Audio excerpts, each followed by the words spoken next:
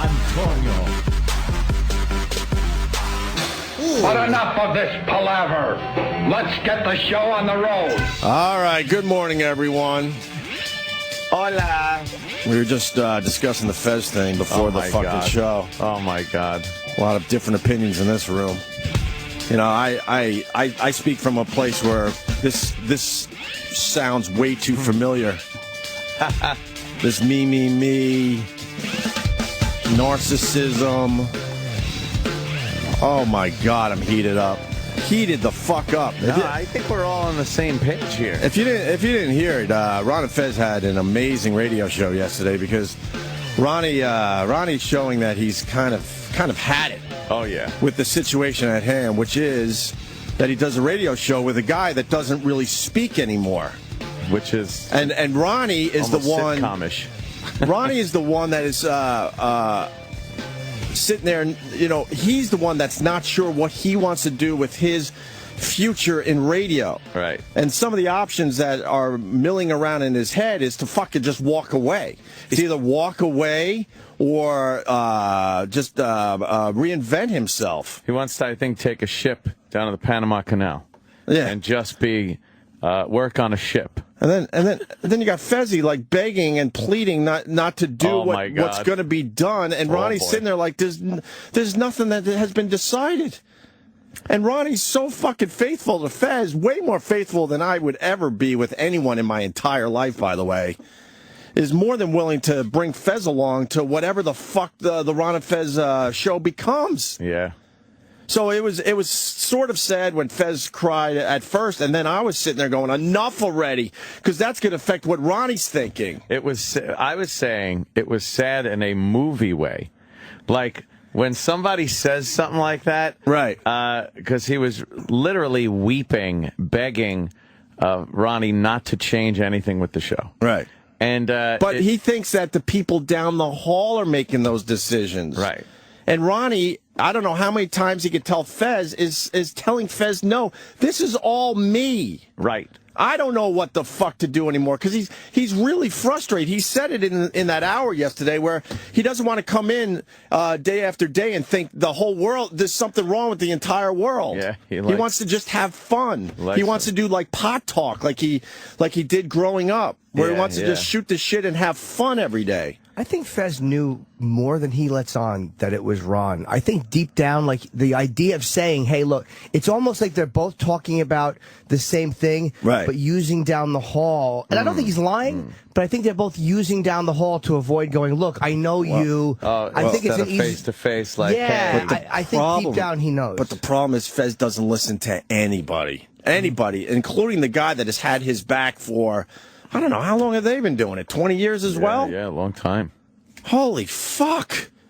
And then him crying like that, as a human being, of course it affects you, but it also gets in your fucking brain, and I hope whatever Ronnie's thinking, he stays strong. And I love Fez. I do love Fez. And I saw Ron and Fez do amazing radio over the years, amazing shit. Oh, yeah. But the fact is, Fez has tapped out. And he needs to do something. He needs to get real help for himself. He needs to walk away from radio for a little while. I don't know what the fuck. Maybe that's the answer. I don't know. I don't know. I'm no shrink. But Ronnie's not going to, throw him out the fucking window. Ronnie has never been that guy. I liked the Ron and Fez lawn care service. That sounded like a good idea. Right. Yeah, Ronnie basically said, if I told Fez I'm going to have a lawn care service, Fez is that loyal, he would do it tomorrow and just give up radio. Because it's not the radio part of it, it's the Ron and Fez part of it. That you think he loves Ron? I think he does. You think that's it? I think he does. Ron ended the show yesterday saying that Fez gave him some kind of Christmas present that he can't even tell the listeners what it is because it's so... How do you explain it? It's so... He wanted... I don't know how not embarrassing, but he didn't know how to handle this present, I guess, that Fez gave him. Personal? To the point that Ronnie doesn't even want to mention what it is to anybody, including the people close to him. But, Fez, Jesus Christ. You don't fucking listen to anybody, including the people that got your back. The show is not the same. No. And it's finally gotten to Ron. Yeah, a lot. And it has nothing to do with the company. A lot of people were calling in, talking about how they used to listen and why they used to listen, how funny this was and that. And, and then Fez would say something like, well, make it sound like that just happened, yesterday or a week ago. Right. Everything was fine up until then. Right. It's like, no, this has been years. And then Ron is basically giving him a laundry list of things he doesn't do on the radio show anymore. Right. And Fezzy just sits there, I guess, just staring at Ron. I don't know. I mean, he can help himself. If he still has it in him, he could help himself by going back and doing some of the stuff that the Ron and Fez audience loves from the guy. Yeah. It all started because they were discussing a steak dinner they had with Tim Sabian at the Friars Club. And Ronnie and Chris, I'll use his real name today, and I do know the guy. We just fuck around with all that shit. Who didn't know? They were talking about how much fun it was. Yeah. And then Tim Sabian goes, I like you. And Ronnie swears it meant, I like you, meaning you guys. Oh, boy. And Fezzy's like, no, he was just talking about you. And Ronnie's like, what the fuck are you talking about? And then Fez said he couldn't eat his steak dinner because he sees the writing on the wall. And also didn't like the spices. It was spicy. And the spices. It had spices. He ordered some kind of Cajun steak or something. Yeah. And Ronnie had a great line. He's like, what is this, 1989? What a tragic comedy it was listening. Right. And then, I had to listen to the whole show, and it was just tragic and hilariously funny at the same time. but Ronnie's like, what are you talking about? We had a really nice meeting with Tim Sabian. Yeah. There's enough room for everybody, is what he's saying. Because Ronnie hinted maybe they should do some separate radio and then maybe some radio together. Yeah. There's opportunities for everybody. A lot of options out there, he says. Christ. And then I, to make it about myself, I lived that life for many, many fucking years with my mom, where you have a real fucking issue, a real problem, and then that person is getting so fucking emotional in your face that you have to tap out and go, all right, it doesn't matter what problem I have anymore. Fuck. It was frustrating to listen to. Was it? Because Ronnie, really cares for Fez and always has had his back. Yeah. And then, what, Fez hates cookies or something? What's that about? Oh, no. Cookies makes him cry? Oops. That was... That's his cat thing. Huh? He brought in he once said that his cat could say cookie when Right. prompted. Right. And so they brought his cat in to say it. And they spent over 2.5 hours on the air with Fez, which is great whispering radio. cookie to his cat, and his cat not ever saying anything. His cat didn't say cookie? Oh, No, never it said was over 2.5 hours. But that's a great bit. I heard most of that show. It was awesome. It was amazing. It was fuck yeah. And Fez would come up with all sorts of stuff over the years, and people were asking me, "Is this a work?" I've heard a lot. It would of be the works over greast years. work in the history of mankind. I'm it's years in the making. 100% sure there's no work here whatsoever. Okay, 100%. Years in the making, if it's a work, would be amazing. Fez had he was closeted, I guess, for a long time, and that's probably frustrating. But he came out. Yeah. And everybody accepts him. Right. That's like Fez, if you listen, that's a big thing. Like this quote unquote homophobic audience or this male demo. Right. Nobody cared. Like meaning that they liked this guy and it didn't affect them liking him. And I think that he got so much acceptance, and he still saw a lot of people. He found some negativity, but it's like, dude, maybe he can't accept happiness or something, because maybe he was happier when he was in the closet, period. Unless his mental issues, whatever they are, I don't even know, have gotten worse. I don't think anybody really knows. I don't think he knows. I felt way more badly for Ron Bennington yesterday than Fez when I was listening to that hour. Because, Ronnie's at some kind of crossroads in his career. He's been beaten down a long fucking time. He tries to start conversations in bits, and then there's a guy just staring at him. We joke about it on the show because you got to try to find some humor out of this shit. Right. But that wore him out. So now Ronnie's thinking, okay, I got to figure out something new here, and that doesn't mean fucking throwing Fez out the window. And as many times as he's going to tell Fez that, Fez doesn't hear it. No. listening to it, you could hear, like, Ron would say certain things, and Fez was hearing something else. It was like he was going, yeah, but that was this or that, and you could. It's like, dude, you're not hearing. That's Ron's what mental patients do. Yeah, they never hear you. Oh, I know. Ron started, raising his voice and cursing a little bit. It was. Well, good for him. Amazing. Good for him. Yeah. Fuck. It just hit too close to home with bullshit I've had to deal with over the years, which I'm, way past. Thank God. Thank the fuck God.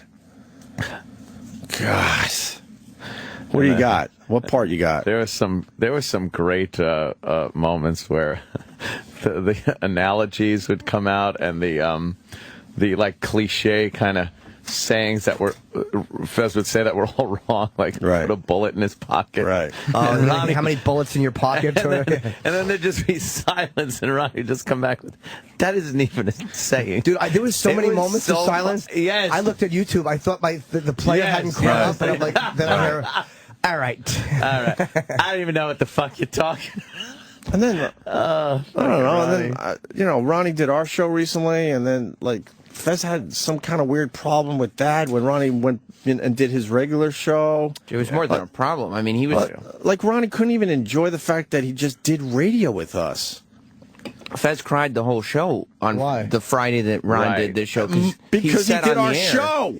So why doesn't Fez come on the show? Like, I don't want Fez on the show. I'm saying he didn't even try to come in. But I don't want him on the show. Sorry, Jimmy. Well, it was more than that, though, because Fez said on the air that he was convinced that during commercial breaks and after the show that we here were telling Ron to leave Fez. Yeah, there was that. We have never, and I mean never, had that conversation. No, I mean, not one email exchange, but aside from that. Ron made it clear that not only had that advice not come from you guys, but he said in all the years of knowing Opie and Anthony, I don't think they've ever given me any advice. Yeah. I have small talk. Friends. I have small talk with Ron when the mics are off, but we've never had a deep conversation about that. And then he's got a comic coming in, and Fez is convinced. Tom Rhodes, Tom Rhodes, he's convinced that, like, I guess he's there to replace him. I feel bad in a way that Fez is going through some of this mental shit, but oh my God. I hope Ron's, stays strong. I really do. I hope he stays strong with whatever he's thinking, which has nothing to do with us or the company. Period. Yeah, it sounds a little paranoid, like thinking that. Yeah, and it's almost like I wish definitely. I could shake Fez and go, like, dude, I know you mean what you're saying. Like, he means it, but it's not what's happening. But it's not what's happening. And it's hard when you're so convinced that something is what it is to all of a sudden be shaken out of that reality and to know, like, oh my God, I'm seeing this all these incorrectly. people aren't after you. They're really not. It's your own perception. I don't know how you break through that, because there's a lot of mental people out there that just hear it their way. And can't listen whatsoever. Yeah. Oh my God, look, the phones are lit with people that deal with someone like that. I have to deal with a Fez type every day, and it's frustrating. Well, turn the radio off. No problem. He thinks Fez loves Ronnie. Yeah, that was one of the things that were going around. One of the theories that were going around. They've been together as a radio show for many years, and then. Fez is a kind of a needful guy, and more than in a paternal way, you're saying. Yeah. I would love to know what the Christmas present was. Oh. Yeah. So do you think... I would love to know. In a relationship like that, a friendship like that, where it's one maybe is more of a mentor, and then they become radio partners, if he loves Ron, and it's not that, he wants to jerk Ron off. Right, it's not about that. I don't think that's it. It's not about that. But say he loves... Is it like maybe he's gotten really quiet, like he's secretly pissed at Ron for something? Like, you know how when you're in a relationship, something shuts you down with the girl or whatever for a week or 2 weeks or whatever the fuck it is. Is it one of these things where... All of a sudden you realize you're pissed off at the person you're dating? I think his mind is like a fucking one of those lotto ball machines just popping around like constantly. I don't think he could think for a second to even think of a response to something, a funny line. I think his mind is racing constantly. I think mentally ill people are, very aware in their narcissistic ways, and I believe that he's aware that Ronnie's not playing his game anymore. That he's losing Ronnie. as far as that shit goes. And if you think about it, you know, the capacity they've been together, like Jimmy said, I don't think there's a sexual thing that he wants with Ron, but there's a relationship there that I think Fez sees in a different way than Ron does, and in a different way, you know, because he's gay, I think he sees that type of relationship in a different way. Again, not sexual. And maybe he knows it's an impossible thing, too. Like, when you know you're working with someone, if he feels that way, you're working with somebody that you have this different feeling for, and you know that you're at the point as far as you'll ever go with it. Maybe that's a frustrating, crazy... That's why we all keep it to just hand jobs. Absolutely. You know? Occasionally we'll catch Sam dipping down there to try to get a fucking, what we call the 3-helmet lick. I mean, if we're being blunt and honest today, you know, Fez is lucky that he's here at Sirius XM, because the company doesn't really care about our show and Ron and Fez's show. They don't look at it in a bad way or a good way. We're just here. They're a big picture kind of a company. We're just here. Yeah. And if we weren't motivated, boy, could we call this in every day. And if Fez was on regular radio with Ron, he would have been gone at least a year ago. They wouldn't have put up with it. Yep. You got the audio cue to Fez worried about being replaced. Yeah, well, and Ron losing it. Yeah, I figure we want to get to the meat of this shit. Yeah, and we also had the live read that came after all. Oh, the Mrs. But that's just because he read. Holy shit. That's just because he doesn't, you know, cookies makes him cry. See, I love Ron and Fez, but I don't listen, because by the time they're on, we're off the air and I would go home and go to sleep. So listening to that yesterday, like knowing the dynamics just from being here, was interesting, because I haven't listened to a huge hunk of the show, and to hear that happening. Well, wow. I know. Yeah. What's interesting, and it goes to Jim's point about not knowing really what's going on the show. The whole thing started because Fez was upset that somebody called Jim's advice show, using the name Todd and giving out all of Fez's problems, but Jim didn't even know they were Fez's problems. And he was perplexed, by the way, trying to help this guy. The guy called him my advice show, and he was saying something like, "I'm Todd." Did we get that call? We should have got that call. Yeah, maybe we should get that. And E-Rock let me know that he was bullshitting or whatever. But it was interesting. I forget what the guy said. His father hosed him off or some shit. Oh, yeah, out in the yard.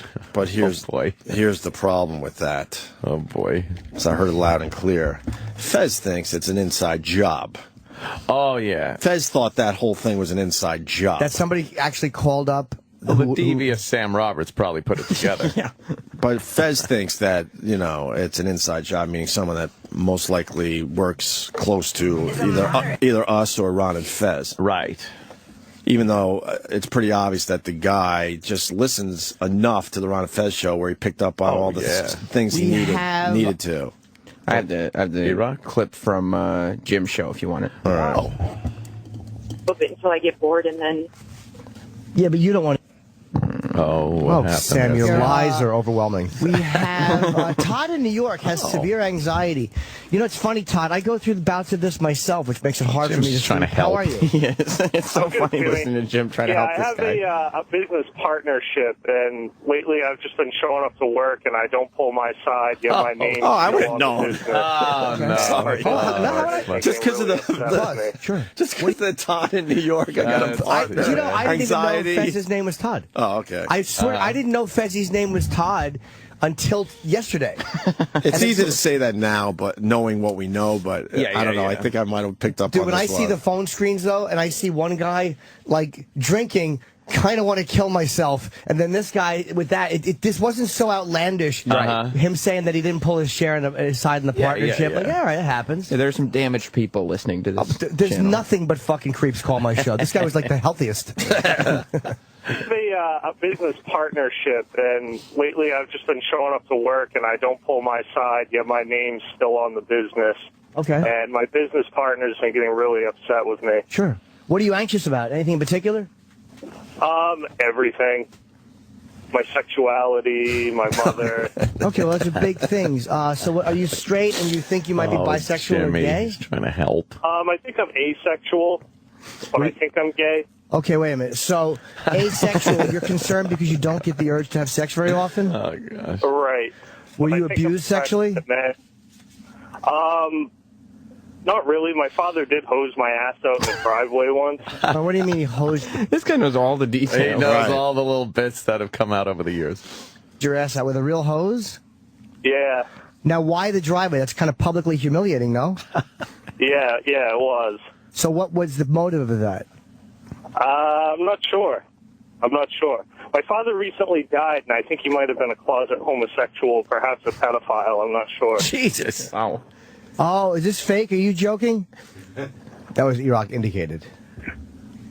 Oh, and there he goes. Right. There he Thanks, goes. E-Rock. And that's what got... Yeah. I was annoyed the guy hung up instead of saying yeah, because E-Rock, I think, was making the thing like... I kept going, no, it's fake. And then finally, when he said hose my ass on the driveway, I was like, Jim, it's a fake. Jimmy thought you were saying, I want a steak. You know? So it went on longer. Go for a steak. I would love a steak. As long as it's not too spicy. Yeah, but then like hosing the driveway, like what fucking Spices on it. But that was the that was one of the triggers that led to what happened yesterday at Ron and Fez. By the way, I don't like that the one clip of my show we play on this show, it has to be me going right to molestation. Yes, but that was a fair question. Mm-hmm. All right. So here's Ron and Fez from yesterday. This is where it starts getting very good. What does that mean? I don't know what it means. No, sorry. What? We should find out what they're... Yeah, please, Sam, find out before you get there's that kissed. There's that dead air and then the Bennington sigh. Luke, you're on the Ron and Fez show. Yeah, Fez, I won your fat, ratty old shirt about 3 weeks ago. I was just wondering if you want me to send that back. I'm just sitting in the packaging, and it sounds like you might miss it a little bit. That doesn't help. No, keep it. It's an old Fez shirt. Probably won't need it. Oh, Christ. What does that mean? I don't know what it means. Then when you do know... I don't know what any of this means. Well, when you do know, this would be the time to have a conversation. But to come into someplace and... Are you asking anything specifically? No, you're not.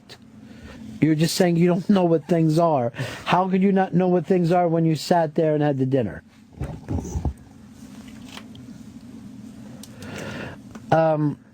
Lady Trucker.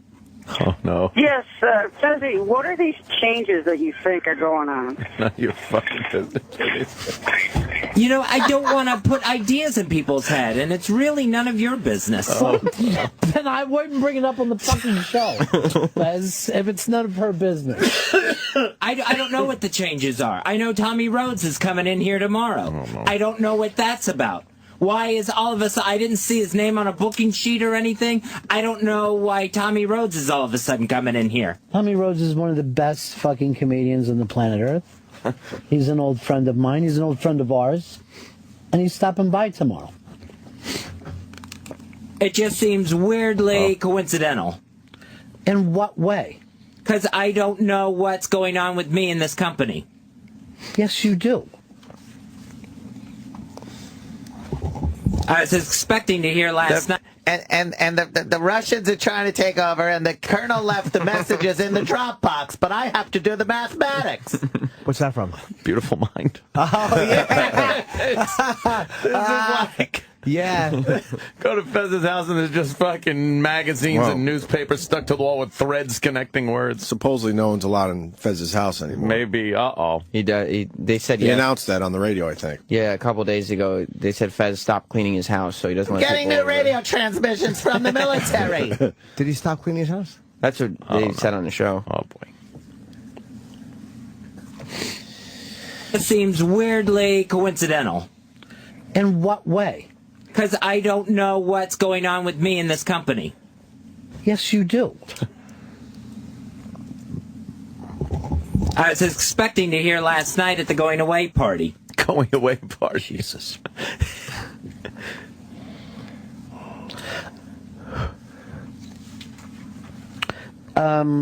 He's I'm perplexed. Right back, Ron and Fez.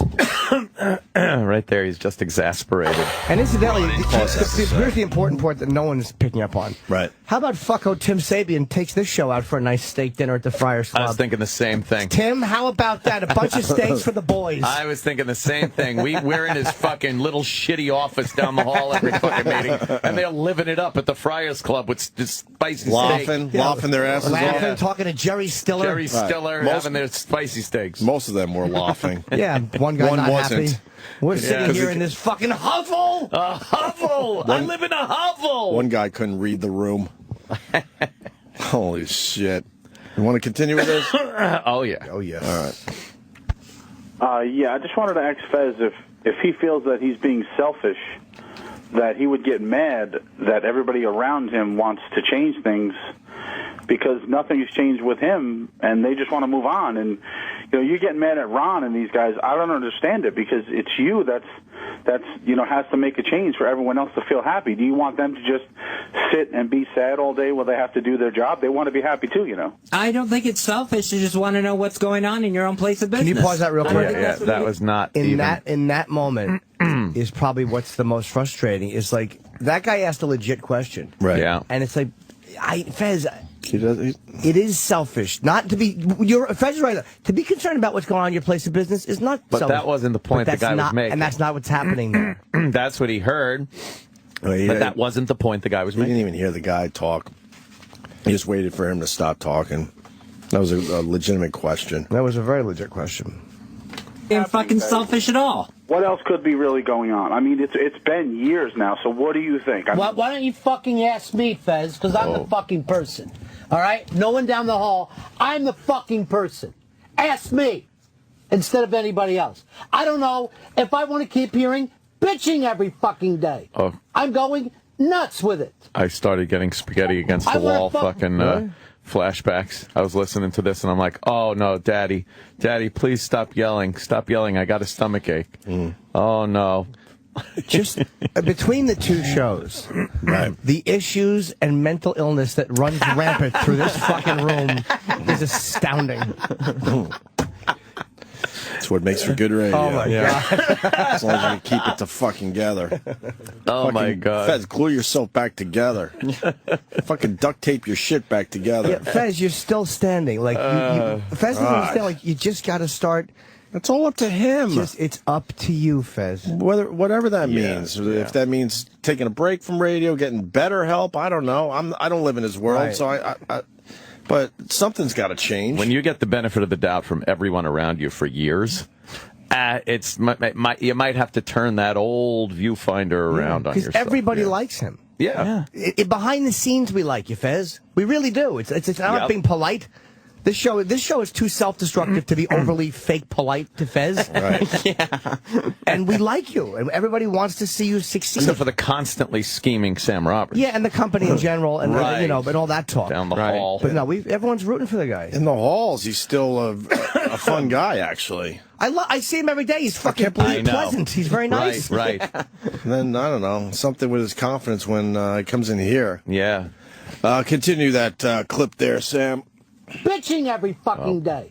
I'm going nuts with it. I want to fucking do a show about something. You haven't jumped into one goddamn topic. I'm the person you got the fucking beef with. And you fucking talk around me as if I'm not.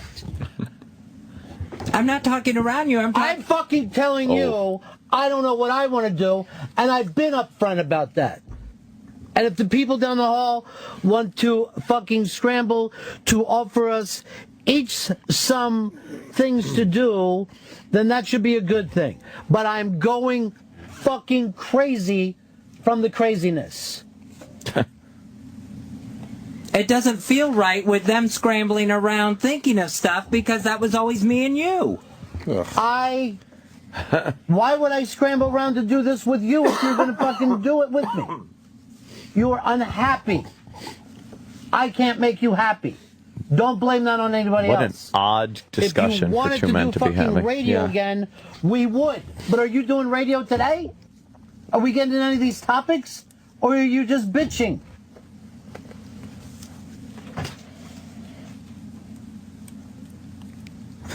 See, Nothing. This is where I'd look at my radio, too. I haven't paused it. I thought the fucking YouTube thing No was... one fucking started. I didn't pause it. But me. Ronnie works dead air like no other person. You mention it, and then people come crawling out of the woodwork. They don't get fucking between us. crawling out of the woodwork to get between They're us. saying, Yeah. let's look at some options. I want to put one point from the outside. Yeah. Fez, I love Ron. We all like Ron. Yeah. But let's be real honest. Nobody is trying to get between you guys to get close to Ron Bennington. Right. We like Ron. Everyone has their own shit to We got worry our own about. shit to worry about. Yeah. Nobody wants to get between Ron and Fez. Nobody looks at them and goes, if only he was out of the picture, Right. I could be close to Ron. We don't think of that. It does sound like something more than just a professional working relationship based on Fez's end of this. I mean, you're hearing things that people don't talk like that unless they're in a relationship. Thank you. You know, it's Well, radio shows, you get really close to these fucking people. But hearing like you said, yeah. the tone of that, like getting between There's us, something that used to different, be us. Right. But it's like, Fez, nobody's interfering with that. No. Nobody's jumping in and going, Ron, you get in Well- this room, Fez, you get in that room. No one. But he's feeling that Ronnie has finally had it. Yeah. That's where all that's Yeah. coming from. And it's a long time coming. You know, something different needs to be figured out. And that doesn't mean Fezzy loses his gig. No. They don't fucking crawling out of the woodwork. They're saying, let's look at some options. Mikey D shows up after years. Mikey D has nothing to do with What does that anything. mean?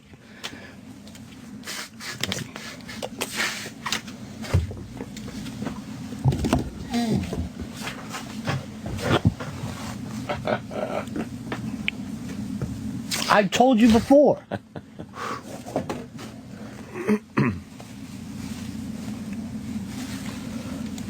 But you're on the Ron and Fez show. Hi. Can you hear Turn me? your radio down, dude. Sorry about that, man. I was just saying that, with Fez's paranoia, he's creating a self-fulfilling prophecy. So, if he feels bad things are going to happen, he's creating this himself in his mind. Dude, I've learned how to change his mindset. Because the more you dwell on it, the more it's just going to keep bringing it to people's attention, things that they might not have thought of. You follow what I mean? I was dwelling on it all last night. That's nothing to brag about. That's not your fucking job to dwell on stuff. It's your job to bring up fun topics that we can all talk about. That's your fucking job. When's the last time you brought up a topic or got involved in a topic that wasn't negative and angry? What happened to the fun? It started to drive me crazy. Yeah, Ronnie loves fun. And I don't know if it's a self-fulfilling prophecy if something's already been decided that I don't know about. Dude, if there was something to be decided, why would you have been fucking invited to the dinner where we all talk?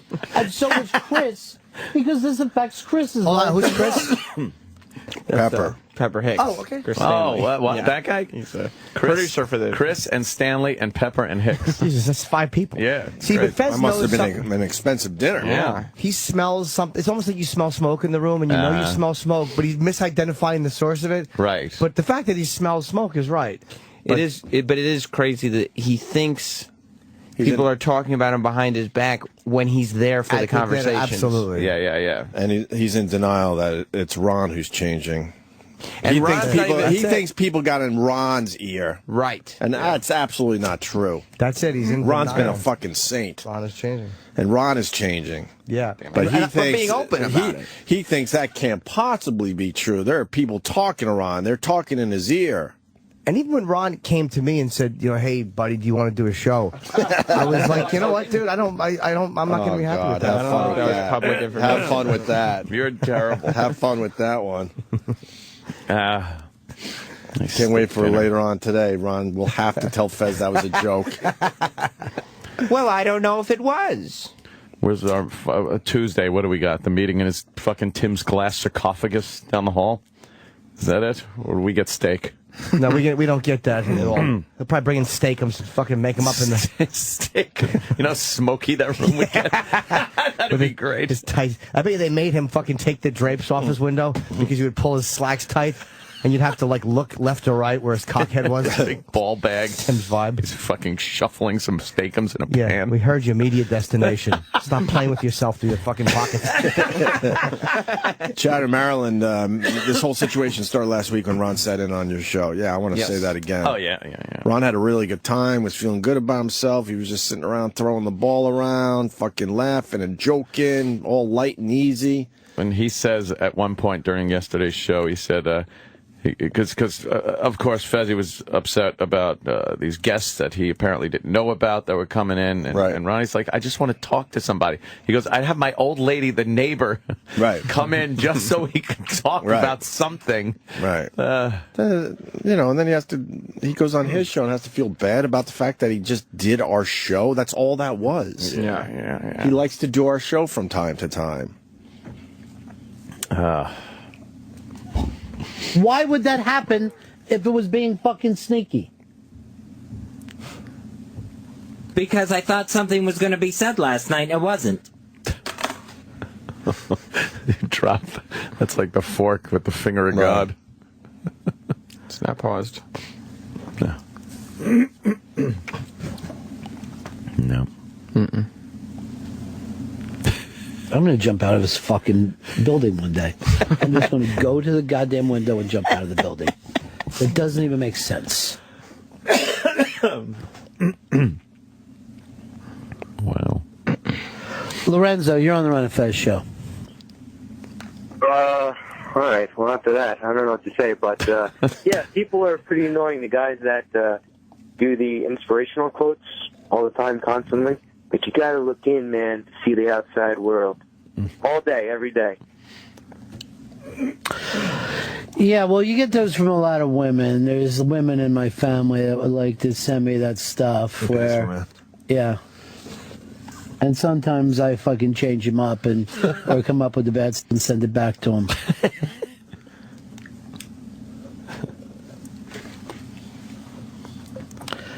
Nikki, you're on the Ron and Fez show. Hello? Yeah. Yeah, I just want to say I started listening maybe a couple weeks ago, and I thought Fez was the other guy. I didn't even realize. I mean, Fez does. I guess he hasn't been talking much lately, but so that's worth admitting. But I also want to say, Fez, you're taking a lot of bullshit, man. These guys aren't exactly respecting you. So if you do lose the job, who really gives a shit, man? Just have fun and be confident. It's not my plan to get fired. Look, Fez, this guy's been listening for 2 weeks. He understands the dynamics. I'm Chris, by the way. Not the, You better figure out how to fucking explain yourself, too. Yeah. You walk around, I'll tell you this, right now, today, you look like the catcher for the show. Because you got a fucking hat on backwards, and you're not in the game. Calling signals. You know you're past 30 where you can even get away with that kind of shit. Yankee fan, let's show it off. Tries to keep it a little light. Billy on the Fez show. Hey, Ronnie, I don't even know how to follow that act that you just laid out there, but Fez, you should take Ronnie's advice. The guy loves you to death. It's put up or shut up, and maybe you need to take a fucking long leave and get yourself well and figure it out, because you used to be funny as well. Fuck it, it's really getting tired of listening to it all the time, buddy. I wish you the best. There's not a fucking... The option came up that we could take a fucking sabbatical. Oh. A lot of different options came up, which is Fez is acting like negative today. And I'm telling you something. Obviously, I wasn't going to come in and talk about any of them until after we're settled. But the last thing I would do when a vice president from the company says that we like you guys and we want you to feel good about yourselves, and if you need to take time off, 6 months or whatever, I get it. You've been doing radio a long time. The last thing I would do is come back and shit on that person and disrespect them by acting like something else is being fucking held back. That sounded like he just wanted to get me out the door. Oh, Christ. And I wasn't going to give in to it. Give in to what? Oh, jeez. Oh, boy. Guess what, dude? This isn't about you, all right? For once, it's not fucking about you. It's about me.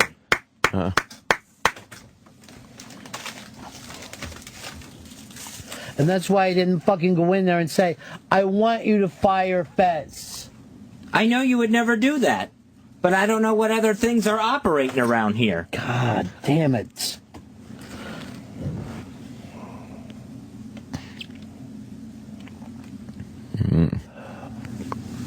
Hit play. Charlie, you're on the Ron and Fez show. Hey, Ron, you're just wasting your breath, man. He's not listening to one thing you're saying. Bravo.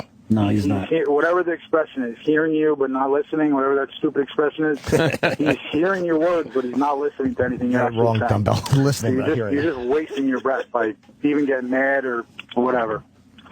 I feel bad for you, man. Thanks. Play. You know, it's playing. What? It's not paused. Can't be. It's a radio Why should be understanding? Chris, you were at that dinner last night, not even a meeting. Yeah, it was a very nice dinner. It was really a great night. Fun night. Yeah, it was really fun. I thought. How could anything negative been taken out of that night? I thought it was impossible. We were basically there with what I consider the mayor of the Friars Club. It was like showing up at a Catholic place with the Pope. Tim. We had a blast. He's there a lot. I guess. Fuck him. I want to go. So many cool people. I mean, it was really just a fun I night. mean, this is really long. I mean, Yeah, we could go on. Dude, I really you get enough of loved it there, but now you got to go to the cookie read, and then you got to go to where he's begging for his job. I'll find the Ron begging had for a his very job. funny. Which is an hour into this, he still isn't listening to what Ron is saying, and now he's basically begging for his gig. Oh, when he's saying it should be me and you or whatever. Oh gosh. Where he's like just pleading. Don't change it. Yeah. Yeah. When he finally pulls the mayonnaise, you know? Yeah. Yeah. Okay. Oh, right. Don't you? Right. If you turn up the computer, we can play the cookie read. The cookie read. So they, I don't know. Then they went to break a little later on in this discussion, because we're not going to play the whole thing. It's really long. Yeah. The clip is online, though. I tweeted late last night. Go to my Twitter or you can find it, whatever. Or you can go to I'm I sorry. was like, or you can go to JimNorton.com tours and see it under there. When he brought up the blueberry thing. Right. And he's talking about, what is it, like scripture now? Yeah, it's like a Bible, everybody. And Ronnie just It's just a funny moment. We all I fucking know. bomb and get ourselves in yes. a weird position when you do radio, and then it's exploited. Yeah. It's hilarious. He wasn't the blueberry guy every day. We used to do a bit called Bombs and Flubs, where it was a million blueberry moments. Right. But he can't take that. He can't take that. The blueberry thing has become something. I don't think he likes the blueberry. So they're in commercial break, and Fez got to do a live read, and this is how it went down. What if Mrs. Fields herself offered to set up shop in your kitchen, not to only make all the cookies and treats you could possibly imagine, but then also offered to wrap them up and carefully Could you place just them pause in for amazing... 2 seconds? This is what's amazing about this, too. If somebody was acting, this would be Academy Award winning. Right. Because it starts out, you can tell he's a little upset, and as it goes on, it gradually and subtly, you could tell he's getting more and more upset as the read goes on. Right. And to the point where he's sniffing and, and crying. And carefully place them in amazing gift packages. Then hand deliver them to all your friends, family, and clients. Would you be interested? Well, of course you would. Well, MrsFields.com essentially offers this exact same service. It's with a few less amazing aromas filling your house, but still you get the point. At MrsFields.com, you can shop the world's best cookies and treats, all baked to perfection, sealed fresh, and shipped directly to you or your gift recipients. Packaged in beautiful gift baskets or festive holiday tins and boxes, Mrs. Fields' gift is the perfect gift for anyone on your list. These gifts can also be personalized with a message, a logo, or even a photo. So visit MrsFields.com today and ship the world's best cookies and gifts. Enter code KITCHEN, that's code KITCHEN at checkout, and save 20% off your order. Again, that's the code word KITCHEN, and save 20% from MrsFields.com, or call 1-800-COOKIES, 1-800-COOKIES for more information. He held it together fairly well, though. He did. ever, though, ever in your whole radio career, life, listening to radio, ever heard anything like that? Aside from the Hindenburg crash DJ guy? I mean, there's just something going on there that's like beyond anything I've ever heard in my life. Yeah. These are sad. This is a very sad cookie read. And when they came back, somebody said something about cookies. Yeah. And Ron said, you don't have right when they came back from that? When they came back, he's like talking about the cookie. And the guy goes, I'm not getting those cookies. That's very sad. Ron goes, nah, Miss Fields, it's a fine cookie. You're not a fine cookie. He called them fine cookies. Fine cookies. Trying to save the sponsor. It's a fine cookie. People are not going to forget Mrs. Fields' cookies anytime soon. No, that's way better than just a fucking straight-ahead read. Oh, my God, is it? Oh, people are talking about those damn cookies now. Yeah. So now this is where Fezzy, this is the meat of it, where he just begs for his gig, right? Yes. And I'll be on, well, I just played it. It was a little sad, even though it was sad at first. Yeah. As a human being, it's got to be sad, but then I turned quickly and said enough already, because, this is going to get into Ronnie's head, and Ronnie needs to figure some shit out. Go ahead. But I got to where I was really enjoying listening to you guys. Besides just that, I don't know if it's a bit. I don't know if he's gone mental. It's ridiculous. Listen to the next commercial. I literally just wanted to smash my radio. Oh, he's got to figure something out. I don't know if this is the best place for him to be anymore.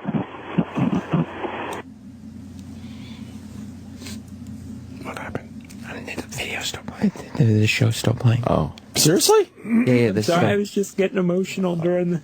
Yeah, we were all aware of that, and you're emotional during the entire time. I'm just going to throw this out there. Oh, no. Please, Ronnie, don't change anything. Please. Christ. I'm just asking you. It's been a long time, and I'm just saying, Ronnie, do not do this. Don't let them do this to us. Fez. Don't do it, Ron. Fez, can I just say something to you? I literally... Don't let them change this. I prefer angry Fez to this. I prefer angry Fez to this, he says. Don't do it. I don't know how else to put it out there. But don't do it. Can I just ask you to do something? Have some respect for yourself, dude, and for us, instead of this.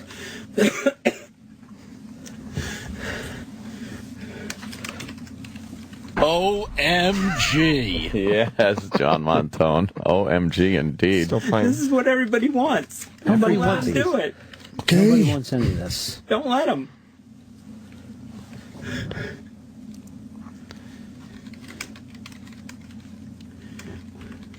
I was only joking.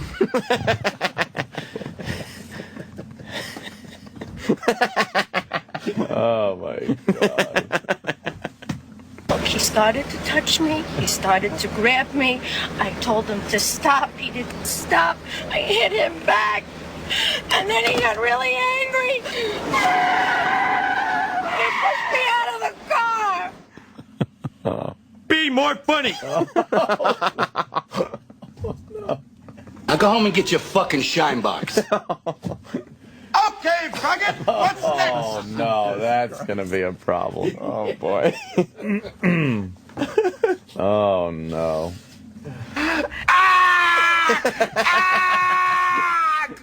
Oh, it feels good to laugh. Oh, no. You can act like a man. What's the matter with you? Oh, no. Okay, terrific. That's an attention getter. I'm scared. Oh, no. It's still playing. Yeah, dear Lord Jesus, this ain't happening, man. This can't be happening, man. This isn't happening. Oh.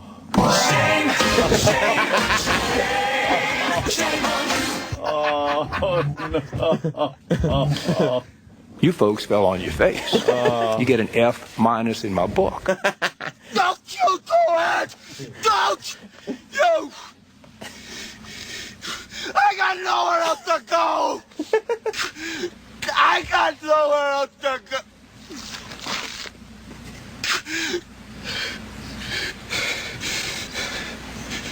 I've got nothing else. It's a person. There's a person stranded. There's a person stranded. Oh, no. Turn it off. Turn it off. Turn it off!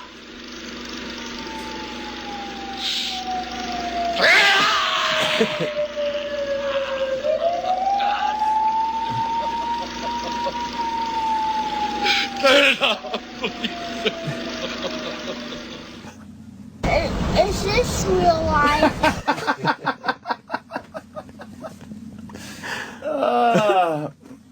Easy, kick her around that one into the ground. Put the fucking lotion in the basket! Shut up! You shut up! You shut up! You shut up! Oh, no. It's a long pause. Oh. Of all the dramatic things I've ever seen, goodness gracious!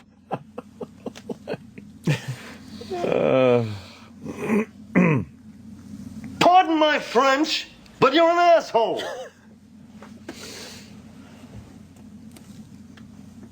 Still dead air over there, huh? Yeah, I haven't hit pause yet. Jesus. I'm a fucking idiot. I'm a fucking idiot. I'm a fucking idiot. I'm a fucking idiot. I'm a fucking idiot. Fucking idiot. Fucking idiot. Fucking idiot. Down goes Fraser! Down goes Fraser! Oh, my God. Damn.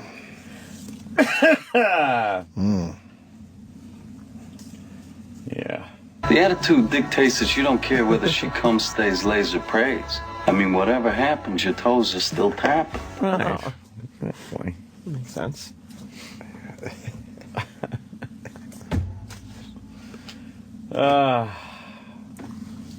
What would management say? Oh, my God. I gotta say, there's a lot of people in radio smarter than you two, but there's nobody better at doing that. Oh my God! John, you're on the Ron and Fez show. Oh, there you go. A lot of dead air. John, don't have you, buddy. Dave, you're on the Ron and Fez show. Hey, buddies. Hey, you remember the Afro show, yeah? Yeah. Yeah. And so me and my buddy, this was about 5 or 6 years ago, we were both in 100% agreement that when it came to that show, the funniest guys were Ron, Anthony, Fez, Opie, then Earl. Now, we're in agreement that the funniest guys are Ron, Opie, Anthony, Fez, Earl. Oh, I dropped a notch. Sorry, buddy. That's great. Appreciate it. Same thing. And Earl was never in an Afro show. I don't know who the we is also with this committee. He's committee. See, they're keeping it light and fun. Yeah. Now what?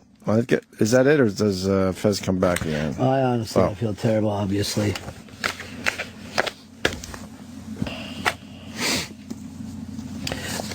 We have all these funny things that people wrote up on the thing about the toenail bit yesterday, but I think it would be crazy to read them off now.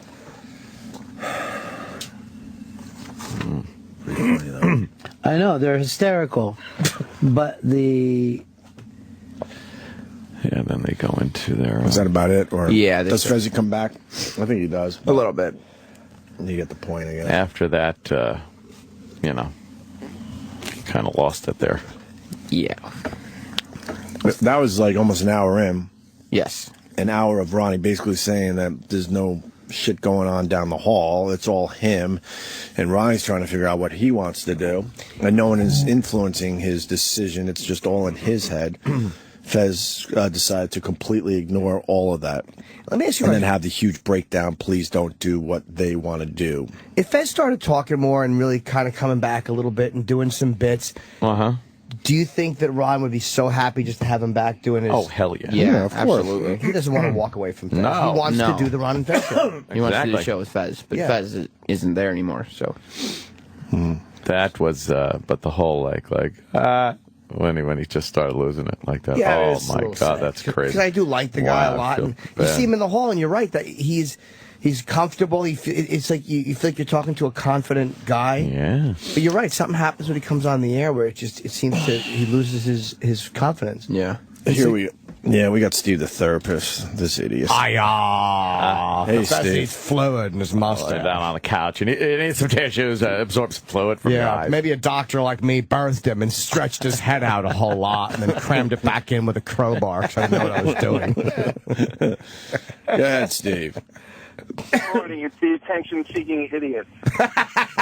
Oh, you heard that? Sorry. We weren't supposed to hear that part. Oops. Yeah. Hi, Steve. Good morning. This is what I think is what's going on with Fez. It's no secret he's had his behavioral health issues. I believe I heard him say he's on medication. The problem is this time of the year, with decreased sunlight, a lot of people's depression gets worse. And then there's... drink some orange juice or milk, whatever the fuck. Look at the sun when it is out. Oh, Christ. Stare at it, as a matter of fact. Yeah. Although Troy does have a light. Troy's got the light. He's got the happy... You know what? I got to retweet the happy light fucking video with Jim Norton. I have happy light, too. It's in my office. Yeah, do you? An hour. It's cool. What's a train headlight? Why didn't we have this shit, when we were growing up? I don't know. We went outside, we got a little Seasonal sun. depression. Well, how about we stop inventing shit? Well, that would be terrible. We just phones. Well, but as a human race, we just invent excuses for why people could be just fucking miserable and sad. I think we develop better insight and can diagnose things more accurately. Oh, you think that's really? Taken from your professional fucking side of it? I can't help it. I was diagnosed with. I heavily use that as an excuse. Yes, and then they never really do what they need to do is get their own shit back together. And then the acronyms aren't even good enough, so they got to add a letter in front of it. Right. Like ADD used to just be ADD. Right. And now it's HTMLKDLTDT. I get we had to diagnose some shit, but I think now we're getting into too many subcategories. You're not allowed to just be down in the dumps anymore. Oh, no. What's the reason? Your kid can't just be an asshole. Right. Well, I was diagnosed with AHBD. That's difficult. What's that? Adorable, huggable boy disorder. Oh, so you're cured. Yes.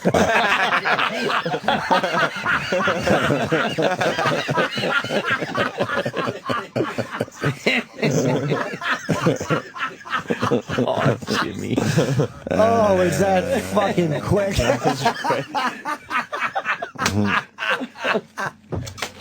What Fez could do to... you still. Hold on a minute, sir. I'm laughing at the brilliant quick line that Anthony just fired out as he was digging in his nose with a tissue. That's the beauty of that, is he's literally just blowing his nose and that's shot out.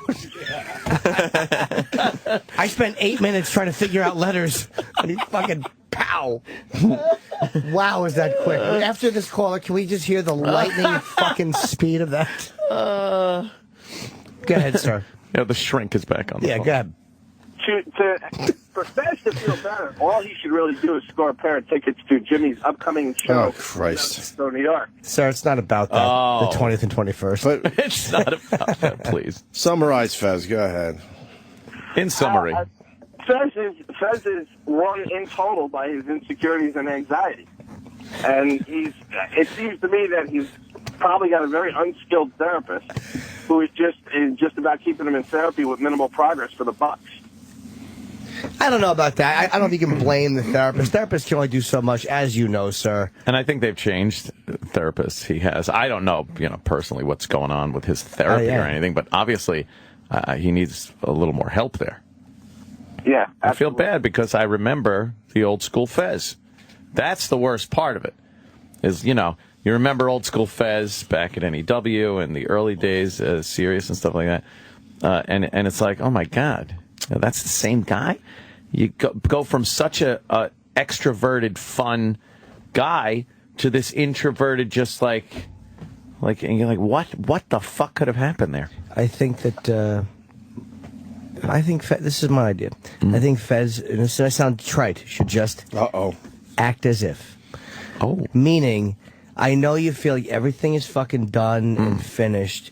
Come in and just act as if things are okay. And it's sometimes that does help. Sometimes when you start just acting as if everything is okay, and I don't mean being fake. Yeah. I mean just go on the radio and understand whatever it is, fuck everything. And just talk about the topics and just act as if things are okay and fuck it, we're all resolved. And you might be surprised. I had to do that once. I tell you, when they were going to fucking fire me from K-Rock, and I remember the first show we had back.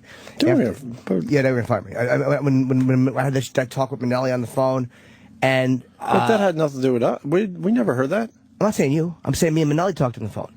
But he never brought that up with us. It was the people down the hall. Well, that actually was the people down the hall. Yeah. But that never was on our radar. No, you guys knew he didn't like me, but I don't think you knew. I forced his hand. Kind of like the way Fez forced Ron's hand. I forced Minnelli's hand. And then I remember going on the air the next day and feeling so self-conscious and humiliated and sad.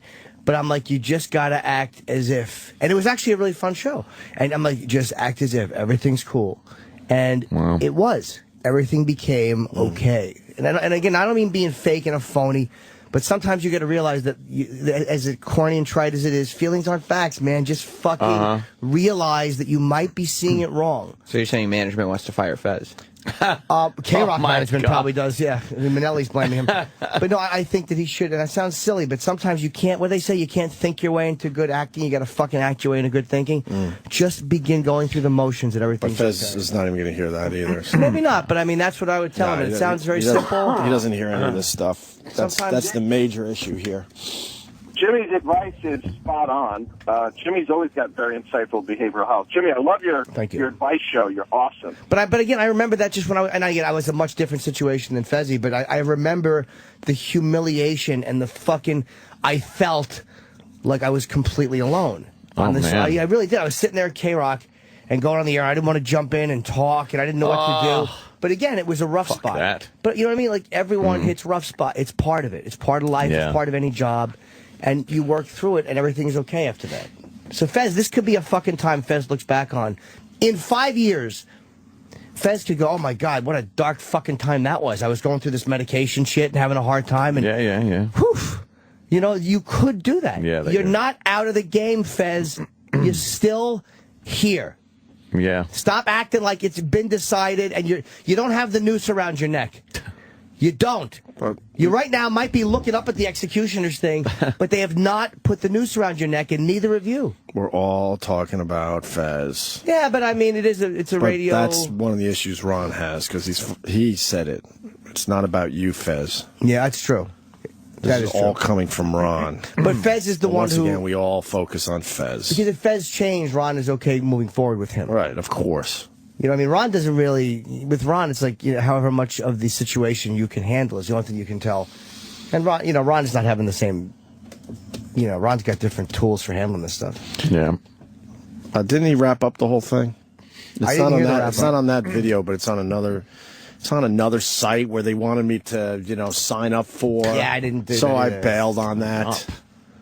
It's in the description. Yeah, it's Share Beast, but don't click on half that shit is spam. You hit play now and it's spam.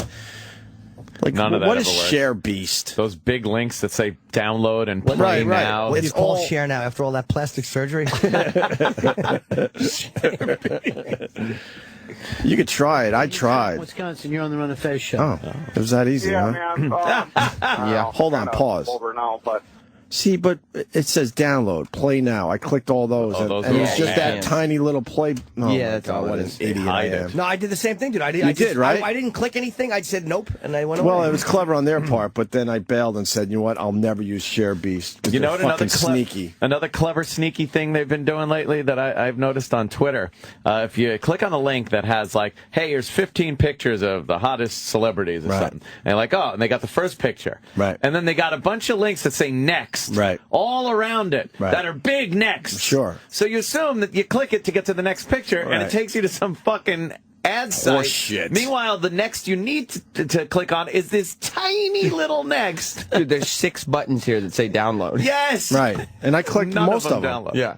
And then my computer started like freaking out, so I said, fuck this, and I'll never use ShareBeast ever. It's like 3-card Monty. And I recommend everyone out there don't use ShareBeast. They're fucking sneaky.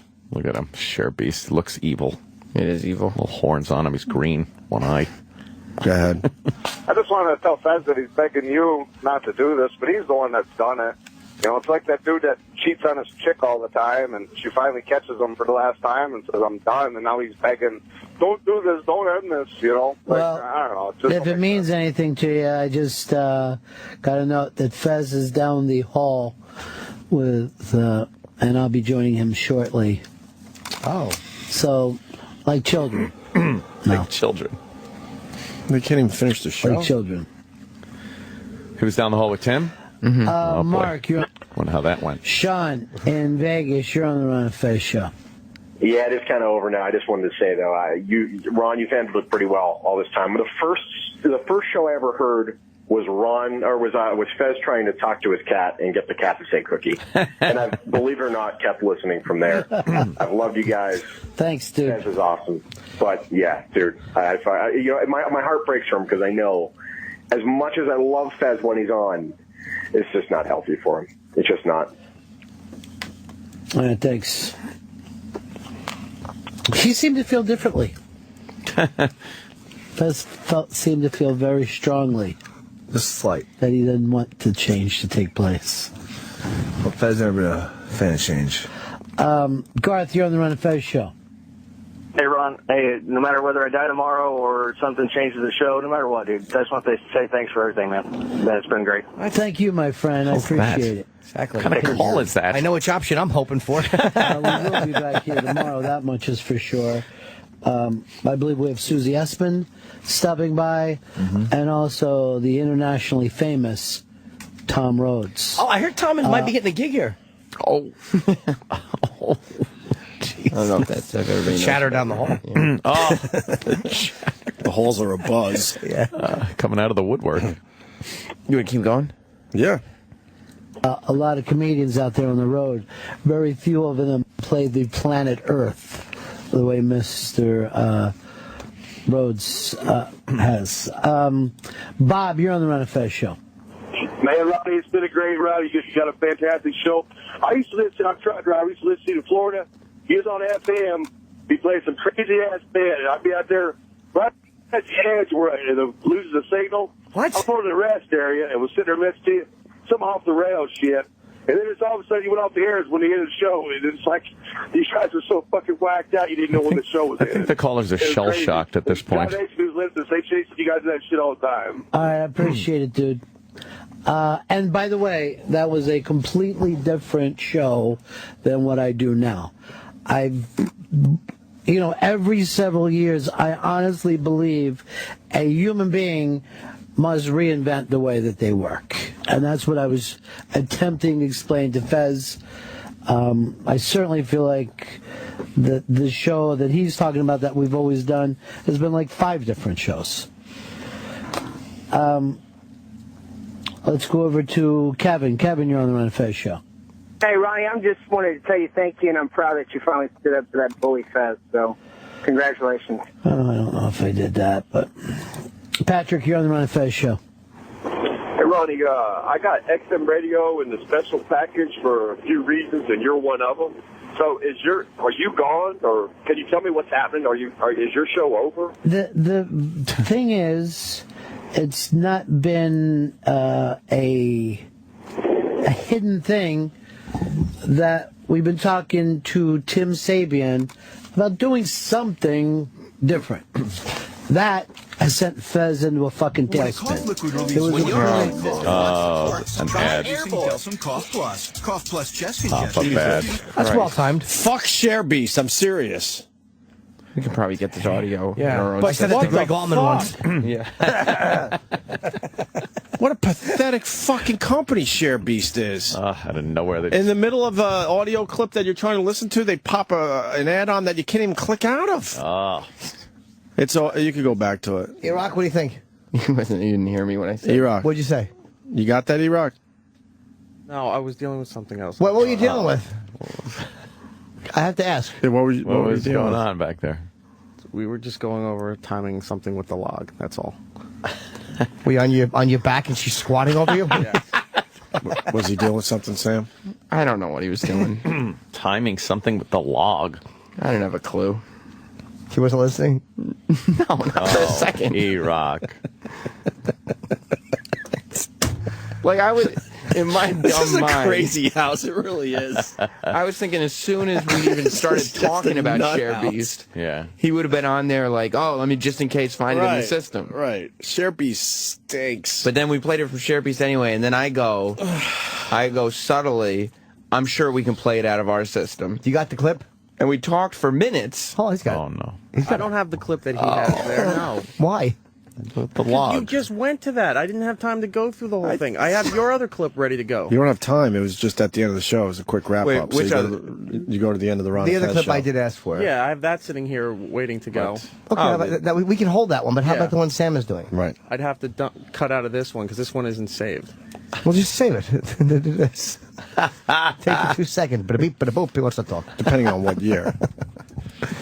Well, he's working on logs. All right, go back to this Share Beast and hopefully they don't give us another pop-up. Horrible fucking site. Not to blame Fez, because it's my own responsibility, as I just feel like I've been worn down. And I purposely, people brought up about when I went in to do O&A. I really want to just see if I could play fucking ball on that level still. You know what I mean? That I could walk in with a fast team and be able to fucking play. And that was really, really fun. Fucking MVP. What's he talking about if he could still play on that level? But it doesn't mean anybody hates anybody or doesn't like anybody. Well. All right, Millie Hatchett just wrote, please don't break up with us. I'm almost sobbing at my desk. Oh, Jesus. Hold yourself. Didn't Millie just win the other day? Yes, she did. Nice. Millie Hatchett. She's got some Jimmy Webb sign going towards her. Sounds like somebody's going out on winner. Some good laughter. Millie Hatchett's always been great. Yeah. I go back to D.C. with her. It's wild. Toenail winner is just on the wind. Jack, you're on the Ron and Fez show. Hey, remember at the end of I'm sure you do, the end of The Godfather when Tessio knows his gig is over and everybody backs away from him. Tom Hayden says, no, I can't help you this time. I think it was just the opposite. I think it was like watching the brother-in-law kick the fucking window out on his way. That was his move, but it was like that dude knew it was over, and yet he had an enormous amount of self-respect and just kind of shrugged his shoulders, and that was that. Yeah, Tessio did it the right way. Fez went out like the fucking brother-in-law with the kicking out the windshield. That's brilliant. Tulsa, you're on the Ron and Fez show. Hey, listen, I've been listening to you guys for 12 years, called in a few times, always positive. This has by far been the best day of radio, as awkward as it has been, to hear you finally, well, not finally, I know you've been doing it for a while, but just to really state your opinions in concrete. And it's just, I want to thank you for everything, man. All right, Alan, let me say this, though, and I know I got to go in just a second. But if that was true, then why does it feel so fucking awful? Oops. That everyone's saying, oh, somehow just stating the truth is better. But I can tell you from experience that nothing feels that fucking bad. My humble opinion, because he was manipulated by Fez. That's why I feel so fucking bad. Just my opinion. You think? Yeah. Yeah. Fez got into his head. That's what those people do with their craziness. I am... Ronnie, you should stay strong. I don't know if he wants to hear my 2 cents, but stay strong. You know what you got in your head and what you need to do. And I know you're not a bad guy, and I know you got Fez's back, but fucking stay strong. That is my advice today. You know exactly what you want to do, so do it. Uh-oh. But you got to stay strong. This is going to fan the flames. I don't give a fuck. I really don't give a fuck. I dealt with this my entire life. Because then these fucking crazy people get it into your head, and then you're like, okay, I guess I could deal with this a little longer. All right. When you know in your heart what needs to be done. And to Fezzy, Ronnie still has your back, even though he's going through major fucking changes in his head. God. Play. I'm going to be back in here tomorrow. Susie Essman will be a guest. Tom Rhodes will be a guest. The initial thing was that we were going to get something together, and I got to go down and figure out what's going on with Fez right now. Let's see. You know, we were going to do this a little more. Is that it? Maturely, a little more like adults. We will be back here tomorrow, though. It's a promise, and we'll see you then. That's the end of my show. Donk. No. Well, he has to go down the hall and deal with Fez, even though this is all Ronnie and what's going on in Ronnie's head. Got to go down there with Tim Sabian. Right. Have a little chit-chat with the three of them, I'm sure. That was comfy. I'm sure today's show, when the comedian friend comes on. I don't think anybody will be listening to that show today. Comfy. Oh, I disagree. You think at this point Tim's like, what the fuck did I get myself into? He's got 2 miserable shows that don't believe in this place anymore.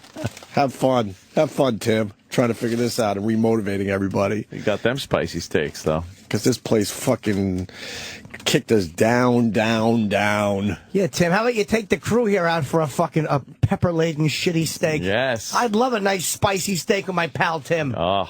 I like Tim. Yes. His giant head, I miss him. Take me out for a steak, Tim. I'll fucking jerk you off. I know what the present was, by the way. Fez gave Ronnie a Christmas present. I wish you found that part of the tape. Eric? You got that, Eric, maybe? No. He states matter-of-factly. I love it. But Ronnie said that the president is so... I guess the president made him so uncomfortable that he doesn't want to tell anybody, although he brought it up on the radio, so I think eventually... What happens with radio shows, and most of you people are pretty knowledgeable now, if it's brought up on the radio, eventually it gets out there. Yeah. Sometimes you can't do it right away for whatever reason, but I think eventually Ron will tell his audience what Fez gave him for Christmas. A Christmas present on December, what? It would have been like 2nd or 3rd? Yeah. So it's a weird time to give a Christmas present. I think it's a promise ring. Oh, my God. I think it's a promise ring. Do you think it would be something as personal as, a ring? I think Fezzy gave Ronnie a promise ring. Oh, man. Or remember that douchey, that half fucking necklace? Maybe they both got a half necklace. He wears half. Best friends with a heart. And Ronnie wears that? half. Yeah. Oh, that would be nice. Would you guys wear them if I got you that? Wonderful. I'd put my half on a homeless guy. There, you're connected. All right. We should break. It's been a while. We're going to start our show next. Nice. Can we hear Anthony's lightning fast line? No. Sure. You want to do it now? It's so fast. Do it into break. Oh. Eric can do it, and do it well. Well, I was diagnosed with AHBD. That's difficult. What's that? Adorable, huggable boy disorder. Oh, so you're cured. Yes. The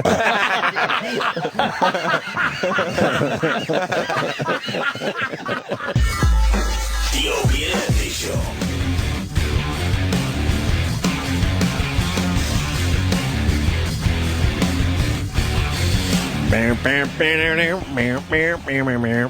Wow, it's already almost 8 o'clock, and we haven't even done anything yet. What happened? What happened is right. Oh. All right. Where's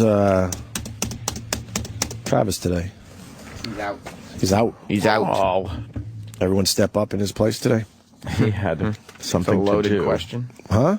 Why? Why is that a loaded question? Yeah. Down to one man, then you figure everyone else would step up. Sam, comment? It's a complicated answer.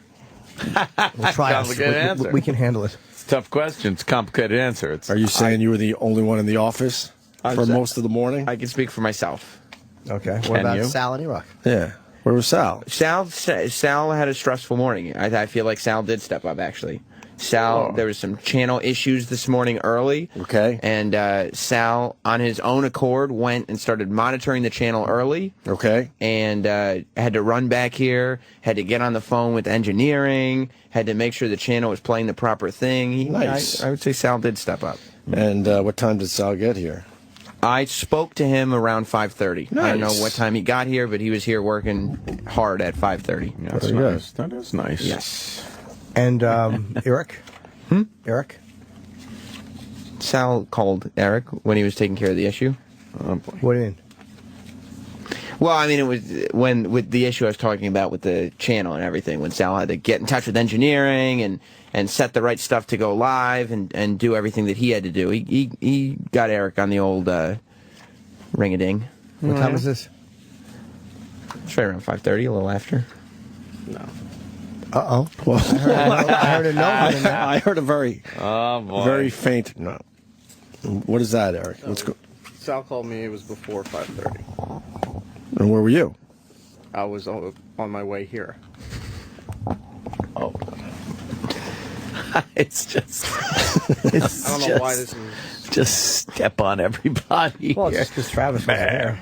Well, if you're down a guy, you got to make sure everyone else steps up. That's all. Well, maybe it was last minute. No one knew that Travis was. Luckily, it was a planned vacation day for him.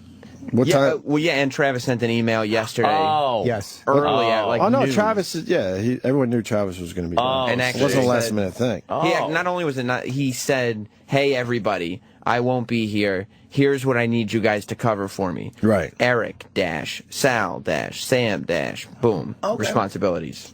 All right. So maybe Eric picked up what he was supposed to pick up. Yeah. What wasn't covered? Sam. No, I don't know. I mean, Well, what time did everyone get in here?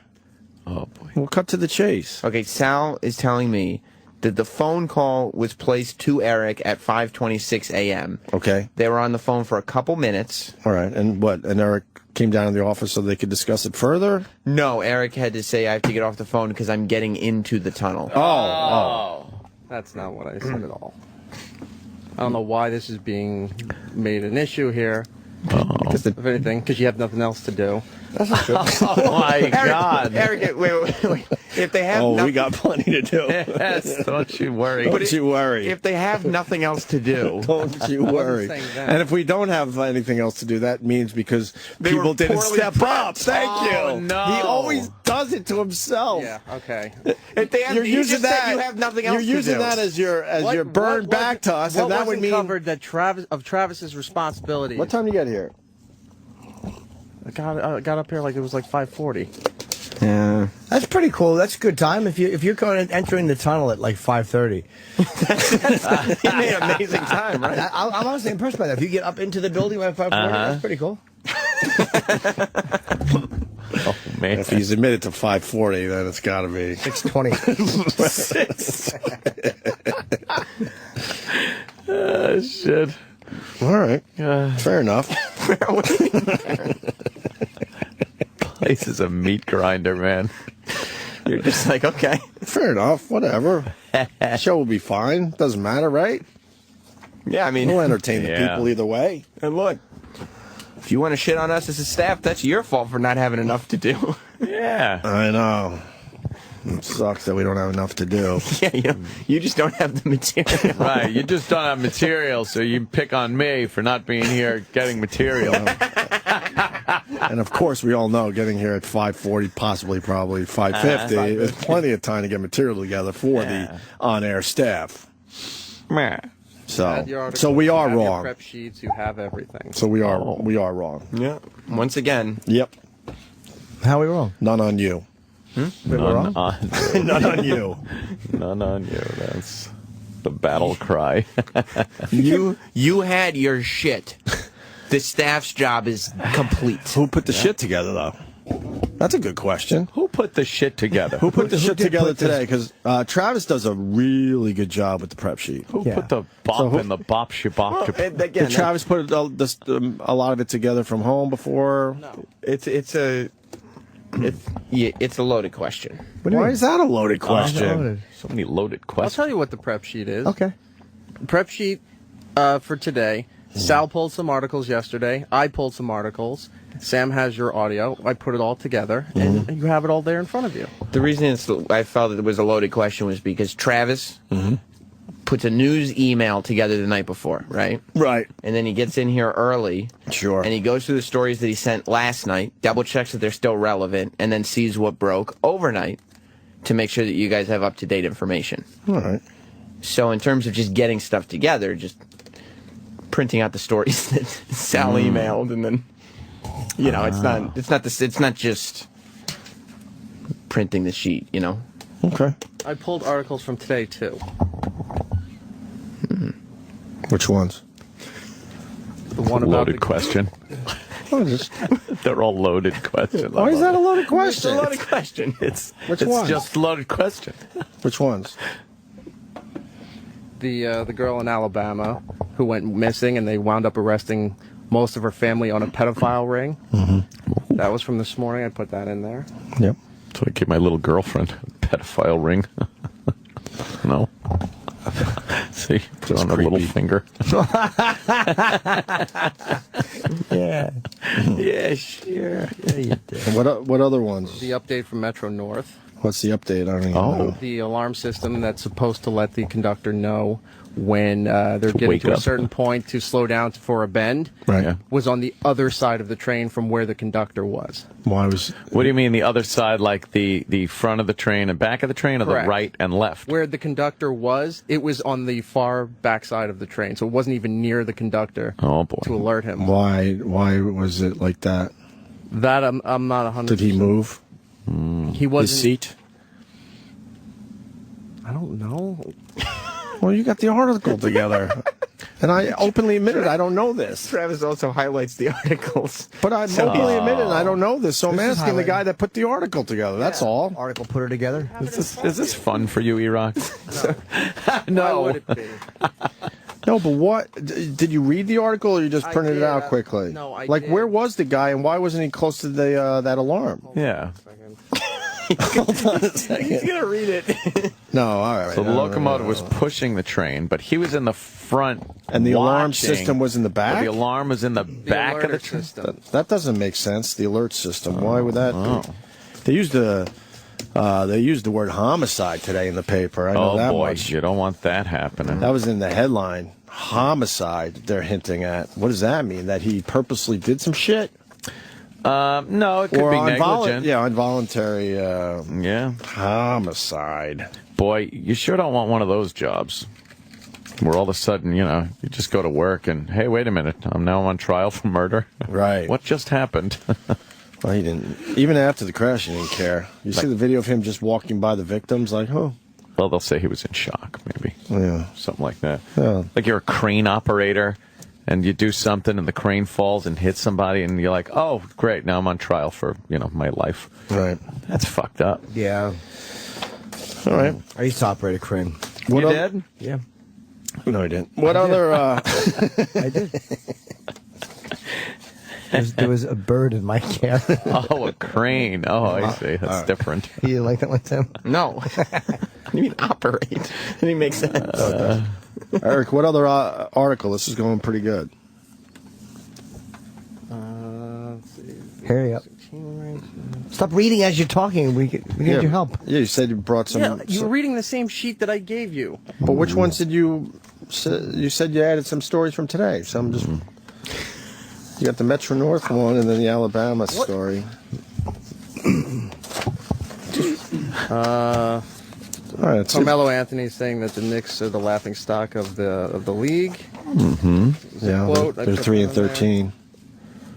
Some stuff from this day in history. I guess they're playing the lousy Nets or something? Yes. Is that like a game that people watch because they both suck? I guess. Yeah, they're not doing well either. It's horrendous. Nets suck, Knicks suck, Islanders suck, Jets suck. Nice. But When Carmelo Anthony said they were the laughing stock, he was kind of like laughing as he said it. Yeah, he don't give a fuck. It's like he's so gone after this year, right? There's a lot of hints that he would go to L.A. Oh. But the news was running that Good soundbite riddance. like this was some big controversial thing. It was just one throwaway quote. There he goes. Yeah, he's doing good. All right. Yeah. Thank you. Still don't know about that fucking alert system with the train guy. Yeah, I couldn't find what happened there. Do you know that they found 400,000-year-old human DNA? Mm-hmm. Yeah, I saw that. The old record was 100,000. It literally is 4 times. Yeah, that's why we don't know shit yet. As far back. They ought to clone that shit right there. See what comes up. The amount of That's a good idea. The amount of stuff they've gotten wrong just in our lifetime, we don't know shit yet. We have no fucking clue. 400,000-year-old. Where was this 400,000? I don't know where it was. It was. They think they found it in Spain. Whoa! Oh, right. You're right. Hi. Well. Yeah, well, you're right. He was right. It is Spain. rock. They were called the Denisovan or whatever, and they just said it fucking changes everything. It was some rare class of human being that they only theorized existed. The missing link? Yeah. Is it like a missing link? Love a missing link. Yeah. Because before that, I think the earliest sample they had was only like 100,000 years old. Really? I hadn't heard Wow. that. I hadn't heard that. You said it, sorry. No, I didn't. I did not just say that exact thing a minute ago. You know, it's actually in Spain is where they found it. Wow. Spain. Is it 4 times as old? You know, that proves we don't know shit. We don't know shit is right. It's just the greatest thing. Just give him a little rope. Just the tiniest bit. I want to do a show maybe soon where we just list all the stuff that we thought we knew in our lifetime alone. Yep. Stuff that prevented cancer, but now they're saying no, it actually causes cancer. All that shit. Smoking. We come from a time they didn't really think smoking was that bad. So what does that mean that it changes everything, Jimmy? The guy said this one doctor said we have to rethink our whole story, the whole history. Because it was just where we were spread out. And I'm reading this as I'm talking to you, so I don't know exactly, but it was, it really is an amazingly old piece of DNA to find. And they got it out of a fossil, a femur bone. Whoa. Yeah. There was some fucking bone still enough to have DNA in there? Is it some cum? Yeah, it's a load on someone's back, some chick's on the backbone of a woman. Of a woolly mammoth?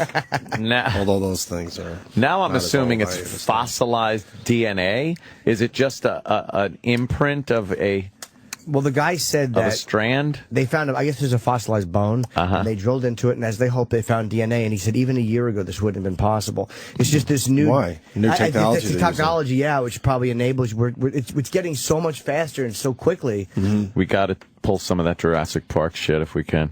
That'd be so cool to just clone these animals. That we will. No, we're not going to get to see it, though. They'll figure it out. Yeah, you're right. How cool would that be? In 100 years, they said... You bring back a 400,000-year-old...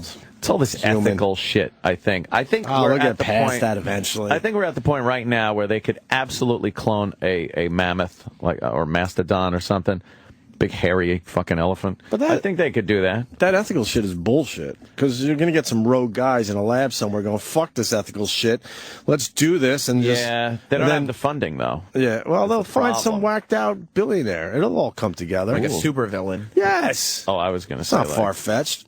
Like Bruce Wayne, but you're saying the other side. Oh, no, because these people will use woolly mammoths for evil. For evil? Yeah, definitely. Evil. For evil. Absolutely. I think if you're a scientist and all this shit is going down around you, and you know you can now do something different that no other human being has ever done, there are people out there that'll absolutely do it. Then they're chastised by their... You think we've cloned a human being yet somewhere? No, I don't think so. No? I honestly don't think so. Maybe people have, theoretically tried little samples of things. Right. And then they're trying to grow organs, things like that. But like clone a whole human? That'd be kind of cool. That would be awesome. Yeah. You got to do like The Island, that movie The Island. Right. Where you clone a replacement for yourself. For Fez? So if you need anything. Yeah. Is that what you're getting at? Oh, my God. I heard you, though. I know. I was saying if you need any organs, right? And then they had that guy from the Green Mile, the big black guy there, right? And he woke up on the operating table while they were trying to take his liver out. Wow! And it was pretty distressing because he's on the floor bleeding and clawing on the floor as they're trying to drag him back into the OR, and he's screaming, "I don't want to die." And now he's dead in real life. You'd have to make him like vegetables. Well, that was the movie Coma, I believe. That sounds they put people in comas and they were harvesting their organs. A lot of organ harvesting movies out there, but this one they decided instead of putting them in a coma, they were going to give them a totally different outlook on what life is. Like, oh, it's terrible, like the earth is fucked, but there's this one place called the island, and it's paradise and everything. So if you get picked for a lottery, you get to go there. So they're all complacent, docile and everything. And then they go, oh, you won a trip to the island, you're going to the island. And meanwhile, that means you're going to the OR because you're the person that you're cloned off of needs like a fucking heart transplant or something. Wow. Yeah, that's villainous shit. The coma thing sounds like, okay, that's at least kind of nice. It had Ian McGregor. Oh. Ian McGregor and what's her face there? That hot fucking piece of ass. Goddamn, with the big tits that we loved that had her naked pictures. Precious. Online. Yeah, Precious. The girl that played Precious. Scarlett. Yes. The lovely Scarlett Johansson is in that, in a tight little like jumper thing. She's quite the dish. She looks so goddamn good. Yeah, she's a dish. Yeah. Where's the picture? Of Scarlett Johansson? Another one She he's talking is. about. Look, see? She's wearing like a little fucking tight little number. Mm-hmm. Couple of twists and turns in that movie, too. I kind of liked that movie. The Island? Yeah. Not bad. Got a little rewatchability. Well, we got more Rob Ford stuff. What? I'm sure you know about that as well, right? What's he doing? E-Rock? Got anything on this? You have the audio in front of you. Sampled it. All right. Thank you. Audio of Rob Ford. He's kind of going down in popularity and. Why is Sam laughing? It's just a funny interaction. Why? That's a loaded question. It's a loaded question. Why are all these questions loaded? Loaded question. It's just funny the way that back and forth was handled. Why? It was just some good chemistry there. Oh, Between you and E-Rock? Yeah. All right. Liked it. News report, Rob Ford wiretaps reveal. I just hope people got the subtleties of it. No, I don't think they did. He smoked more crack. So they wiretapped the dude, and they know he smoked more crack. They actually than what he's admitting to. Right, because they have like piles of wiretapped conversations that they're now slowly taking those black. They put black bars over the stuff that you can't see. Yes. They're now slowly releasing more and more without the black bars, and so every time they do that, there's all this great new information. Because they wiretapped the gang members that he was associated with. Oh, gang members. So he hung out with them more than once. Well, that's what they're saying. And Rob Ford's saying that's not true. Yeah, but now Rob this Ford has proven said a that he lot. might be a liar. Redacted. Yes. That's it. Redacted. Try to buy he tried to buy the video. They got him on tape trying to buy the video from the homies. They have on tape the homies saying that he tried to buy the video. Okay. Yeah, because why would you try to buy the video? They can make copies. They must have laughed at him. Like the homeboys, they must have just seen this guy and been like, this clown motherfucker clown. And they're also saying he did a little harn. And the video thing is important too, because when Gawker first came out and said, we're trying to buy this video, he said, I don't even think that video exists. Right. But what this thing is saying is, before that Gawker article ever came out, right, he had already tried to buy the video from the homies. Oh, boy. Exactly. He was trying some Jedi shit. There is no video. Right. Right. It didn't work. No. Rephrase the question. There is no video. Yes. So who are we going to hear on this tape? It's a newscast. Right. Given the details. Okay. Rob Ford had nothing to say leaving his office this evening. Justin. Oh, God. And he gets into the elevator doing his laughing like, what a ridiculous question. Come on. Lobby. Yes, lobby. yes. It's not shutting. I want to hang out in that lobby for a week. Where the reporters just hang out and wait for him to leave. Yeah. Oh, it seems like a party. An hour after a judge released more pages from those police surveillance documents that have plagued him for weeks. The previously redacted sections are police summaries of wiretap conversations between alleged gang members. Police began to hear them talking about Mayor Rob Ford. On March 27, 2013, Mohammed Syed talked about receiving an offer to purchase the video of the mayor smoking crack. Yeah, he said, I'll give you $5,000 and a car.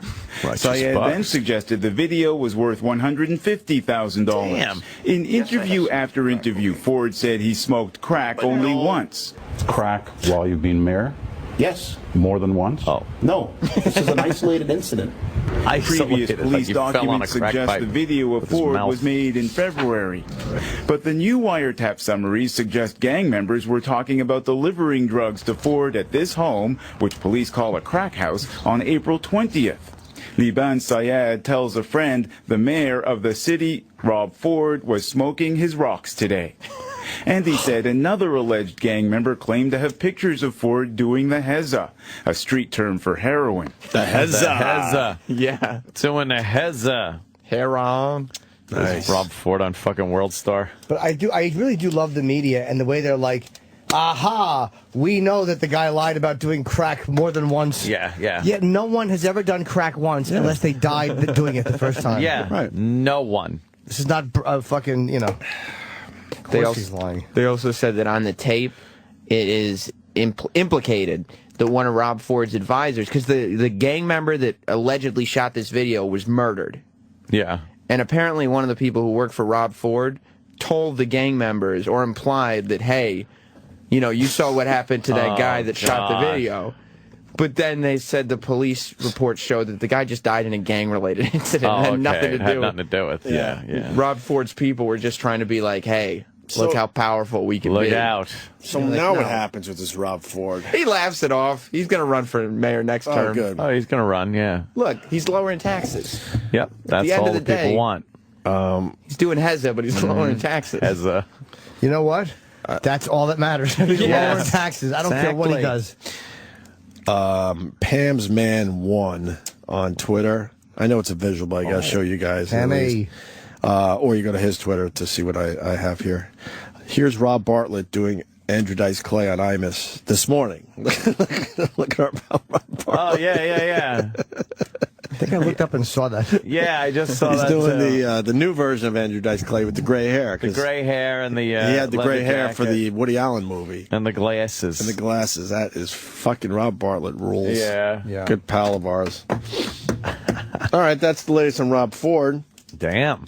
Lots of crack, heroin. Right. There'll always be stories coming out about this guy. He's had a checkered past, I guess you could call it. And present. And present and future. Yeah. He had a checkered Tuesday. I wonder if there's any chance of him winning if he runs again. No, zero. You don't think so? Yeah, no. Zero. You don't think people will be like, fuck it. No. They should. Vote for him for a goof. Right. They should do that. If he did it once, they might have.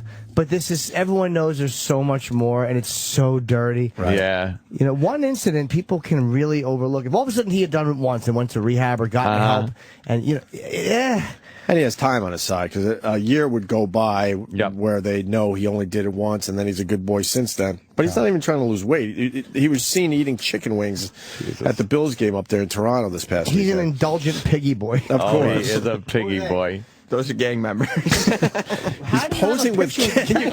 You can't pose with gang members. No. You can't even do that if you have a radio show. Not the mayor. You can't be the mayor posing with gang members. The guy's his middle finger up, doesn't he? Yeah, flipping the bird at the camera. Right. As if to say, fuck you, I'm in a gang, and this is the mayor of Toronto. Oh, that's hilarious. Oh, that's fucking great. That's the very gang that allegedly sold him crack. Right. And did it with him on video. Allegedly. Wow. I guess there's the goof factor of, like, voting him in, and then there's the, hey, I guess the mayor, we really kind of want a mayor that might get some stuff done. But again, if he's lowering taxes... he doesn't have a shot. Oh, I know, but... That'll be his whole campaign platform, though. It's going to be, why, you think I lowered taxes last time? I'm going to really lower them. Yeah. Look at my record. Yeah. Yeah, do you care? I mean, your taxes are lower, your lives are better. I know. Yeah, I've made mistakes. I said I've made mistakes, haven't you? Goofy. A lot of guys have made mistakes and not lowered your taxes, but I did. And I'll lower them some more, but without the mistakes this time. Yeah. That's exactly what he'd say. That's a guarantee. I didn't know that you shouldn't smoke crack at my age. No one told me.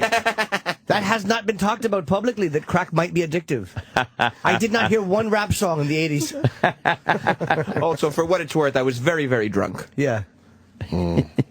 I was, as Chipper would say, I was zooted. Oh, zooted, yes. He loves getting zooted. He does. He lives to be fucked up with his tiny ties. His fucking Laurel and Hardy head. outfit. Giant head. It does have a big-ass head. I don't think anyone has said this yet, but he really has a resemblance to Chris Farley.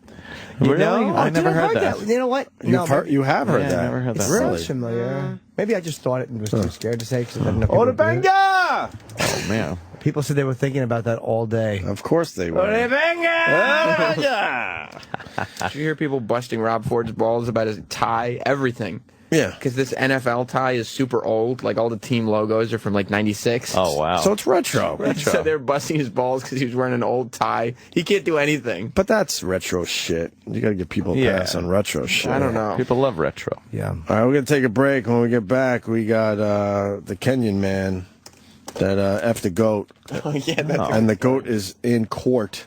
The goat as is they in decide the fate Some of the judicial Kenyan system they got over there. Also, we must talk about Martin Bashir. Yes. And there's something else, but the Biebs. We'll talk about the Biebs as some well. Bieb news. Yeah. The Opie and Anthony Show.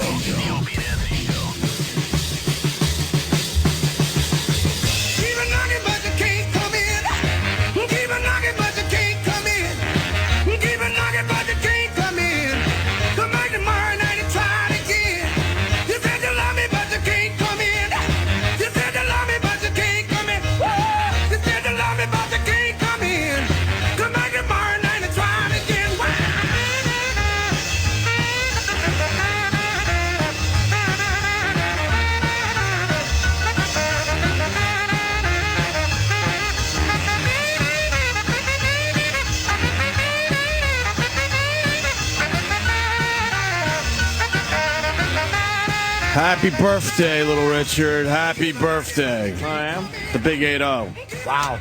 80. 80 for little Richard. I wonder if he still lives at the Hyatt on Sunset Boulevard. Oh, that's right. He had like the top floor or something. I always found that weird. Celebrities that live at hotels. Yeah. But he was one of those guys. Back in the day, It was a bit when we did a lot of LA trips, we'd see him at the Sunset Hyatt. They would always put us up in that hotel. Yeah. We just wander around. Looking Go get plastic. He'd come downstairs and get a croissant, and go back upstairs. Yeah. Yeah, he was creepy to look at. He looked a little plasticky. And a bit femmy. Well, yeah, he's always been a little femmy. Femmy. I accept the gay. The femmy thing is still a little rough for me. Yeah. I mean, can we be honest with each other? I'm not. The gay is all right, but I mean, the femmy part, I'm still trying to wrap my head around. Yeah, there's nothing I'm going to do that's going to hold the gay back. But I will. I'm not going to get in the way of the femmy. Trust me. I'm just telling you my personal feelings on the thing. It still makes me uncomfortable. The femmes don't realize. Can you call them the femmies? The femmies. The femmies don't realize. Well, I'm not here to stand in your way. Right. You know, many people. And we're not talking about you, Fez. Relax. You're not a femmy. Oh, boy. Jesus Christ. She's in the back of everyone's head all the time. We should give awards to the gayest people we know. The femmies. And call them the femmies. Let's do the femmies. The Femi Awards. Johnny Weir is a femmy. Oh, my God. He gets a Lifetime Achievement Award as a femmy. I think he's in the paper today. Femmy of the millennium, maybe. He's that ice skater. He's a bit femmy. Johnny, it's just your birthday. I think that's why I'm thinking about the femmy today, because I saw that. What paper was it? Where's the other dopey paper? He's got an issue or something, or I don't know, or he got flagged for being too femmy in an event or something. Wow. Well, the other paper? I think the story is that the gay activists are angered by his decision not to boycott Russia. Oh, right. So he called them idiots for being mad at him. And now he's... Why does he have to boycott Russia? Because Russia doesn't like the gays. They give the gays all the time. So a lot about it. But isn't Elton John playing there? I'm not sure. He's playing. Yeah. They don't like the gays at all. They give the gays a tough time over there. But Johnny Weir is like, I got to figure skate. And I got to make my money where I can, right? Like, what am I going to do? They put these fucking things on every 4 years. Right. What do you want me to do? I can't be waiting. I'll sit out for 4 years. Wait, they're talking about the Olympics? Yeah. The Olympics are in Russia? Yeah. Yeah, in 2014, the Winter Olympics. Yeah. Was that right around the corner? Is it 2014? No, Russia's far. But yeah, so what? A lot of gay athletes are boycotting this Olympics. Yeah, the activists would like them to. Oh, you know what? Go fuck yourself, Johnny Weir. Only all right. Now I'm in on the story. Yeah, you only get every 4 years to do an Olympics. Of course he's going to go there. Plus, if anything, he'll just be like in Russia, and all the Russians will be pissed, and he'll be like, "Fuck you! I'm the gayest dude ever." Yeah. Right. Oh, he'll shove it right in their face. Exactly. Yeah, and we did that once before, the whole boycotting the Olympics. And you feel bad for the athletes. Yeah, the athletes.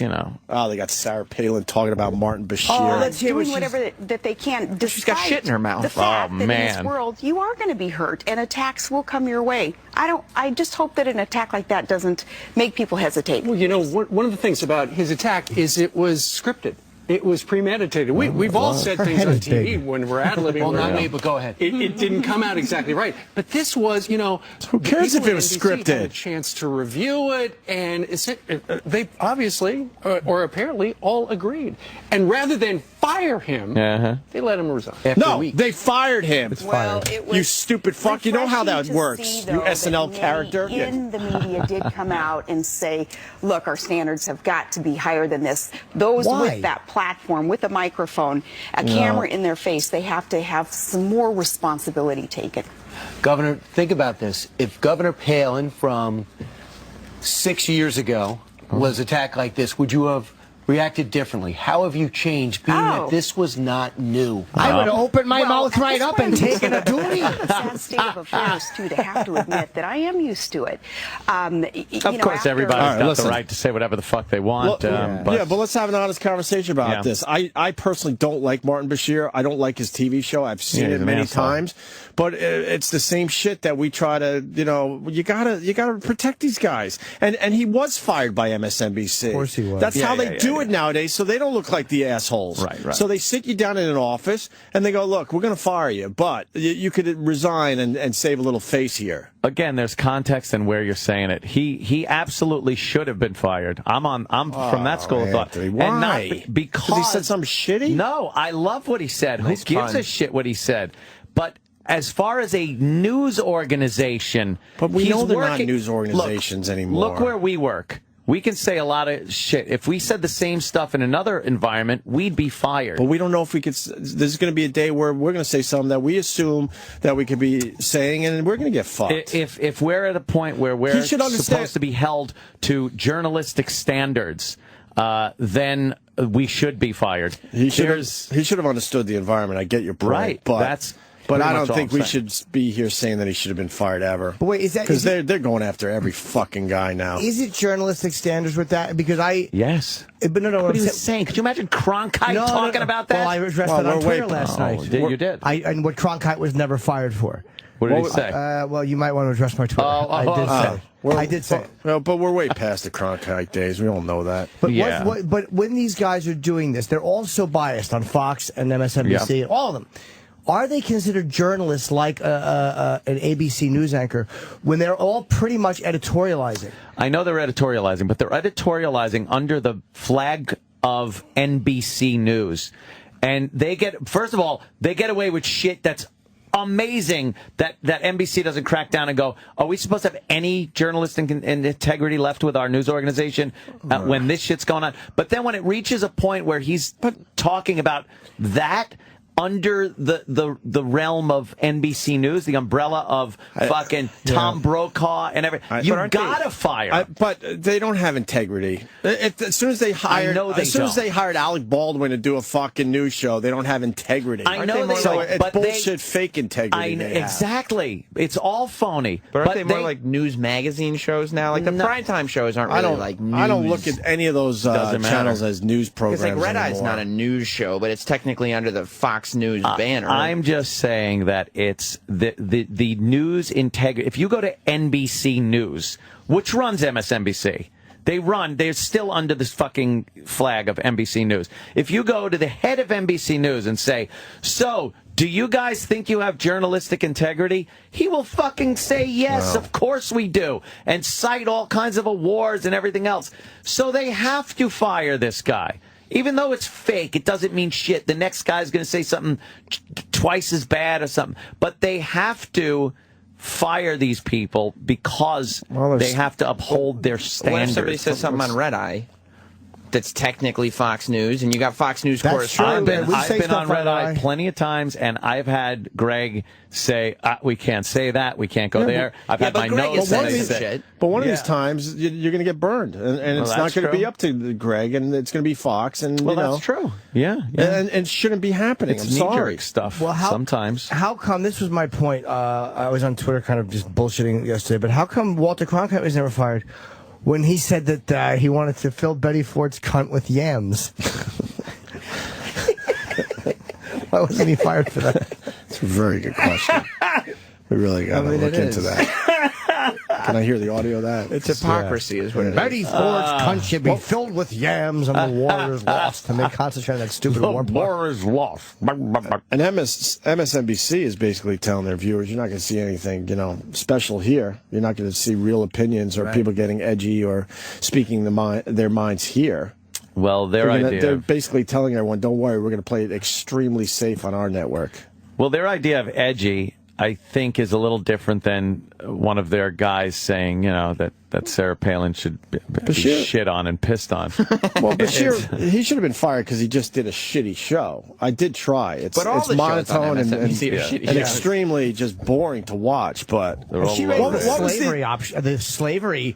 It was a dumb analogy, but it wasn't made to be racist. It was made because she's a dope. Right. What was the actual quote by Martin Bashir? The one that got him in trouble? Yeah.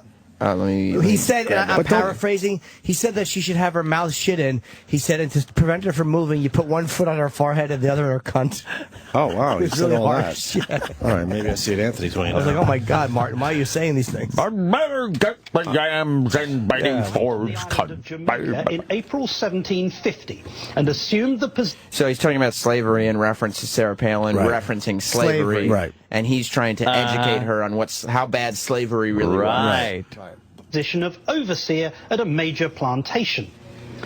What is most shocking about Thistlewood's diary is not simply the fact that he assumes the right to own and possess other human beings, but is the sheer cruelty and brutality of his regime. In 1756, he records that a slave named Darby catched eating canes, had him well flogged and pickled, then made Hector, another slave, S-H-I-T, in his mouth.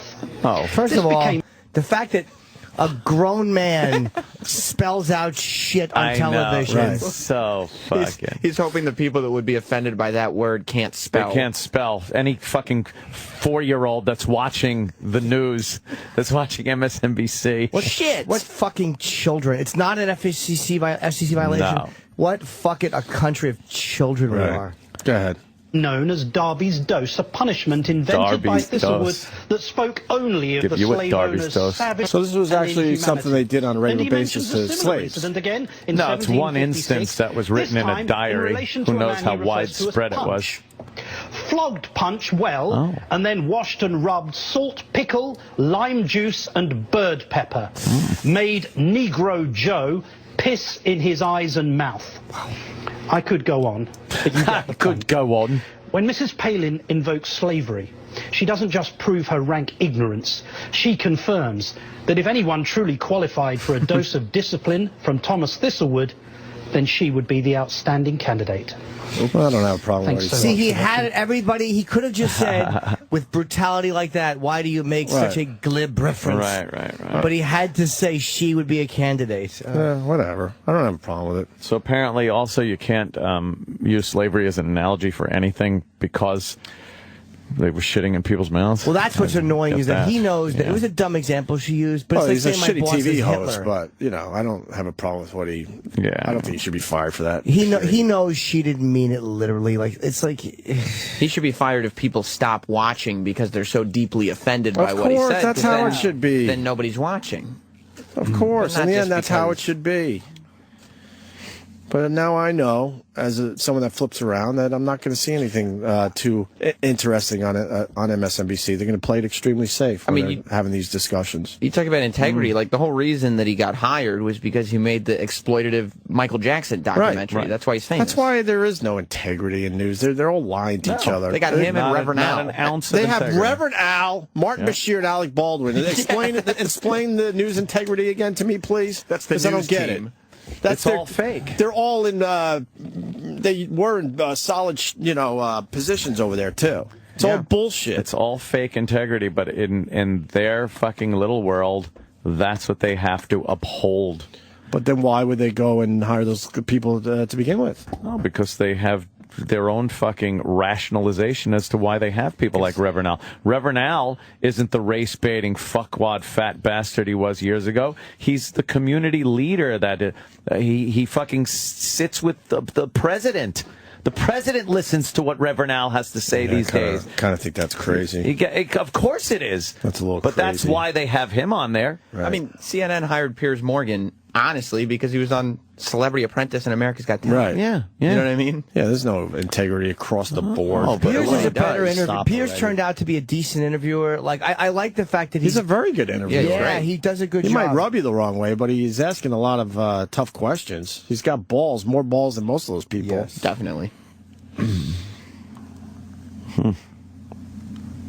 don't know. I just don't like seeing any of these guys get fucking fired. It's ridiculous. Martin, no, I don't like seeing anybody get fired, but I see why they fired him. Yeah. Like, if Ian Halpern were successful at his things, he would be Martin Bashir. He could get a job at MSNBC, and which would be great. No, I got a fair question, Ant. Like, you're a Fox guy, obviously. If this happened, Foxy guy. If this happened on Fox, would you think the same way?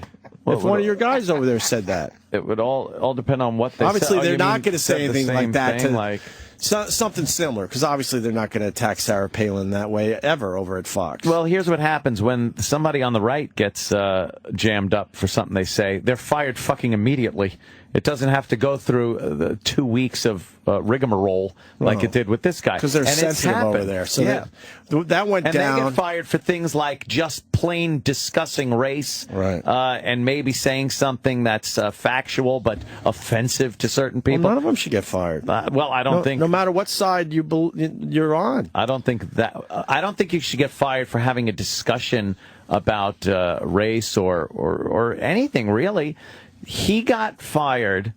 The NBC says he resigned, but we all know what happened. Yeah. And the reasoning was he said something that insinuated that she should have her mouth shit in and her eyes pissed in. Yeah. And that is over the line for a news organization. Well, he was picking extreme examples of slavery, though, because she brought the slavery thing. But he picked extreme examples and then said that she should have to also go through that.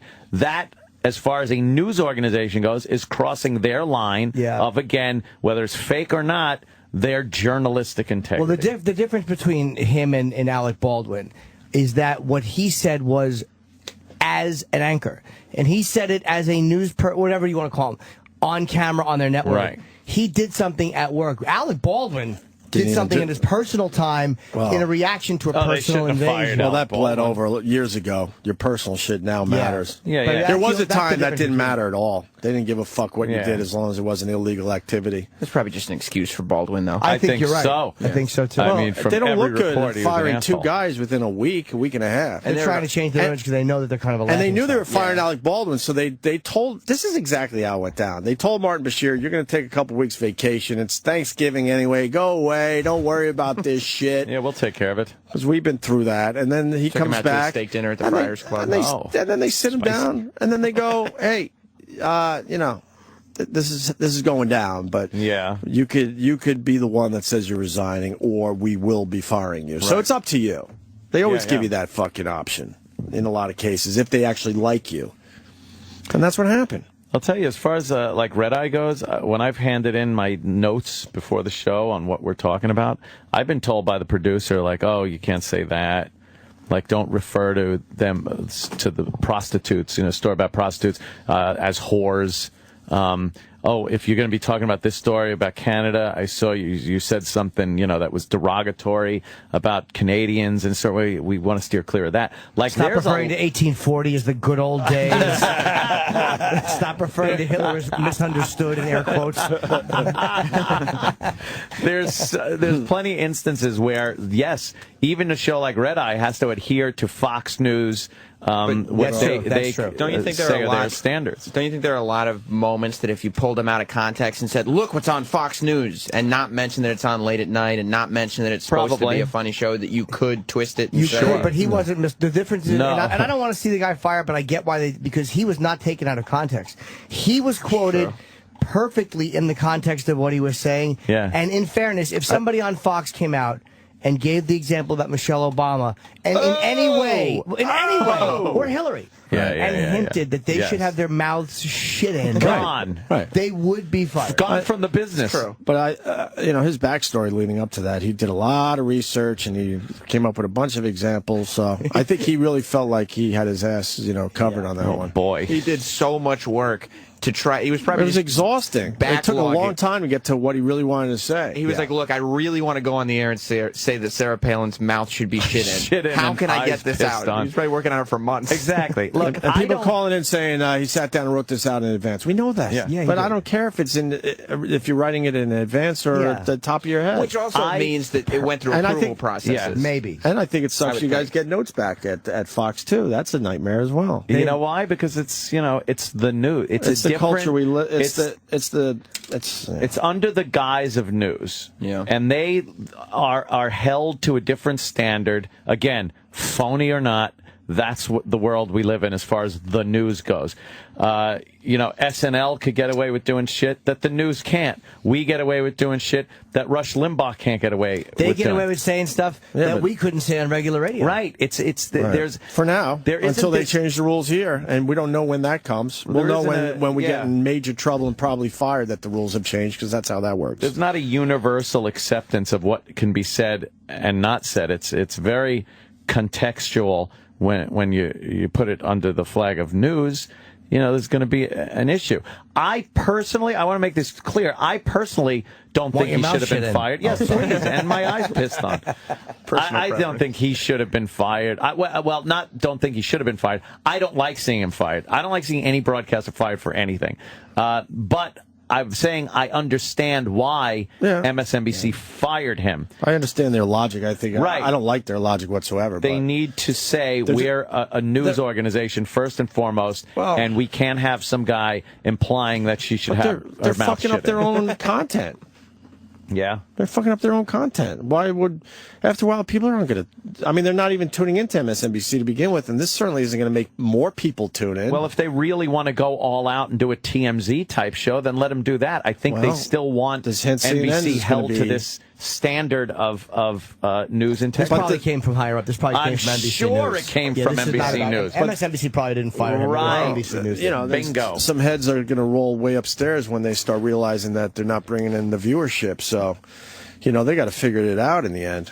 This rumor CNN is going to drastically change their entire network. Oh, do I love it. I hope fucking Nancy Grace is drummed out. I was reading that yesterday. Headline news, they're probably going to blow up, and then supposedly parts of CNN they're going to reinvent as well and make it a little more entertaining. A little younger, too. With that political angle. Yeah, this guy on Twitter says, and Sax God, I disagree with him a lot, but he's a good listener. He says, please ask Ant for an example of Fox firing someone for what they said. No one has been fired. But honestly, I don't think anyone has said anything that inflammatory, and I don't think that anyone on MSNBC has been fired for just an extreme political opinion. I got to be honest, the left jumps on anyone on Fox that even has a political opinion. They cry racism at the drop of a hat. If you criticize Obama, you're a racist. You hate him not because of his policies, but because he's black. All that. You're not supposed to fire people for that. Those are opinions. If you get somebody that says something horrific and disgusting about, like Jimmy said, Michelle Obama or Hillary Clinton, then there's going to be an issue, and they will shove people out the fucking door. MSNBC has always been a hotbed for fucking degenerates, it seems like, with some of these motherfuckers with what they say. Who from Fox has been fired? I can't even think of an example. I don't think anybody. As I sit here. I don't know. I'm trying to think. But who from any of them? Who from CNN's been fired? But what if they... CNN has fired a bunch. For that though? Oh, yeah. I mean, for like language stuff. What if somebody said that there was one they should be fired for? There's one guy I used to watch when I was at the gym, and he got fired. Oh, fuck, what was his name? The old guy who's always naked? I think he was a little ethnic, like slightly Juan ethnic. Williams? Juan Williams was NPR. Yeah. Juan Williams was NPR. No, there was a guy right? Yeah, that old gag. There was a guy on CNN. Wait, Juan Williams was NPR, right? Juan Williams was on And he said Fox. it on TV, yes. Yeah. He told the truth about racial profile. Like, he looks at people a little differently. He's on Fox, though. I see him on Fox. He got hired after they fired him. Yeah. And that cunt from NPR fired him. Uh-huh. Well, this is going to be a place for, guys to speak their mind. That's what, they're going to push viewers toward something new eventually. And it's biting all of them. Like, all of them, this is the funny part about... They're all scared shitless as they sit there with a camera. They're live with a camera in their face. They're scared shitless to say anything. But the liberals and the conservatives, both of them are doing pathetic. it. Like, they both stand on the sidelines and cheer the firing of someone else, knowing that they're all in the same pit. And like, they're being attacked by dogs, and they're all just fucking pointing at the next guy with blood on him instead of turning around and standing together. It's the only time you should stand together, because your livelihood is at risk as well. Uh-huh. Of course. Yeah. I mean, look at all the guys in trouble at ESPN and all these sports stations. Guy networks are like beating the shit out of guys left and right and firing people over just nonsense stuff too. It's not even that crazy. No. What are they doing? They're going to fuck up their content eventually. And nobody even cares about it anymore. Like, the news cycle's over. Nobody even really remembered that Martin Bashir had said that. No, I know. That's another thing. It just... they were hoping it would die down, and then they could go, look, all right, if you resign, it makes it a lot easier, and it's a much less of a story. That's probably why it came from NBC. It was probably just moving up the ladder, NBC News was just... They've had enough problems with between Alec Baldwin, between their Olbermann shit with MSNBC. This is the nightmare of that. The fucking guy, the tape... he altered for the Zimmerman. Oh, yeah. They've had so many issues at NBC News. Whoever's on top is probably like, enough of this fucking shit. Clean house. Oh. And Jeff Zucker. Victoria's Secret show. What's that? Victoria's Secret show. Oh, how naughty that must be. These fucking were we invited? models. We weren't invited, I don't think so. Oh, thank you. Rick Sanchez, thank you. Yeah, he was fired from CNN. CNN right. What did he say? News. He performed his namesake on some... Thank you, What did he say? Brian Johnson, 32 on Twitter. Rick Sanchez, yeah, it's coming in a lot. You're right. I don't even remember what he did Was it an anymore. on-air thing or no? But there was another guy besides Rick Sanchez, by the way. There's another guy. Here's a guy. I wish I could... There was another guy besides Rick Sanchez. Why was he fired from CNN again? Rick Sanchez was fired, I think, for making a cotton picker remark. Oh, yeah? Yeah. What was the actual line? Yeah, I'm trying to see if we have it. They just fuck a person's career, just like that. Thank God I have FU money. Gives a fuck. I think I have a clip of it. You do? Go ahead, Eric. Going to change. There's a certain amount of the American public that's going to believe... Go ahead. I'm just sitting here just shaking my head. He is the cotton-picking president of the United States. If the president of the United States doesn't have enough of a belief... That, to me, was not at all meant to be. I don't know, He man.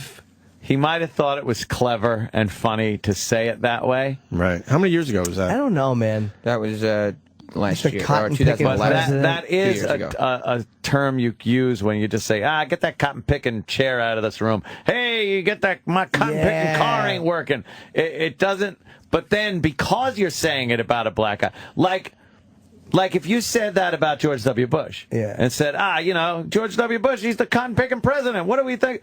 You wouldn't think literal.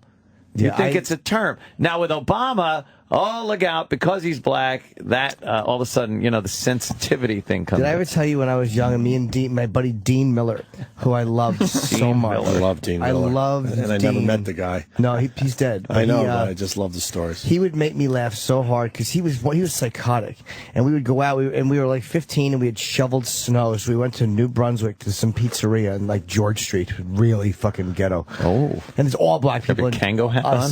No, this was right before that phase. I was still young, eager. I loved Dean, Jimmy. Aww. And Dean is pointing at me because I was putting salt on, and Dean just kept going, "Get your cotton-picking hands off the salt. Put down that cotton-picking salt." Oh, no. And it was literally that loud. And he was just, I'm like, what, do you think that no one knows what you're doing? Oh, no. He was a crazy motherfucker, man. He was crazy. With some people looking? I don't remember. It's not a great story. It's the only cotton-picking story I have in my whole life. At least I have one. You do have one. What are the odds of having a cotton-picking story that ties in with this? Slim. Lou Dobbs was pushed out of CNN as well. Thank you for that. Someone else from Fox, they said, because it was Heath Ledger commentary? Brian Gibson. I don't know what that was. Fired from Fox for his Heath Ledger commentary. Heath Ledger. Brian Gibson. And then there is another guy I'm thinking of, and I believe it was CNN, and I can't think of his name. Glenn Beck was fired, but that was some weird fucking Why thing. was he fired? That's right. It wasn't something he said He was or big anything. on Fox, wasn't he? Yeah, there was some contractual I heard thing. that he cried through a live read, and they knew that he was just fucking nuts, and they had to get rid of him. Oh, boy. Oh, gee. No, that's what I heard. Oh, my goodness. With the chalkboard and stuff. Yeah. I think it was for chalk or something. Oh, for chalk. no. Yeah. They try to eat the chalk, I think. But oh, no. You got the Brian Gibson. No, it's just Brian Gibson? I believe so. Oh. From Fox? No, from Timbuktu. Rick Sanchez did an all right job for CNN, too, and they just fucking destroy his career over one dumb thing, and they don't even think about all the other body of work the guy had, where he was well within the lines. He said something douchey about me one time, or some tweet I had sent out. I don't remember what it was. But one thing and your whole career is destroyed? That doesn't seem right. It really doesn't. John Gibson. What did I say, Brian? Yeah. Yeah, John. What do you say about the Heath? Man, he played a great Joker. Oh, my God. It was just amazing. Oh. Fucking amazing. I do a good impression of that Joker, by the way. Not that you want to hear it, but I do a really good Joker. Can I hear it? You want to know how I got these scars? That's dead on. That is pretty good, man. Wow. It was on his picking performance ever. It was on his radio show. Oh, fuck. Yeah, and he called. Of course, they get rid of radio guys way before TV guys, so fuck that one. You don't even have to read it. Well, what did he do? I don't know what he did, because I might have found him on TV for it. He said he called Heath Ledger he called Heath Ledger a weirdo with a serious drug problem, and when he made fun of "I wish I knew how to quit you" line from Brokeback Mountain, and said, "Well, he found out how to quit you." Boy. Just trying to be funny. See what's going on there? There's just someone just trying to be funny. And whoops. Sorry for trying to be funny. He was the guy who was worried he was going to get fired when Patrice was on his show. That's all right. true. Yeah. All right, well, you know what? Going into break, we should, even though it's a visual, but it does work as a radio bit as well. Chip Baca, the Coke Logic animation, is amazing. Go to Coke Logic's Twitter, Coke Logic on Twitter, and I'm sure there'll be a link for it so you can find it for yourself. But the animation is terrific. There's so many cool little things to look for in the background. Yeah. They got Jimmy in the background doing the dance. Where's that? Well, that's on the wall. That's Ted Scheckler. Yeah, Ted Scheckler. Oh, wow. I noticed. What else is on the wall? He's going, There's a photo in the bottom right of Opie and Voss golfing together. I didn't catch any of this stuff. And you got Tippy Tom on the wall. Tippy Tom. Larry King, now you can tell it's the top of his head. Right. That's the Demented World gold record. What's above my head in the left corner? What is that? That's me with Mick Foley and a giant picture of Vince McMahon behind. Oh, okay. Yes. I'm a little far away from the monitor. Bunch of wow stickers. And don't. Oh. We're talking. And the chickens from that animation. But the animation from Coke Logic, fucking great. Yeah. I don't like that he's aging our animation characters, by the way. Go fuck yourself. The Flintstones look the same for 25 years. Look at the little South Park kids. Yeah, let us stay young as in animations at least. I see what he's doing. There's some program where you fucking start adding a wrinkle or two and some smeary shit on the faces to make them look older. How come this Jabba the Hutt, not Jabba the Condo or something? We're going to play the bit.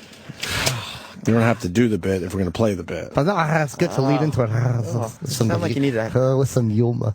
Hock up some phlegm or something. Family Guy, fucking The Simpsons. They haven't aged on The Simpsons, and they've been on for what, 48 years? Yeah, is it? I believe it's 52. 26 years. They didn't age at all. But this Coke Logic feels like he has to age our animation characters. He's right though. Yep. I mean, you do. You know, mine is not aged in this one. Yeah, I saw that. Because I'm wearing a Max. But check out the animation. Coke Logic on Twitter. But it also works for the radio. We'll go to break with this. We got a little bit. Did we do everything for today? Fuck yeah. Oh, no.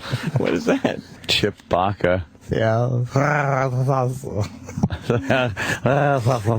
Millennium Falcon. Aren't they called like the Millennium Eagle? Yeah. Han Solo. How come he doesn't have friends? Or something. What the fuck? Fucking Yoda. Fucking green with envy. Green with envy. Whatever. That's horrible. Yeah. Jedi. Should be a jet nose. Oh. Yeah. I don't really like Chip Baca. No, I don't either. Yeah. Greedo, how come he doesn't be happy with what he's got?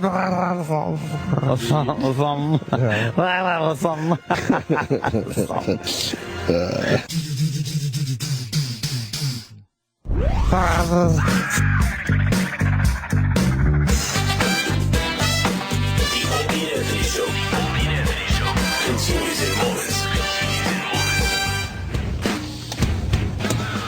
Come on. Want to remind people the Opie and Anthony podcast. This week it's the best of Tippy Tom, our homeless friend that unfortunately also has fucking died. Met his demise. A lot of guys that have done this radio show have died. I was thinking about it the other night. The Jeffrey Dahmer fucking detective that we had on recently. Oh, I thought we had Jeffrey Dahmer on at some point. It's like, what? Who else? Patrice, Greg Giraldo, race car driver, Mike DiStefano, a race car driver, Duncan Michael Clark or Clark Michael, whatever, however fucking combination that Michael goes Clark in. Duncan, Right. Steve C. Oh, it's just Tippy Tom, of course. Oh. Holy fuck! Wow. What about I'm sure we're missing a few. We never had Fast and Furious guy, right? No. It'd be nice if we could add Sandy Kane to that list. Oh, wouldn't it? Whoa! Have fun with that lawsuit because she's a real pain in the ass. Oh, sorry, Sam Roberts. You see what they're doing with the Fast and Furious? List of guests on the show. That's all. Yeah, have you seen that? Died. The commercials. Oh, They're trying to sell the DVD, and you know that they're just like, oh fuck, we need this like we need a fucking hole in the head. Right. We still got to sell the DVD. So now the commercial, instead, you know, their commercial was going to be like Fast and Furious jigs, yeah, man, fast driving, crazy motherfucker. Now it's like this somber music. Fast and Furious 6. Portions of the proceeds will go toward. Of course. So they got to sell this movie with like this. Because the two have to now be connected. I know. Why can't you just sell the movie because it was a cool movie that he did obviously before he died? It's an action like car movie that they're selling the DVD now with this somber music and just like pictures of the cast, no cars, no nothing. Can I see it? I haven't seen this commercial yet. See if you can find it. And they also stopped production on number 7. Did they? Fast and Furious 7. But you know damn well eventually They'll go back to it. You know, they'll hose some shit down, let a little time go by, and then they'll figure out an angle why they have to make Fast and Furious 7. Are you kidding me? There's way too much money involved. Well, the same they did with Heath Ledger's last movie. When he died, they wound up wrapping around. And we had Oh, the Monty Python guy is in here. Oh, and they're getting Gilliam, Terry Gilliam. Yeah, he was an interesting guest. Yeah. And they had to kind of figure out a way to work that without Heath Ledger. So they're saying it's the right thing to do, of course, but eventually they will finish Fast and Furious 7. And we're also learning that he was alive right after the crash, just burning alive. He might have been knocked. He might have been knocked out. Hopefully he was knocked out. Yeah. Ow. But, I hope so. But they had to tell us all that yesterday. Well, let me ask you, how much of the new one do they have made? That counts, too. If they only have a minute made, they're going to do the whole fucking thing. Orange juice. It's a huge franchise, and now it's going to be even huger because the guy passed on. I never saw any of these movies. I have not seen one on. No, I didn't. I swear to you, I did not like recognize the his name. first two. Were they good? Tokyo Drift, I was kind of like, That's where they lost the audience. They lost everybody there. I watched the one Fast 5. Yeah. Because The Rock was in it. Oh, of course. And I was expecting just a shit show. Mm-hmm. Yeah. It's really fucking good. So wait, what's Tokyo? Is that the third one? Yeah, they did it without any of the original cast. And He wasn't in that? they made it like, a lot of Japanese people sliding their cars around corners. I thought they were going to reinvent the franchise. Okay, kind of like they tried with Halloween when they did Halloween 3. Yes. And the director had not seen the first two. Let me tell you about a great movie. You like race cars. The Woodman. That fucking Woodman. That fucking Turbo is a terrific movie. Oh, the kitty and movie. Very believable. A snail winning the Indianapolis 500 against real race cars. Opie, it just It's goes just to show fucking you. amazing. Slow and steady wins the race. What happened? Did he put his mind to it?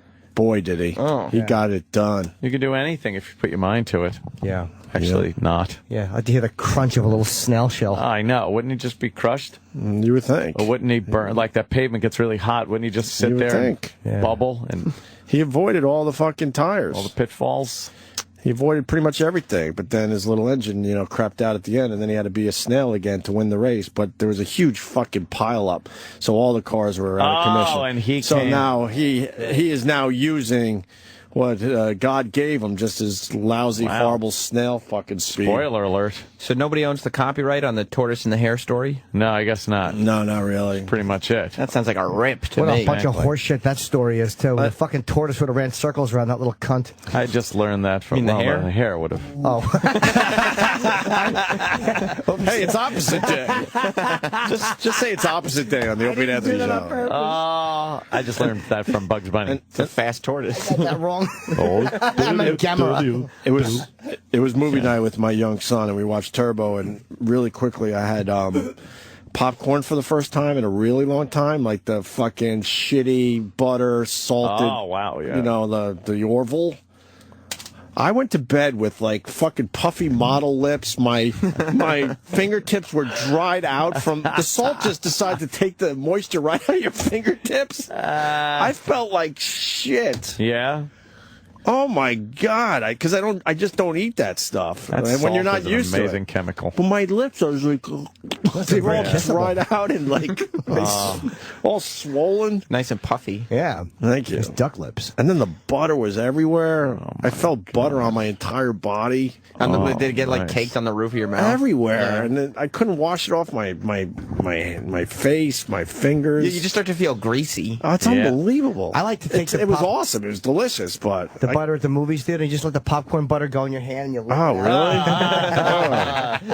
I don't eat butter and salt for the most part, so that was a doozy last night. It's where you got to keep eating that stuff. It's like immunity to it, and then eventually you just die from it. Can't you eat? I can't believe it's not butter. That's better, right? To get some like really fresh popcorn. But Orville doesn't believe in that shit. No. They pound on the butter. Oh my God! It's like anything else. Real butter with real salt on there. It just tastes fucking better. It was amazing. I'm not gonna lie to you, but I felt dehydrated from all the salt. I got that popcorn machine downstairs and fire that fucker up. Oh my God, it's great. I really want some popcorn. It's so goddamn good. People are saying the biggest problem with Fast and Furious 7 is it's about a bad guy killing the good guys, so they're probably gonna have to rework the script, or just have them die in it. That way they don't have to worry about filming any other but scenes. they didn't film a death scene, so what are they going to do? Go, do you hear what happened? No. Just explode like do it. They'll get an actor, and you only see the back of them. And then they'll show the like car. Brandon Lee, right? Like Bela Lugosi. You do it like they did in like Toxic Avenger, where you just get like a watermelon and you paint it flesh colored and have a tire run over it. Did they do that? Yeah. Did it look good? It looked awesome, but I mean not realistic. It looked awesome. All the old trauma movies are like that. Yeah. One more thing about Fast and Furious. This is the ridiculous world we live in. Wheel of Fortune used a Fast and Furious thing as a puzzle. You know, so you got to guess that it was Fast and Furious, and I guess that's an issue for whatever reason. Yeah. And so they had to scroll an apology across the screen. Well, it was an episode that was already filmed, obviously, right? Yeah, it had been filmed like 2 months ago. Why are the two connected? Why would I you think have people to could handle apologize? some dope, solving the puzzle by saying, "Is it Fast and Furious?" Yeah, but it was just an inappropriate question. What movie won't there be a part 7 of? It was inappropriate. Well, why is that a problem? It was filmed before the tragedy, and it was because the question was, how does Ian Watkins like to fuck? Now that's okay. Now I understand. Yeah, it was just too much. We're so quick to apologize, make sure no one's feelings are hurt, and it's just like this is as innocent as it comes. It's just weird timing, but there's nothing bad there. Everyone's got to apologize for everything. So sorry. You want to see the DVD commercial? This is what they went with. Fast and Furious 6 on Blu-ray and DVD. A portion of proceeds will be donated to Paul Walker's Reach Out Worldwide charity organization, which funds first responder efforts at crisis points around the globe. They're only showing nice moments of hugs in the fucking movie? Available December 10th. I don't want to laugh at the guy to death. No, you gotta laugh, because if they really gave a shit, they just would not be selling it. But they don't want to give away, they don't want to lose all that money. Could you do me a favor and look for Fast and Furious 5's DVD commercial to see what they would have done? Well, the chilling part is it's the same commercial, which is really, they knew this was going to happen. Oh, wow. They knew. Did they know? Because, it's an action fucking movie. They must have been beside themselves in that meeting. What do? We got to sell this DVD. It's just coming out now. Oh, well. Oh, we could contribute some type of... is that it? Yeah. All right, here we go. All right, $1 million quarter mile. All right. What do you say, Don? Yes, yeah. Yeah, see? One last job. One last job. This is the most fucking spinning This cars. is $100 million. You say what? Yeah, look at that car. Yes, on fire. Car's on fire. The Rock was in that one? Chicks. Explosions. Cars flipping over. Fast and Furious 5. Look for it on Blu-ray and DVD. More tits than you can count. Vin Diesel. All right, and now we have what? Yeah, go back to 6 now we... A mere year later, or a couple years later. Because what happened? That was... Right. You see that bad guy die in that car wreck? Oh, the cars were flipping, crashing, it was on burning. fire. Everyone's just trying to figure out how they can sleep better at night. Yes. Because they're like, oh, God, we look like assholes if we still sell the DVD. But if we show the somber side of us, then we could still make all that money, and I could sleep better at night. Well, no, not all. A portion of the proceeds will go to it's charity. very small. One shitty little portion. It's like, wow, I saw that Fast and Furious 5. That was pretty good. You see the fucking thing? The movie's great. Oh, 6 is out. Let's see what this is all about. It looks really cool. When you buy Fast and Furious 6 on Blu-ray or DVD, a portion of proceeds will be donated to Paul Walker's Reach Out Worldwide charity organization. Not one shot of a car. Where's the... Dude, they didn't even show one car. December 10th. But what? This is like a chick flick? Or? Yeah, is that a rom-com? Let's be honest. They are in a really rough position. Oh, they are. He died in a car crash, and they're like, okay, we have to pay the other actors. They all have deals. They should sell it. Yeah. And how do we sell if he died in a boating accident, they'd probably show the Paul Walker's. But he died in a car crash. Yeah. The stores already have the DVDs before, like, you know what I mean? This is like Rocky 6 coming out, and Sylvester Stallone was punched to death. How do you show that? It really is. You're right. Yeah, or The Woodsman 2 is coming out, and Kevin Bacon just died tickling someone. I know, but I mean, it's a little ridiculous to go to the opposite extreme. Yeah, that's just a rough. What do you do? I guess it's like Florentine's bit about the NFL trying to sell pink jerseys and giving like a tiny 2% to. I don't even know if it's 2%. Yeah, it's a horrible charity. It's a good cause, but a horrible charity. Meaning, not a lot of that money gets to the actual cause. Right. Oh, yeah, that's just There's a bunch of charities like that. Done something. so they could do that somber thing. So why is everyone talking about Michelle Obama knocking that girl down? It was just some dumb accident, right? What, did she fucking and the girl's knockout all right. game? Is she playing knockout game? She's playing the knockout game. I guess their stupid dog knocked over a girl by accident. Yeah, it was funny. Fuck. The clip's everywhere, though. Crazy. Yeah, it is? I haven't seen this. Oh, you haven't seen this yet? No. I'm looking, there's a good animated GIF. I'll just show you the, I guess. Dog should be put down. Sounds vicious. Yeah, you know what? If that was a bear, they'd kill the bear, right? Yes. I can't find it. It's here. You gotta scroll through so many videos. There's a lot going on. I like Mediaite. Helping little girl. All your clips in one place. As far as new Sunny. shit goes. Their dog's Sunny. I think one of our old interns works for Mediaite. Really? I believe so, yeah. Which one? Noah, right? The first Noah, yeah. Yeah. He's becoming a big deal. Julia? No, the one before. No. By the way, someone reposted that. I saw that. I reposted it again because it gets better every time you watch it. Noah, too, who did Julia, had the video pulled down, and anybody who had copies of it sent a cease and desist. Why? Because a while ago we tried looking for it again, it was gone. Yeah, why would he do that? This guy now found it, put it right back on. He put it back up. I couldn't get another one. It might, I reposted it. but the song and video could become famous in a weird, strange way, It's like a even novelty song or something. It's worse than Friday. Dude, Yeah, it is so bad. But it's in that same vein of goofy, dumb, stupid songs that do very well on the internet. Like if that black guy saw that song, he'd be like, I should have produced it. But his voice is so bad. He can't sing. He's in this video with talking about how hot this girl is. He is so gay in the video. So gay. I honestly don't remember the video. Well, we're going to play it, but first Michelle It's Obama. fucking fantastic. Yeah, let's do the Michelle Obama thing first. Julia. Or it doesn't matter. She knocked over. Oh, here we go. Here's the first dog. And her canine. That little girl right there. Boop. On the floor. That's it? That's it. Little girl got knocked out. She's not in the walker, though, is she? Poor little white girl. This was racist. That's that little kid. This was a racist attack. Though. And then she pets the dog. Whatever. Everything's fine. By the way, we forgot to add some people to our list. Of dead people? Yeah, that Ant was trying to ignore it, but it's a good list to continue. Sniper guy, Chris Kyle. Yeah. We also The race car driver. we did that one. Oh, okay. The guy who I forgot his name who leaked the wiener photo. Your pal that used to drink with. Yes. And then Andrew someone's saying the guy from the Super Bowl contest also died. They got stung in the nuts. Yeah? Did he really? I don't know. That's what someone just told me on The guy who Twitter. got stung by the wasp? Sex for Sam guy? Yes. Sex for Sam guy. Mm-hmm. He's passed away. Who else? Yeah.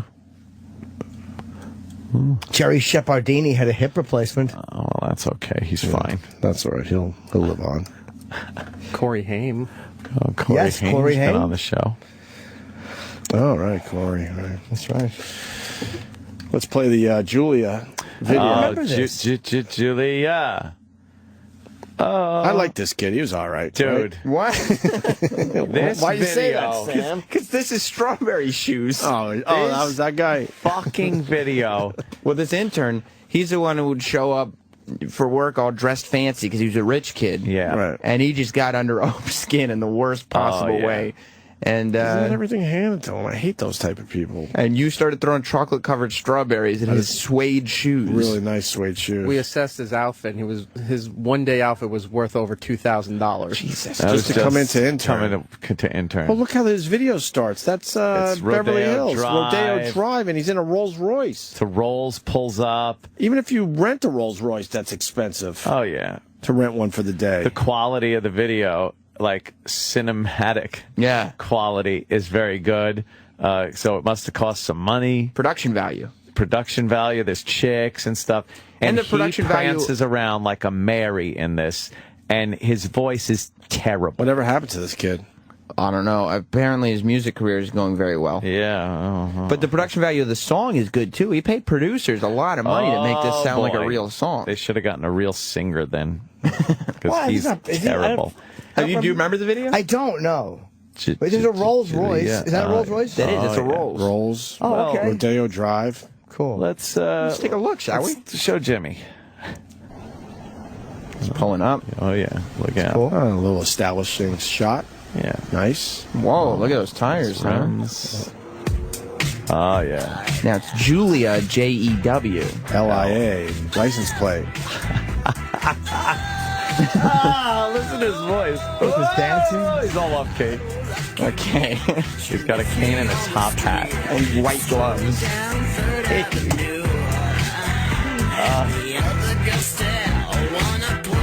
And he's shorter than all the girls. Oh, he's a midget. Out of the zoo.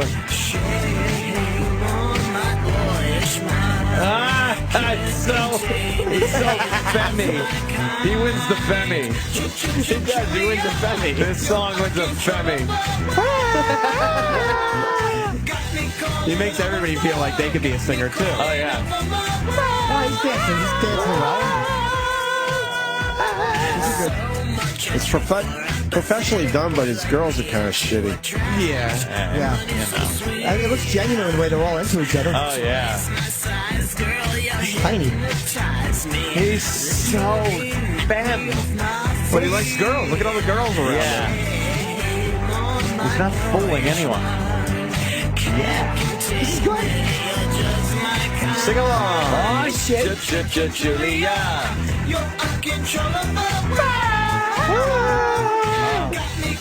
Wow, a little magic coming out of his wand. Yeah.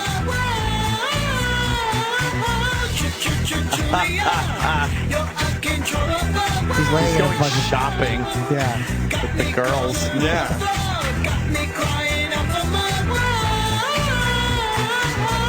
What a horrible. Like this? I love it. I kind of like it. And then they got somebody else dancing. This should be viral. Should be huge. I'm serious. He's a moron for taking it down. Like he should be on Jimmy Fallon's show singing this song. It would go viral in a way maybe he doesn't want it to go viral, but this Just take it. this would so go viral.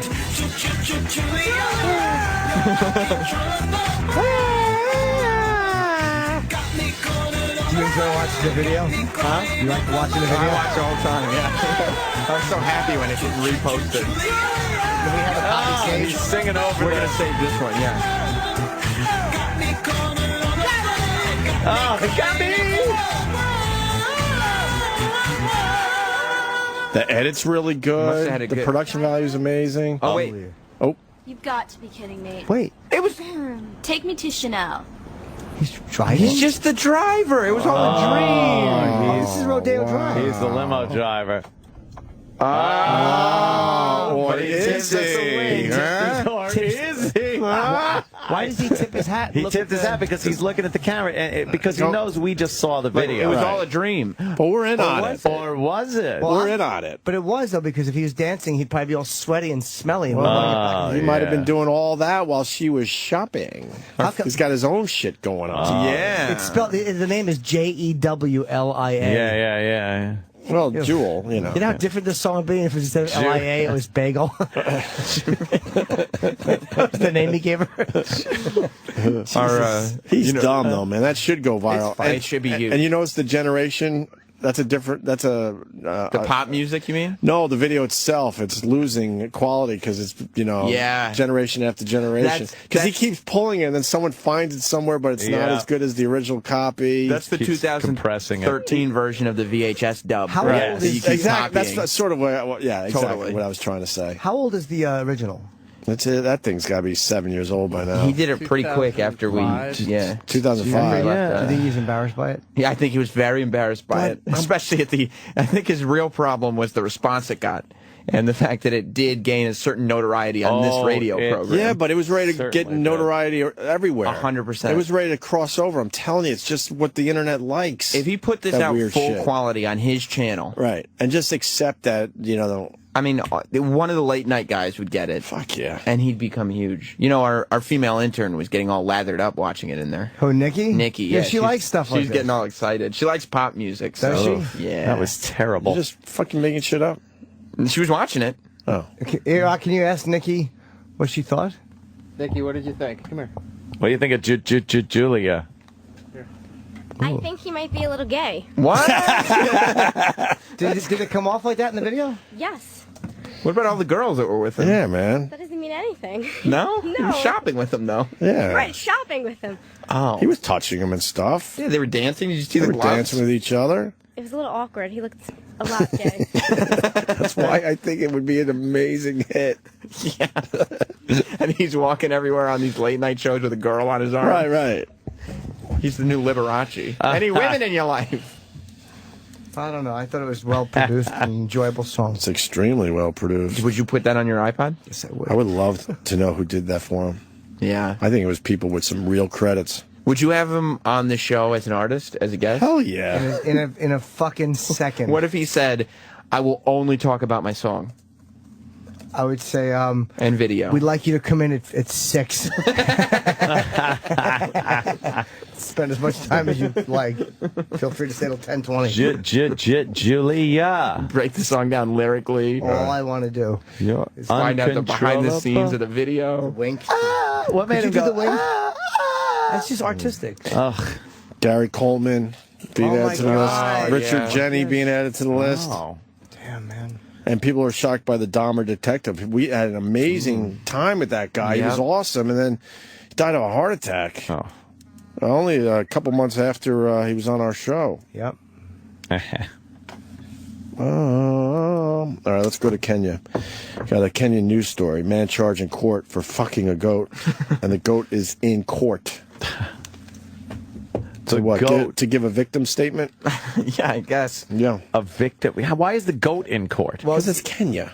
Honestly, the goat, they asked him if it was how he was doing, and he said, I couldn't even do it, ironically. I saw it coming. Yeah, I couldn't do it. Can we play it from there, or you want me to play it from here? I cut it down a little bit on the audio, but we can play it. How long is that clip? 125. Oh, perfect. Cut out 20 seconds. Perfect. Oh, didn't Buddy Epson die? Finally? Yes, also the guy from The Naked Gun. Right. Leslie Nielsen. Julia, you're uncontrollable. Whoa, doggies. You humiliated Leslie Nielsen when he called in the show. No, we didn't. No? A little bit. I don't think so. A little bit. What? Yeah. All right, you want to hear the story from Kenya? No, not really. You don't? Mm-mm. All right. The man put his penis in a goat. That's Jamaican. I want to hear about the man putting his penis in a goat. That's not what they sound like in Kenya. Yes, it is. You're charged before this court with putting your penis in a goat. How do you plead? It's a whole different continent. Yeah. All right, why don't we play this? Go ahead. Hit play. A Malindi court has sentenced a man to 10 years. You're trying to tell me I don't know? Yes, it does. The court sentenced a man because he put his penis in a goat. It's not the right slang. Yes, either. it is. Listen to the woman tell the story.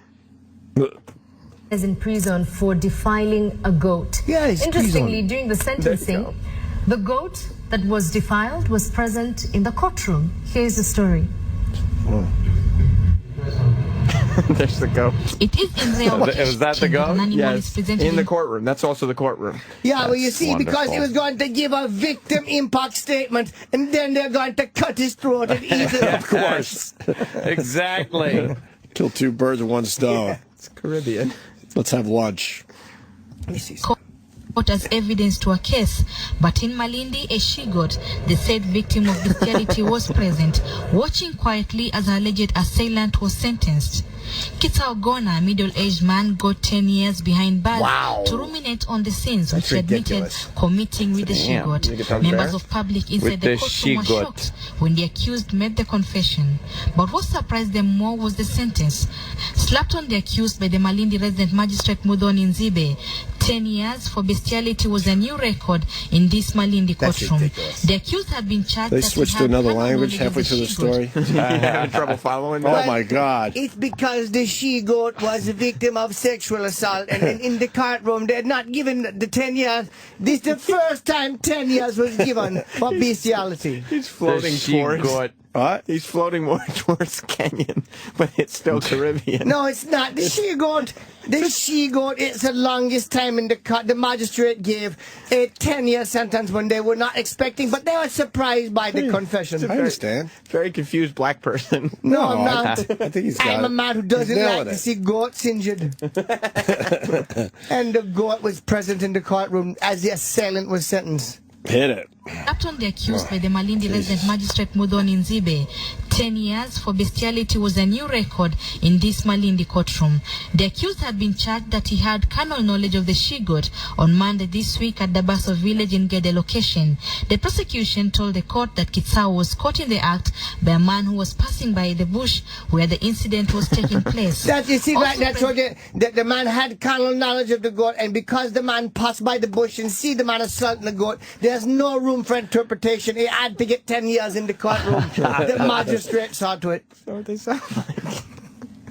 They were saying that when the guy passed the bush, he's fucking a goat behind a bush. Oh, man. But I guess he had to do it naked because what tipped the guy off was the dude who was fucking the goat.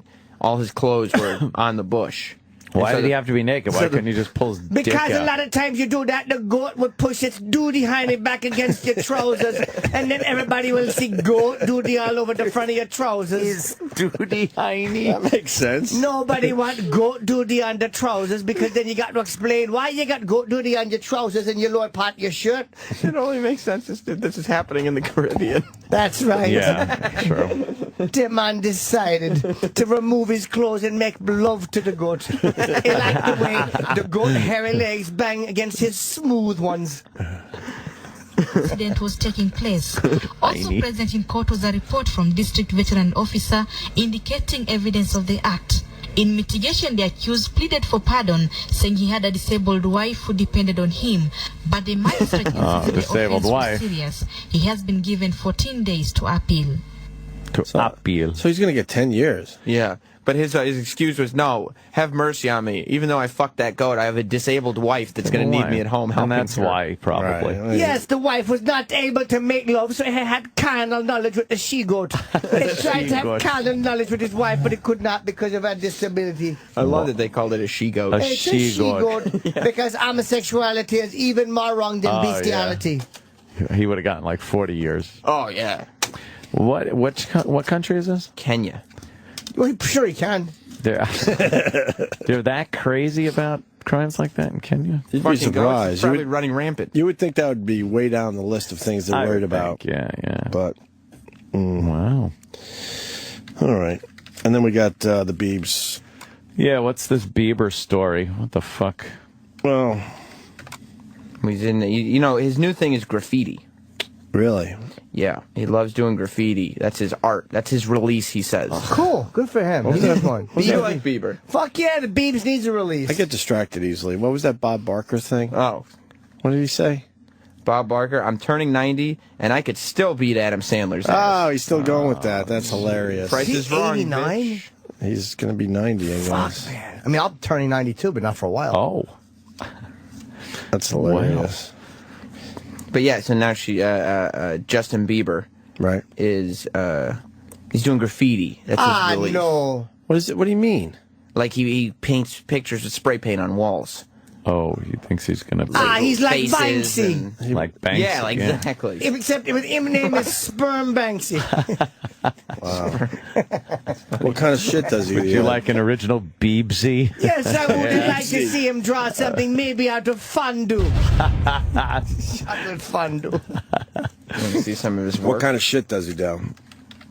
He does like funny faces. Is his fan base eating it up? Oh, the girls, they love it. Do they? Yeah. Who's his and where's he demo doing now? this? Like wherever he performs? This one got him in a little trouble. Oh no! That Why? looks- Because it was black. Yeah, it looks That like looks very African. you could construe it as racist. Yes, like blackface. Oh, this guy is gifted. Yeah, like wherever he performs. This was cartoons. This one was in Rio. That's terrible. He stinks. They probably blocked it off, and the police watched him do it. Of course. And look what he wrote there.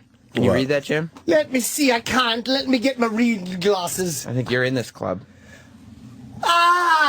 Him wrote Believers. That's right. Yes, I am. He wrote Beliebers above his graffiti, because that's who he does it for. The Beliebers. How can you try to be gangster and still write Beliebers? Beliebers. Yeah, make up your mind. He's an idiot. Are you fucking Tupac or the cute 12-year-old I fell in love with?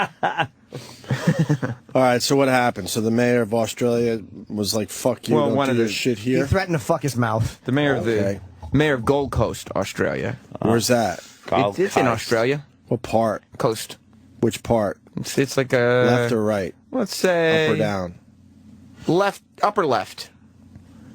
Something I just made up. But Yeah, no, it's actually the closest part to the equator. That's why it's called the Gold Coast, because the beaches are yellow. I don't buy that. You shouldn't. No. God, you would be great at Boulder Dash. What is Boulder Dash? Oh, just one of those shitty family games I hated. Where you have to lie. And, I claim Boulder Dash. Yes, that's Boulder Dash. I had family members that were really into it. I would just sit there like a dummy. I just fucking couldn't be bothered. Well, the funny thing And is, I sucked at it. the name was so cute, but the questions were really weird. Like, let's say, you're full of Boulder Dash. Well, it says here that you can fit 40 pounds of gravel into the average cunt.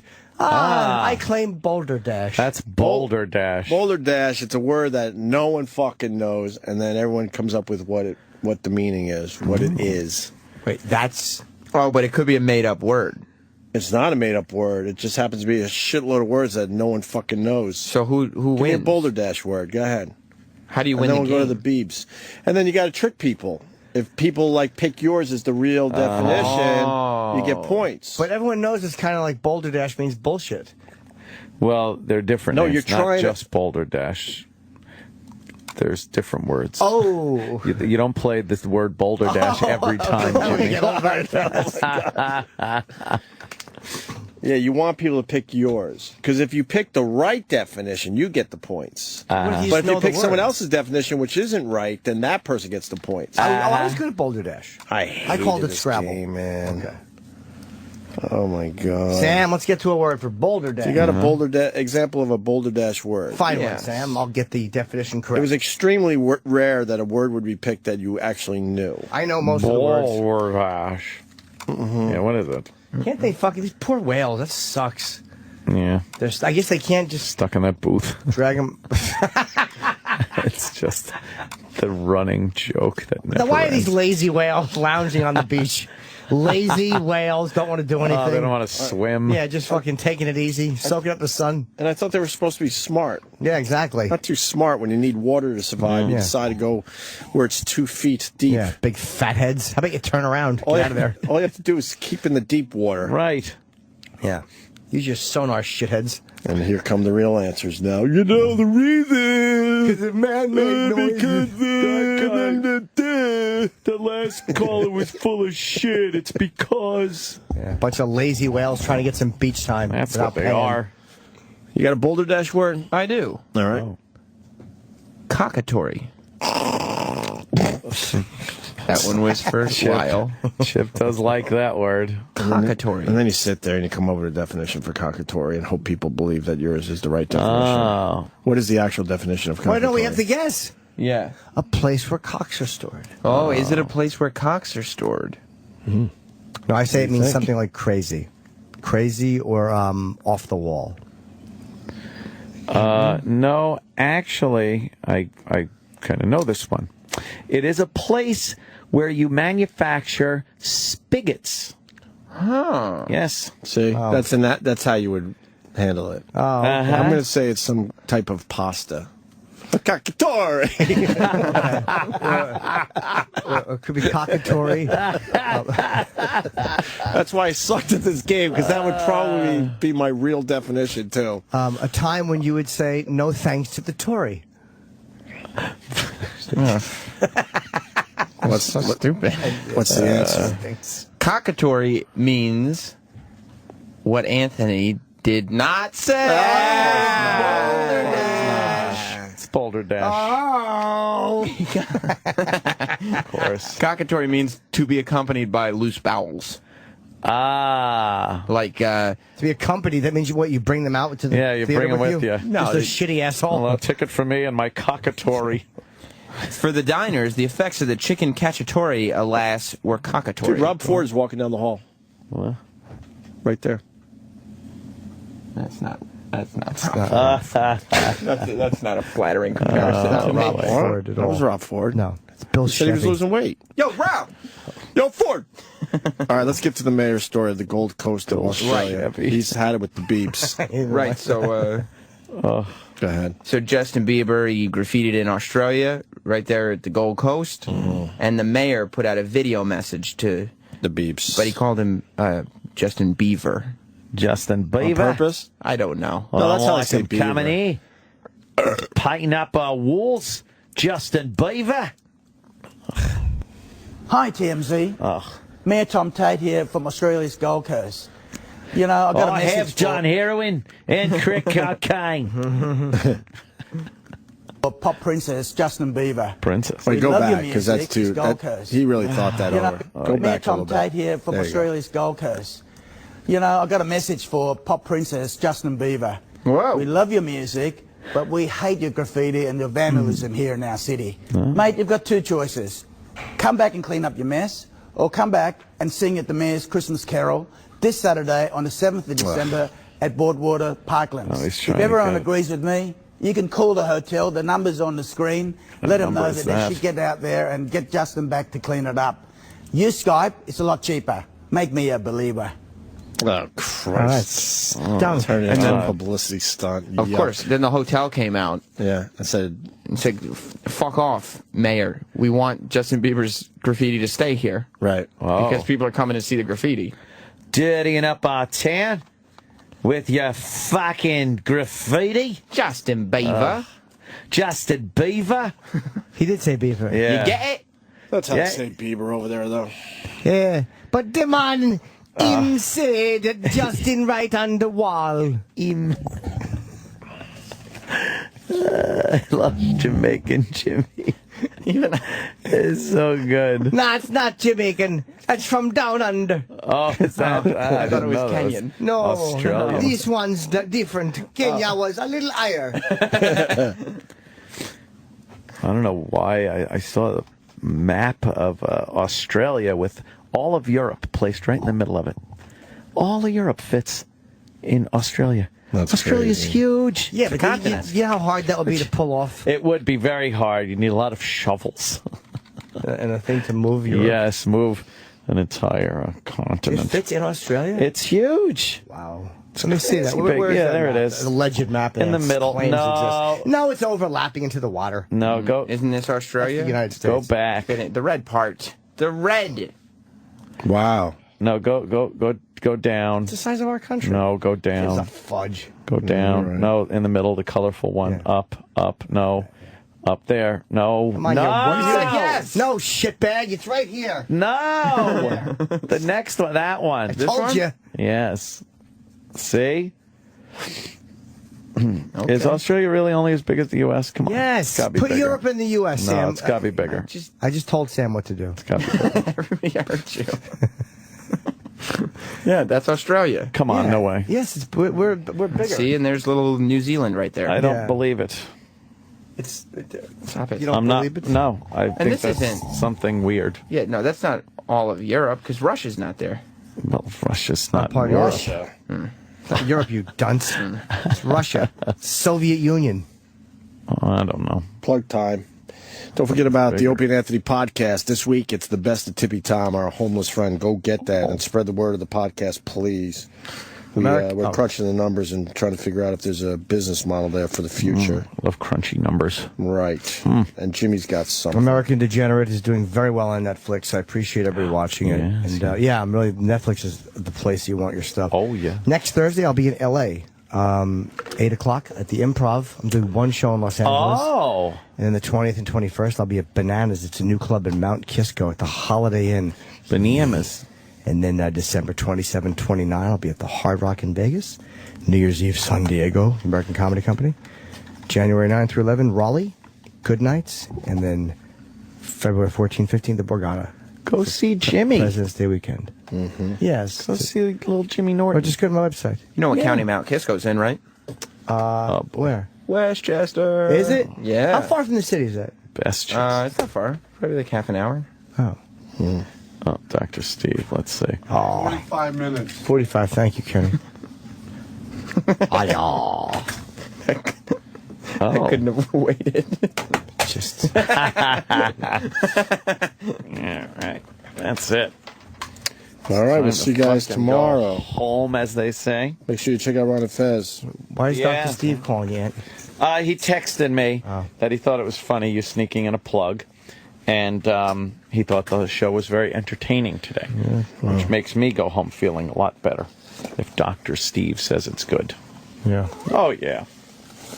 I like Dr. Steve. He's all right. He's tolerable. You see his Christmas card this year? Yeah. Yes, it's Who Kid. Him and the Who Kid. Do I have time to make a Christmas card? Yeah. Yeah, you gotta do it right away. Where can I go to get Christmas cards made? What are you going to put on it? You going to take a funny picture?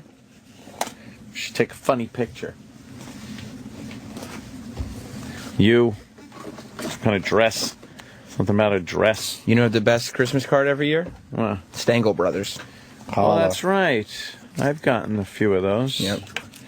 Yes. What was they usually do some kind of a... They were one year, they were in a bathtub together. Team event thing, yes. They did a wedding one where Justin was in a dress, I think. Some kind of dress? Yeah, something about a dress. Something about a dress. Jimmy, haha, I meant the Australian guy. All right, Dr. Steve, you're a little sleepy today. I don't know what he's talking about. Oh, Aunt, good news. Nah, God damn it.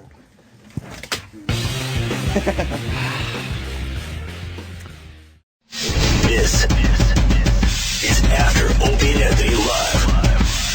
Here's your host, Sam Roberts. Yes, indeed. Welcome. 866-WOW-1-WOW if you want to call in. Welcome to After Opie and Anthony Live. Joining me at this time, very funny comedian named Sam Morrell. How are you? What's up, man? Not much. Every time I hear this song, I think of the Wolf of Wall Street trailer. Yeah, that looks really good. It looks awesome. I think Motorola's using this I know. commercial now, too. They get overused, these songs. I know. Really into it. It's Kanye, right? Yes. I don't know anything about music, except I know that, yeah, it doesn't look that cool. It's like New Slaves, and then it's a phone ad, right? Yeah, but yeah. It's kind of accurate. Well, no, it's Black Skinheads.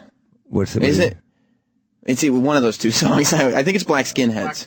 It is, right, Eric? Okay. Yeah. The Slaves one would make more sense. For the phone? Yeah. Just sitting there attached to it. I know. It's ridiculous. But yeah, I always get bummed out, though, because I had, as soon as the album came out and I heard that song, it's like, yeah, I think I can make that into something, and, we turn it into an intro. And then it pops up on commercials, and it pops up, and eventually people be like, oh, yeah, you used the Motorola song on your show. That's pretty cool. It's sad. It's like how people know songs by, The Who. Yeah. It's some car commercial or something. Right. But, I mean, how do you expose people to new music? I don't know. It's impossible now. I'm glad you're here, Sam. I'm glad to be here. What's going on? I stayed out too late. I'm a little hungover, but you know how it is when you're I'm at the club last night and I'm just I'm gonna have one or two drinks, and then it's you're just with your friends. You're I'm gonna get fucking drunk. Yeah. Do you come to that conclusion though? Do you get there? Do you go, no, I'm gonna get fucking drunk tonight? Yeah, I used to lie to myself, but now I'm kind of just admit it and you'll feel better about yourself. Right. I'm doing this on purpose. Yeah. This wasn't an accident. Yeah. This is fun. Just have fun. I'll wake up. I'm a big boy. You know? Right. I mean, you're not gonna kill yourself. How old are you? I'm 27. Okay, so you've been drinking for how long? 14, probably. All right, so is there any point where you're I'm going to cut this off at this point, or are you going, no, this is good, this is life? I used to say I was. It's my mom will I'll order a scotch in front of my mom, and she'll be like, your grandfather died of esophageal cancer. I'm so that's in your blood. Yeah, it's kind of hard to enjoy this when you just say that as I order it. But so now in front of her, I just say, can I get an esophageal cancer on the rocks? And she gets depressed. But that's another thing. You're I know what I'm doing. I might get cancer from this. Yeah, but it's okay. Because I'm doing it. Get in my grandpa died at 89. It's not so it's a good run. That's one of something's going to kill you. Yeah, totally. Are you a pleasant drunk? I think so. I think it's you know what I think it is? You ever hear someone say you drink to celebrate, it's okay, but you drink because you're trying to cover something up, that's a problem. I think I try to only drink when I'm in a good mood. Generally jovial alcoholics are the ones who use that slogan. Yeah, well, maybe that's who I'm hanging out with. Yeah. I don't know. That's right, we're happy, man. It's no problem. No, but like I think like you got to be careful after like a breakup or after something bad happens. You got to be careful to get drunk. Mm-hmm. But otherwise, I think I'm pretty good usually. DJ Who Kid just stopped by too. You know DJ Who Kid? What up? I do now. What up? This is Who Kid. This is Sam Morrell. He's a very funny comedian. We were just. Thank you. Do you drink, Who Kid? I know you're a party guy. You're first of all. Yeah. What's with the fucking necklace? It's only 72 G's. I just thought I'd just walk around with it. You know. Who Kid walks in here with like the most ridiculous 72 G's gold necklace. This is my what day is today? It's Thursday. Yeah, this is my Thursday piece. Okay, stop. That really cost $72,000. Ridiculous. You want to check it out? Yeah, you could have got like a car or something for that, or a house, depending on where you are in the country. With that shit. Is it heavy? It is really heavy. It's like when you see a gun and you're like, "There's no wow, this is pretty heavy." Does it feel like 72 G's? I don't know what 72 G's is like. That's with a discount. With a discount, 72 G's. That's made of pure gold. That's 1 point something half kilo of gold. Right How do you there. decide to spend this much on a piece of jewelry? I'm an ignorant nigga. Oh, I see. Don't turn this into a racial thing. I was trying to learn. No, you don't want to be a nigga, man. There's no part of you that like sees I could really spend that 72,000 much more wisely. I mean, I have other money that I use wisely. This is the stupid side. How much ignorant money could you possibly have? I want some of that ignorant money. I don't want that good money. Can you imagine having $72,000 of ignorant money? I can't imagine having $10,000 of ignorant money. I can't imagine having $10,000. You know, they always say black people don't have bank accounts. I walk around with it on my neck. That's gold is like, it keeps its value. Yeah, but you sound like one of those adult action figure collectors. They're like, no, but it's also an investment. You keep everything in the packages. And That's what I thought about my baseball cards. They're not really paying off. Trying to make something look ignorant, sound smart at the same time. Right. Baseball cards weren't the wisest investment. Yeah, what happens? I know gold always increases in value, I guess, but what are you going to do? Bring it to a cash for gold place? Like it's a rope. It's not exactly a brick. It's a rope necklace. You don't feel like a target walking around with that? Yeah, motherfucker. Do you put it on outside, or do you just because you're coming to this show where it's going to be like two white guys named Sam that are going to sit here and just be like, whoa, where'd you get it? You got two Sams up here. I know I'm not going to get robbed here. E-Rock somewhere in the back smoking coke. But this would be the perfect place to rob you, though, because you wouldn't see it coming. How great would it be? Well, Anthony left, right? He's the one with the guns. Right. So he's gone. So you don't have. He's my nigga, so he don't fuck with that shit. You don't have that to worry about. But plus, nobody would believe it either. Like if we walked out of here and just went and sold the necklace. Yeah. Those two guys robbed me. No, they didn't. $36,000 a piece, dude, to be worth it. So worth it. I don't know. Yesterday I did MTV, so it's Jay-Z's birthday, so I wore it to respect Jay-Z's birthday because his chain's actually bigger than mine. He's also a billionaire. Yeah. So all right. So what's the difference, though? If you're Jay-Z, I get it. Like, for Jay-Z, you could make another $1 million whenever you want. You just go to the Barclays and be like, I'm going to do 2 shows. I get it, but I don't get it, because he's got Beyonce. Like, don't you kind of do this stuff for chicks at some point, and then you've got Beyonce, when you're married with a kid, you really don't need to peacock anymore? Yeah, he's Jay-Z. Like, women are like, They get it. Yeah. But not only that, Jay-Z hangs with the president, Obama. He hangs with the mayor, Bloomberg. He has, his own hat at the Yankee Stadium. Okay, so he blows his money the right way. But don't you he hangs with world leaders and he has a hat. Isn't it weird that he hangs with Obama? And do you feel like he gets a free pass from Oprah and stuff? Because remember when Oprah was kind of trying to vilify 50 Cent? Exactly. Yeah, yeah. She was like, I don't like rappers who use the N-word. And then for some reason, Jay-Z always gets a free pass. Why is that? Because I think he's figured out how to be cool. Like maybe sacrilegious for a lot of people, but he's kind of like the closest thing this generation has to Frank Sinatra. He is. Right? Especially when that New York song came out. You're like, all right, they're playing that at Yankee games now. Right. So you're like, that's kind of... And then he says, I'm the new Sinatra. He's not really subtle about it. Not at all. But you're like, okay, yeah, sure you are. I buy it. But he has lipathy. It's like a sympathy over his lips. What does that mean? Black people they sympathize because he's got big lips. Yeah, so we feel sorry for him. You think people? So you think poor guy? You think Oprah gets... I don't think that's the case. I think he's like Sinatra in the sense that Sinatra was cool to everyone. You think it's the lips. And so even Oprah is... I don't think Sinatra was cool to everyone. I heard he was like a manic depressive lunatic. Yeah, but wasn't he just like this thing of like, oh yeah, he's the guy, he's the cool dude? Yeah, I know. Oh, I thought you meant he was nice to everybody. No. Like everybody thought he was cool. Yeah, he was like the man. Yeah, right. Yeah, I think that's how Jay-Z is. But he's the one that used to shoot things in his balls, right? Shoot things in his balls? Sinatra did? Yeah, didn't his gay lover like A's and nuts? No, that's Liberace. Damn. Liberace's dead, right? Yeah. Yes. Liberace is long deceased. We were talking about drinking. Oh yes. When you walked in here. Okay. Are you do you drink, or are you more like you stay in the zone, you try to get other people to drink? Because obviously DJ Hookit is a DJ, he's got to be the party starter always. Yeah, DJ clubs are. Yeah, I drink wine and shit. But do you get like fucked up or just have a couple drinks? No, I don't get fucked up. I like seeing people fucked up around me though. Yeah. Take advantage of them, take their wallets. You're talking I think you're talking about women for a second. Then he went right to money again. But I like though that in my mind I was like, he better not be talking about date raping. Oh, burglary. Oh, that's fine. That's no problem. But usually, pussy is easy to get when the chick is like aroused from alcohol. I feel creepy about it. I feel like if I see a drunk chick and she's kind of like, I'm like, I got to get drunk and catch up. I don't want to be that dude, you know? Well, this is our first meeting, but you strike me as a guy who likes to have excuses to get very drunk. Oh, yeah. You're like, we're celebrating. Well, she's drunk. I better get drunk or it's sleazy. I do have that about me, I think. I also have that thing where, you know, when you wake up and you're like, I'm never touching alcohol again, and then you're like, well, I'm here. Oh shit, man! You know? Is it weird though? Because aren't a lot of stand-ups now sober? Yeah, what the fuck is that? Is that weird for you? I feel like I grew up and like every book you read about like SNL and stuff, they're like, oh, all they did was cocaine and get crazy. And now they're just like I know people that write for that show, and they're like, yeah, it's a pretty tame environment. Right. And, we all kind of work together. Yeah. It's like, what? Nobody's using drugs anymore? Yeah. I thought that was like what funny people were. Like they were like the fuck-ups. I thought, right. I don't know. Yeah, and I would think, too, like you, especially a young stand-up, there's probably these guys that you watched coming up, and you're like, oh, I can't wait to fucking be a comedian. I get to drink with these guys and hang out. Yeah, and then those guys are all sober now. Right. They're like, no, we don't do that. Like, I guess I'll just drink. There's no more Belushis out there. There's no more. Well, they died. I know he's dead. But now, like, word gets out. There's people are overexposed, especially with, like, you get fucked up now. What do? You like, go on Twitter and you ruin your career. Oh, yeah, that's all right. Mm-hmm. You know, you're fingering a little boy now. It's a big deal. Yeah, I don't know if that many people. That was a big deal. I don't think.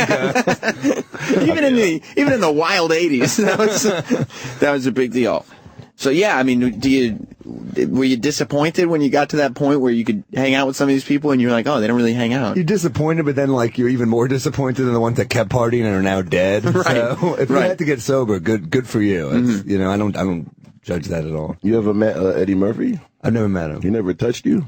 You never touched me? we were talking about Eddie Murphy. Oh, you were? On the 2 days ago. Oh, okay. When you were in here. He's very touchy, that guy. Is he? Hmm? So I'm guessing you have a story about. He never touched me. I'm not a comedian, but I hear he touches a lot of new comedians out there. Where'd you hear that from? I'd let him touch me if he put me in one of his movies. I need to work. He'll touch you. Where'd you hear that from? I mean, you know. You make up some weird shit when you come in here. This is a weird rumor. I heard the tranny thing about Eddie Murphy. I heard that, but yeah, you've heard the tranny thing, right? I mean, yeah, that's real. That's in the news. He was pulled over and TMZ had a tranny. Do you think he's into trannies, or was that an accident? He said he picked up the tranny because he felt sorry for him because he was in the streets. So he wanted to make sure the tranny got home safe. That's a real story. I would believe that. Is that same thing about the lip? Some sympathy? Yeah. What is that? I mean, how do you feel about that? Like, dude, people are into trannies. What is that? What is that? Well, look, here's the weird thing for where I'm from. I'm here every morning, right? So I hang out with these people whose world, and you're probably the same way, Sam. The people that we hang out with, their worldview is so different from what the actual worldview is that everything gets skewed. Yeah, right. So, like, I'm hanging out with Norton every day, who's celebrating the tranny and talking about how great it is and blah, blah, blah. And so, like, somewhere in my head, I'm thinking I'm weird for never having had a tranny experience. Right. You know what I mean? You're not. Don't think that. Thank you. Thank you. If you're into that, I don't like it. You know, and I don't judge trannies either. Yeah. Like if it's your dick. If you want to get rid of it, you're probably be a better person without it. You know. But you like to know up front. Yeah. You know what I mean? Especially like it's not for me. It's if I'm watching a porn and they zoom down and I see a dick, it's not a pleasant surprise for me. You know? It's one of the worst surprises. Thailand next week too. Man. You guys are scaring me. Are you really going to Thailand? Yeah, I go next week. What are you going for? Wednesday. I'm DJing at a club out there. A lot of lady boys out there. Yeah, little dicks. It's getting like way classier gigs than I get. I'm like going like Indianapolis, Harrisburg, Pennsylvania. For real, next week, where am I? I'm in Malaysia next week, Dubai, and then Thailand. Well, that's why you came in an old Knicks t-shirt and Who Kid came in a $72,000 necklace. That's true. You know, That's true. You probably should have different I put it on, gigs. I'm like, this is one of my better Knicks t-shirts. I felt pretty good about it. I always wondered why people like trannies, though. That's a big question. Why? Yeah, people have weird... There are people who just like trannies. Like and normal people too. It's supposed to be like gays is cool because it's everybody. I told you everybody's going to be gay in 2022, but that's the year. That's the year. I better get a lot of pussy before then. Get it while it's good because you're not going to be into it for long. I heard about it from the Incas, but anyway. But I'm telling you right now, I never understood why people like trannies. And I don't know. Do you know?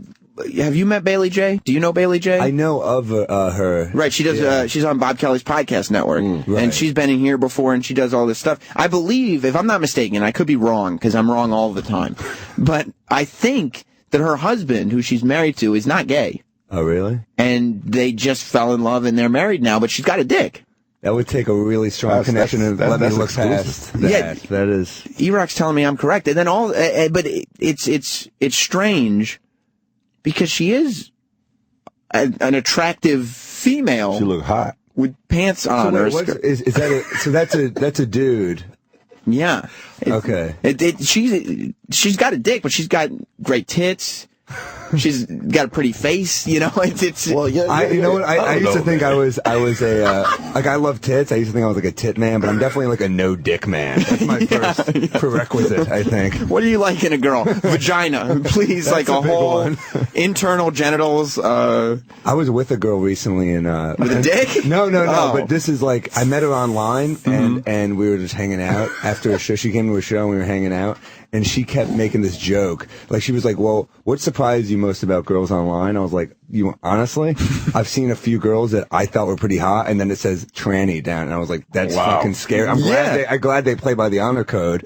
And then this girl thought it'd be funny to keep teasing me, so she was like, what, maybe I have a dick? And I'm like, yeah, that's not like that. That's not my sense of humor. I don't know, but she kept saying that, like, maybe I have one. To the point that I got her home, and as I'm taking her panties off, she's like, might have a dick. I'm like, please stop. Please stop doing this. From now on, you should have a policy. If you're going to make jokes like that in the restaurant before we leave, I'm going to need to see that vagina. I know. I was trying to be I was trying to be subtle about it when we were making it out in the bar, and I was like trying to feel, and I'm like, well, she might have like a huge clit or just a really small penis. I don't know. I can't tell.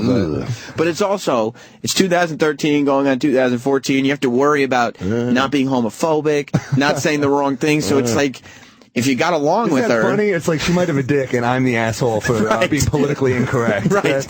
Because if you're getting along with her throughout the whole date and like you seem into her... Right. So what? She's got a dick. Jump in. And you're like, I don't think so. She looks hot though, the chick that's on the Bailey podcast. J? Yeah. Oh, yeah. I've seen pictures. I wouldn't know. I'll put it that way. You wouldn't? I wouldn't know. Would E fuck her if she was a... I don't know. Sal's in there right now. Hey, Sal. You know what we're talking about? Would you have sex with Bailey J? No. No. I wouldn't either. She's cool and all, but just no. Yeah, and I don't mean that to be insulting. What? Does she look high? Sometimes, like if you catch her head, like her face the right way, it's not bad. Oh, okay. Would you have sex with her if she had a vagina? Yeah. Yeah, me too. But if she got a dick, would you get head only? Would I get head from her? Yeah. That's a great question. Yeah, because, it's not like you're touching the dick. Yeah. Let me think. That's like half Here's the thing, though, and like, I already hate myself after hooking up with, like, anyone. So, like, if I, you know what I mean? So, for me, that's a deal breaker, I think. I couldn't do it. So, what if you didn't see the dick, but you knew she had a dick, but she took her shirt off, but left her skirt or pants on? I'm out at that point. Couldn't even get head. I'm totally out at that point.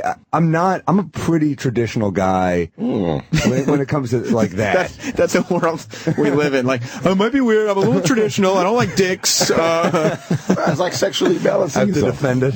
Yeah. No, it's cool if you do. I mean, I don't mean to. You wouldn't sexually balance yourself? Like, all right, you got a dick, but you do look hot, though. Would you do it? Would you accept head? No way. Only way people do that shit. Okay, you're right. Even if you would, and you probably would, but you can't admit it. Because hip-hop does not, you cannot. You can't do that in hip-hop, guy. Absolute deal breaker. Yeah, I mean, you talk about those sweet gigs that Who Kid has. The minute he says, yeah, I guess I would accept, that's it. That's it for all the gigs. That's why we don't understand, like, like Will Smith and all those guys, like, they like cock, so we don't understand. Will Smith does. You're telling me that. Will Smith I've heard the rumor, but it's confirmed. No, that's from Who Kid. I mean, I don't know if it's confirmed or not, but any lawsuits... Sal can look it up. So he's so he stays married with Jada Pinkett for appearances, you're saying? Yeah, she's a lesbo, so they just like... So how'd they have those kids? They look like them. For business. It's like, you gotta look like the perfect family. So he's got to stick it in for business. Exactly. He's gonna Do you think he'll ever come out at any point? Do you think he'll ever make enough he's money? He's like 80 on a wheelchair and his dick is gone. Do you think so? His dick what is a gone. miserable existence. Do you think he fucks dudes on the side, or he's just kind of miserable? I mean, it's all right. No, it's not all right. That would be a horrible life. It's a sad way to live. It is sad. Well, society, you got to blame society. Society wants you to look like the normal person. Yeah, but not really anymore. The normal fucking family, the normal fucking, the 2 kids and the husband. I think he may have a point about like mainstream movie star. Exactly. Yeah, it's probably hard to be. One of those guys has got to come out and just start being a movie star who's also gay, and then everybody else can. Yeah, that guy's going to lose. I mean, Rupert Everett kind of did that, and it cost him a lot of big roles. So yeah, I think. When did Rupert Everett do it? Like 12 years ago. I don't know. See, I think you can get away with it now. I bet you Patrick could. Harris is getting away with it, kind of. Exactly. But he's like a Broadway dude, so it's different. Like if you're that type of guy, it's different than if you're like Will Smith, you're an action hero and stuff. Plus, he never really lied about it. Like, if Will Smith does it, you'd be like, so you've been fucking lying to us this whole time? Like, you have this weird wife and kids, and that's... Right. I mean, if you look at iRobot, all the robots walk kind of like feminine. So he's trying to tell us through that? Yeah, that's how he's like, guys, if you didn't pick up on that... Yeah, come on. Yeah. Let me go to Jimmy in New Jersey. He's got a good point. Jimmy. Hey, guys. Just wanted to know, how many times have you taken a girl home, gotten some head, but, never done anything else with them? How do you know if she has a dick or not? Exactly. I mean, it may have already happened. It's kind of like the Will Smith thing. We're going to just pretend that we don't know. Yeah. Keep up appearances. iRobot. Yeah. iRobot. Jimmy, you want one of these DVDs? Ron gave me a stack of DVDs. I don't think you do. It's Iron Man versus Hulk, the animated movie. Why would you get... You want one? Didn't even get their dick sucked by a tranny hooker? Yeah, I think Iron Man does. He gets his robot penis sucked. Oh, can I get one of those? Yes. Hang on, Jimmy. You get one. Who Kid gets one. You want one, Sam? Nah, not really. Yeah, I wouldn't either. Oh, this is hard right here. Yeah, so do you know people? I mean, actually know people, not her. Do you know people that are into trannies? Because that does happen. Yeah. What's his name from Hot 97? Kept getting busted for trannies. Mr. C, right? But it's a medicinal issue with him. What do you? Is that what he said? Is that what he said? It's a pill that he takes, and the pill makes him like run out there and just pick up dudes. Is that right? Yeah, that's what he said. That's a really weird side effect that they should mention in the commercials, probably. Right? It's Listerine. This mouthwash just has terrible side effects. I wish the doctor was here. He would have. You always think that I'd be making shit up, but there's a pill that you take and you chase guys. I'd love to know what the pill is. Jesus like, Christ. Why would you know the side effect? It's become the new date rape drug for dudes. Yeah. Here, no, take a Tylenol. Hello. I just wish that somebody out there in your world of radio could call up and give us one good reason why people like trannies. If you are into trannies, please call 866-WOW-1-WOW. It's a safe zone. And it's not about Who Kid is here, Sam Morrell is here. Yeah. We'll make you feel better. Apparently, trannies is not the politically correct term anymore. Now. What? That's what I heard. Someone's corrected me the other day. Yeah. What is it? Was it maybe she? I don't know. They didn't give me an answer. She-male sounds worse, but little people also sounds worse to me than midget, so maybe it is she-male. That's a weird one, midget, right? Yeah. Little people? It's like, that seems more diminutive than midget does. Absolutely. Man, niggas always sounds good to Sam, though. No, it doesn't, okay? Why would you put the word in my mouth? Anyway, back to trannies. This is a fight we can't fight right here. Yeah, I can't be involved. I have a career to worry about. You make a career out of it. I don't know. Yo, this tranny thing is a big epidemic. I mean, not epidemic, but it's like epidemic. It's like the tranny epidemic in 2013. It was tough. We were fucking all of them, dude. We're over here saying, "Oh, it's okay, it's cool." And Who Kid's like, "Oh, this epidemic is on these streets, man." I probably got my dick sucked by work. I got my dick sucked like 2,000 times. You think you've had your dick sucked by a tranny? I mean, I got my dick sucked 2,000 times in all the touring. The law of averages are not in your favor with that one. Come on, man. I toured with Eminem. I toured with 50. Really? Yeah, Jay-Z tour. I mean, I went through every tour. So maybe that's how we'll get people tolerant. When people are like, look, I've gotten over 5,000 blowjobs. Come on. At least 5 were from a tranny. Definitely. You know? That's how we get them on board. Did you ever have a girl that had, like, you had no reason not to believe she was a girl, but she had a pretty solid jawline, and you're like, we're going to look past this? No, I had a girl with a fat pamper, with a fat pamper? Yeah, I thought she had it was kind of thick down there. So I was like, whoa. Isn't the term for that a fupa? It was like a pamper to me. I took it off. I was like, hey. It wasn't like a maxi pad? It was a pamper, motherfucker. She was wearing a diaper. Yeah. Very, very strange. Very strange. But you've never been with a tranny, straight up? I wouldn't know. Neither would I. I didn't go as far as hey, pull your thing down. Hey, I see a dick. Hey. Mm-hmm. Would you? Never. You feel like a creep though. It's like now you're making me feel like the point I got to give him like a full body search or something. I'm like, all right, let's see it. Yeah, like you've taken your stand. Now you got to make sure that you're not lying. I mean, the only times those questions come up if you see the Adam's apple or bad surgery or big hands. Do you see that? Have you ever turned one down? Big feet, huh? Have you ever turned one down? Like, have you ever been like, no, I think you're a little suspect. I mean, I had gay guys say I'm cute, and but never a tranny. Huh? Never a tranny. I think a tranny said I was cute one time, but I said, good looking, and I walked away. It's respect. Right. I like a good stand. If you got everybody saying you're cute, you're cute. You know what I'm saying? Right. Like if a dude says, Sam, you're a good-looking guy, I'll go, thank you very much, sir. I'm going to move on, but thank you. I appreciate you. gave me a little boost. That's all I needed. Yeah. Well, I'm going to whatever it's like, you cute as fuck, yo. Thank you very much. I mean, please don't hurt me, sir, but thank you very much. We might need to adopt like a don't ask, don't tell policy with these trannies. We're just like, I don't want to know what's down there. I'm going to assume it's a vagina. Yeah. That pussy. Nick in Tennessee. Hey, what's up, Prime Time? What's up, buddy? I got a buddy who's a bartender up in Ohio. And a few years back, he came in bragging about, he just got domed before he came in. And the chick ended up showing up later that night. Do people still use dome? Do people still say that? Yeah, I like that word. Hang on, Nick. He sounds like a dude that deserves to hook up with a tranny. Nick, I don't think I've heard the word dome in 5 years. I love it. Bring it back. Yeah, right. And that's, and we all knew. We all fucking knew that. So, no, we didn't hear it. We were reveling in the fact that you said the word dome. We didn't hear the end of the story. So the guy comes in, he says, I just got dome, and what next? He was bragging about getting his dick sucked, and later on in the night, he, or whatever the fuck it is, came in there, and he pointed her out, and I'm like, oh my God, dude, that's not a fucking chick. I didn't say that. You didn't say anything? No, man, it's been like... Oh, I would love to bust my friend on one of those. I'd love to be like, oh, dude, I got some news for you.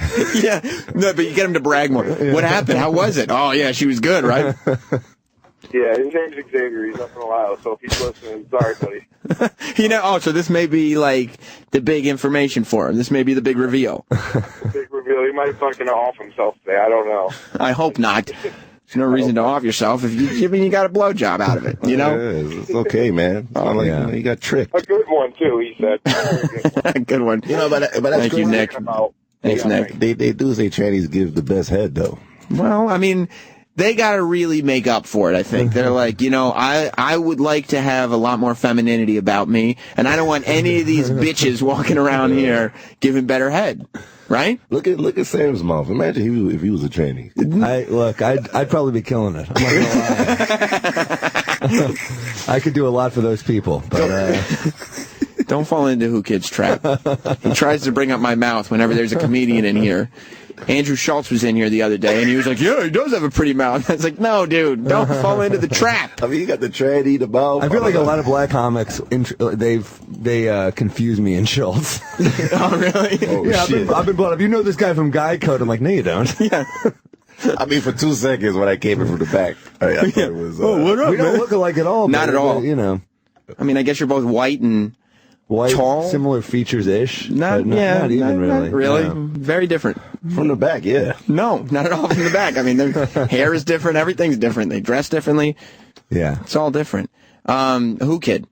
I saw on your Instagram. Have you ever seen the show Sam Black Ink? What is it? It's this reality show, and I was talking about it the other day. That's what was freaking out. It's this reality show on VH1. Very ratchet. Where it's like black people, and they own a tattoo shop. and it's just like any other tattoo reality show, except it's with black people. Yeah. And somehow it is the most insane, dramatic, like you can't believe. There's a character on there, his name, he's like, hi, what's up? I'm oh shit. Yeah. Like his name's man, oh actually. shit.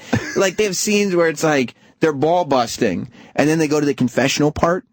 And the guys in the confessional going, I really didn't appreciate that they were making fun of me because I got to go to jail next week. And it's like people are talking about going to jail. People are named profanities. People are having each other's kids. Like and it's all like. How do they discover these shows? I have no idea. What producer is out looking for these guys? But they go, no, it's a tattoo show. You see? Like there've been full episodes that are an hour long. There's a lot of tattoo shows on TV, right? Yeah. Isn't that what a weird genre? But this one isn't even. They've been hour-long episodes. So nobody gets a tattoo. There's no tattoos given. The new barbershop or something is like you hang there? Yeah, is there... Because for a while, black people didn't even get tattoos. Yeah. Because let's be honest. I think Rock took over the tats, the rock world and the fucking bikers. Because that's the thing now in hip-hop is like a lot of black people want to dress like rock stars, but like 10 years ago. Now we wear like tight leather pants, we got the skirts, the leotards. Right. You know what I'm saying? So... But black people used to realize that, like, the complexion is different. A lot of tattoos are very difficult to see on black people. That's why I was like trying to figure out because my skin is kind of. Do you have tattoos? It's like a brownish. Yeah, I got my whole back done. So what's on your back? I got the Haitian flag back there. Yeah, Haiti pride, right? Yeah, you know what I'm saying. Did Lil Wayne start this whole thing? Because I feel like Lil Wayne was the first guy wearing like, leggings on stage, like an 80s rock star. And he's covered in tattoos. He got I think his first tat was like a cupcake on his left shoulder. Is that right? Yeah, but now the whole body's covered. That's a weird tattoo choice to start with. I mean, come on, man. Man, Gucci, man, has an ice cream cone on his face. With a lightning bolt, though. I'm scared. I'd be scared to spend that kind of money. You see these NBA players come in now, and they're like 1 year in on a rookie contract, and they're like all tatted up. I'm like, aren't you going to feel stupid if you blow your knee out or something? Right.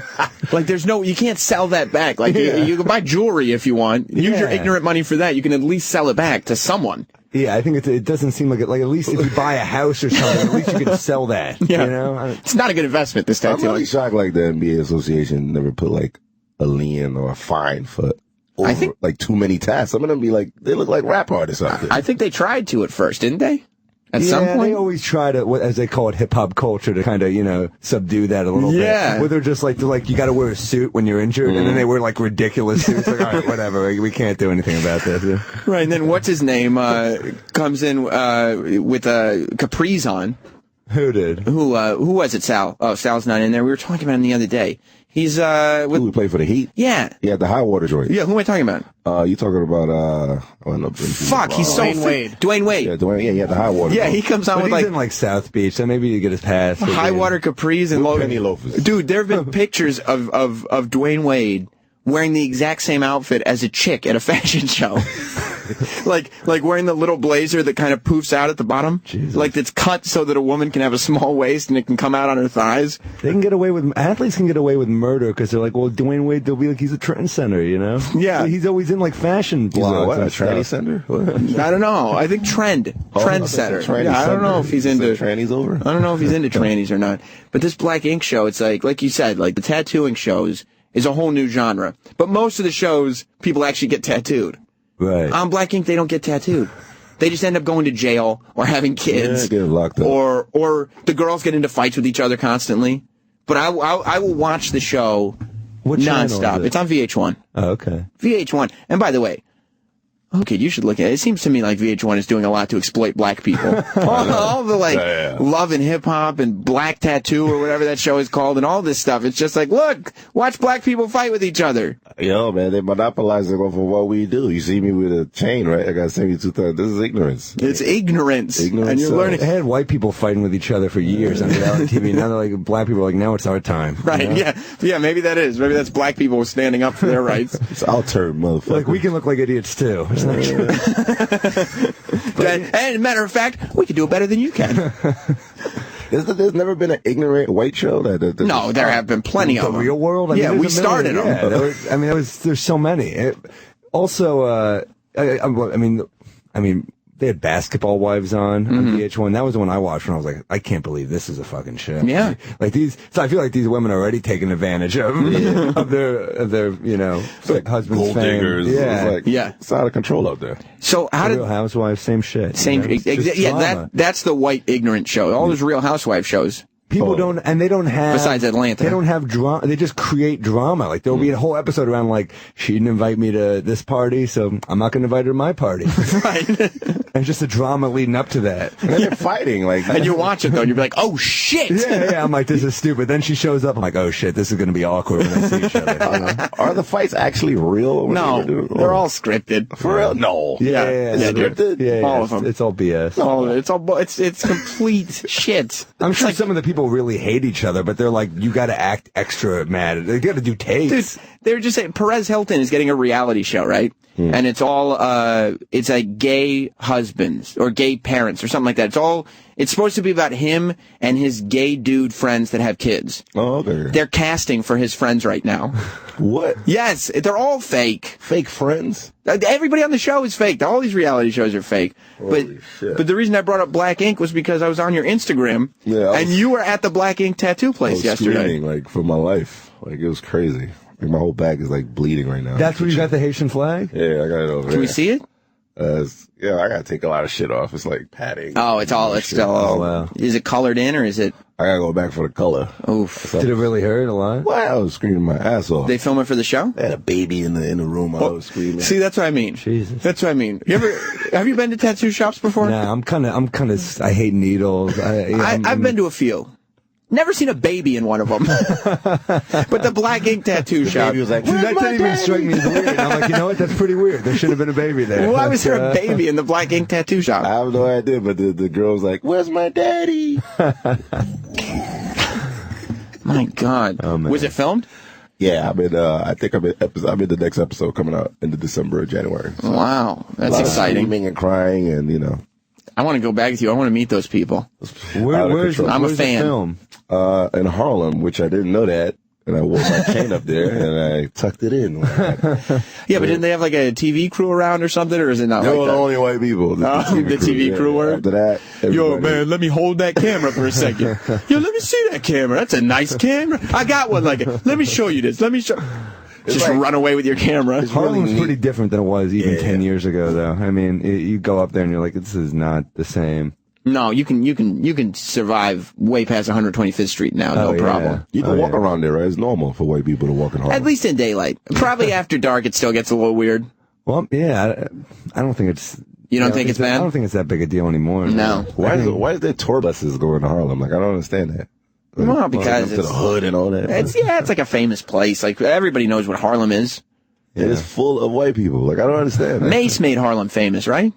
Yeah, but Harlem World. Biggie made Brooklyn famous. So I don't see like white people going to Brooklyn. What do you mean you don't see white people going to Brooklyn? Yeah, well, white people took over Brooklyn. I mean, you don't gentrification. Gentrifying one part at a time. Yeah. Have you been to Williamsburg? It's outrageous. Dude, there's dads in skinny jeans. White people are taking over Bushwick. Yeah. Bushwick was like the shit. That's crazy. There was a guy named Bushwick Bill. You didn't fuck with Bushwick Bill? Yeah, white people, they're ridiculous. White people are in Bushwick now, and they're just like, it's so fun. I'm like, that would not be like that 10 years ago. No way. It's fun.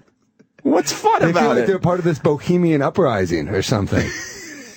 That's crazy. I didn't know that. You white guys are coming up, man. And it's not a bohemian uprising. They're going in like Columbus did. And they're just taking over territories and trying to sell people in the projects bridges for 35 cents. What are they doing? Raising the rent and kicking everybody out? Yeah. Oh, okay. I mean, they're taking over. They're increasing property value, and property tax goes up. They're and opening up little cafes, and that's just fucking the neighborhoods up. Now it's like they're like, oh, well, we got this scone shop now, so shit. Now it's an extra $300 a month, you know. And you know what they do too? They bring magicians in to the cafes, and they have them do street magic, and the black people just run away. I don't like magic. Yeah, I know.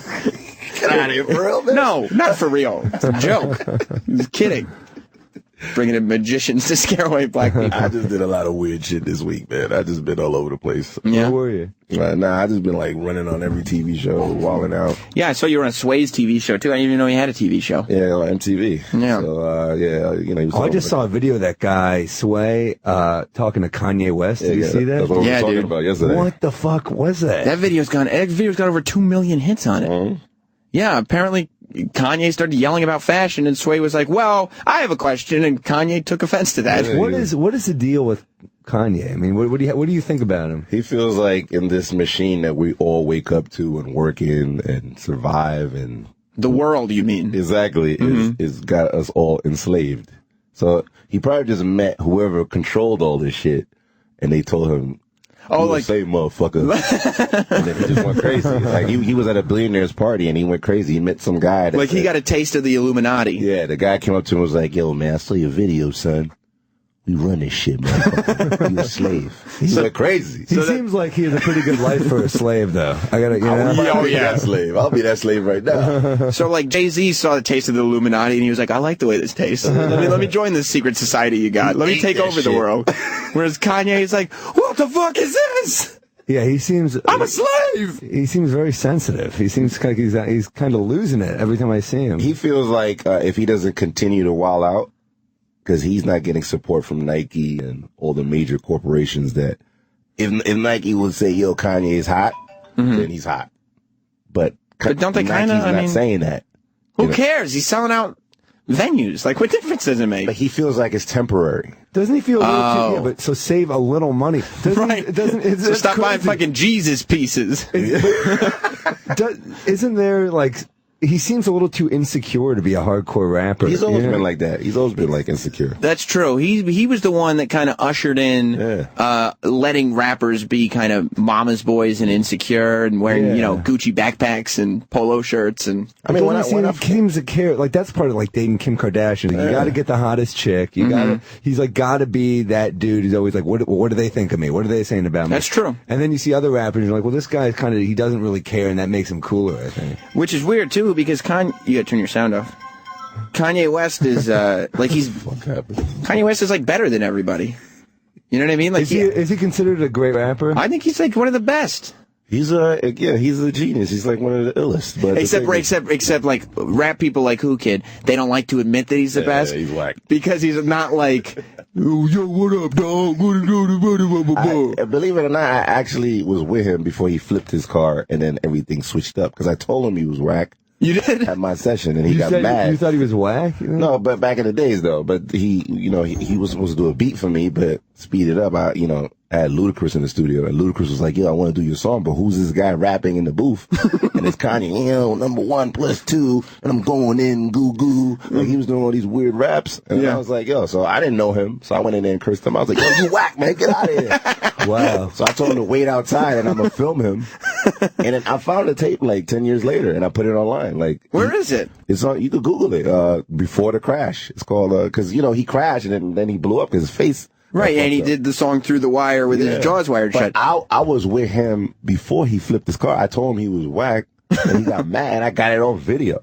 So it's called, if you YouTube Kanye West before the crash, that's your footage. Before the wire. Was he driving? Before the wire. I filmed him in the car and everything. Like, in the video, he stated, this is 10 years ago, by the way. So he was driving, like, angrily? And like pissed. So you kind of are behind his blow up, you know? He had a Beamer, he had a BMW, a rented BMW, and I filmed him. It was rented. It was rented. Was he loaded then or no? Huh? Was he loaded then or no?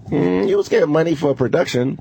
But the fact is like, he sped off, but I filmed everything. In the video, he's like, oh, I'm only going to be with Jay-Z. I'm only going to, like, take care of my artists. Everybody's going to be on my dick from my clothing. And this is 10 years ago, and he's doing all that today. So you got to respect on some level that he's still that dude. 10 years ago. Like, 10 years ago, he was just as obnoxious as he is now. Exactly. But now he's famous, so we expect him to stop being obnoxious and to kind of be like, okay, yeah, I just want to make sure I keep my fans. He's like, fuck that. Oh, no, he's I'm still anything. At least he's being himself. Exactly. But there's also, it's like kind of sad, those that seem to be the dudes that make it are the ones that are like, I'm the fucking best. I'm going to step on everybody to get to where I am. It's kind of a little disheartening. That's what you need to do. You need to start going into the cellar and being like, getting up on stage and being like, fuck all these other comics. They're not good. I'm a slave to you. I don't want to go up now. I want to go up 20 minutes ago. It's entertaining. People want to see a meltdown. I think there was it was like a Mark Maron special where he's like, no one's gonna watch this if I just have a good set, but if I piss myself, everyone's gonna check out the guy who pissed himself. Dude, I mean, even like you put up YouTube videos. The ones that get the most hits are the hecklers. Yeah, dude. It's ridiculous. I also remember and your most like you're trying to get press for your jokes. The one time you get like press everywhere is when a blogger's mad that you did a rape joke. Right. So that did help me though. Yeah, and it helps. That did help. It got me something. But he's like, yeah, it's kind of funny. Yeah, because that's what my friends said. They read the joke and like, look, it still holds up in print. It's a good joke. Yeah, I like rape jokes. Well, on that, I like them in general, but I thought the joke they can be funny. Yeah, anything can be funny. Exactly. The holidays, though, I got to tell you, are fast approaching. Here we go, Sam. And it's important. What do you mean? Here we go. I mean, Sam. This is part of the conversation. Sam. There's not much time left before the holidays. I mean, you know that. While we're talking about, profanity and Who Kid, he decides to get a gold chain for himself. I hope he saved some kind of money. I got some left, son. For the woman in his life. Who Kid, you're going to get the woman in your life a great gift, right? My bitch. Yeah, that's who I was referring to. My whore. And you want it to be a great gift for the holidays. Steven knows what every woman wants. What is it, Who Kid? That fucking shit. That gold. Diamonds is the answer. I'm sorry. Diamonds. Yes, diamonds. Who Kid? Men want gold. Women want diamonds. The beautiful sparkle. The simple elegance of the diamond. Steven's going to make it easy and affordable.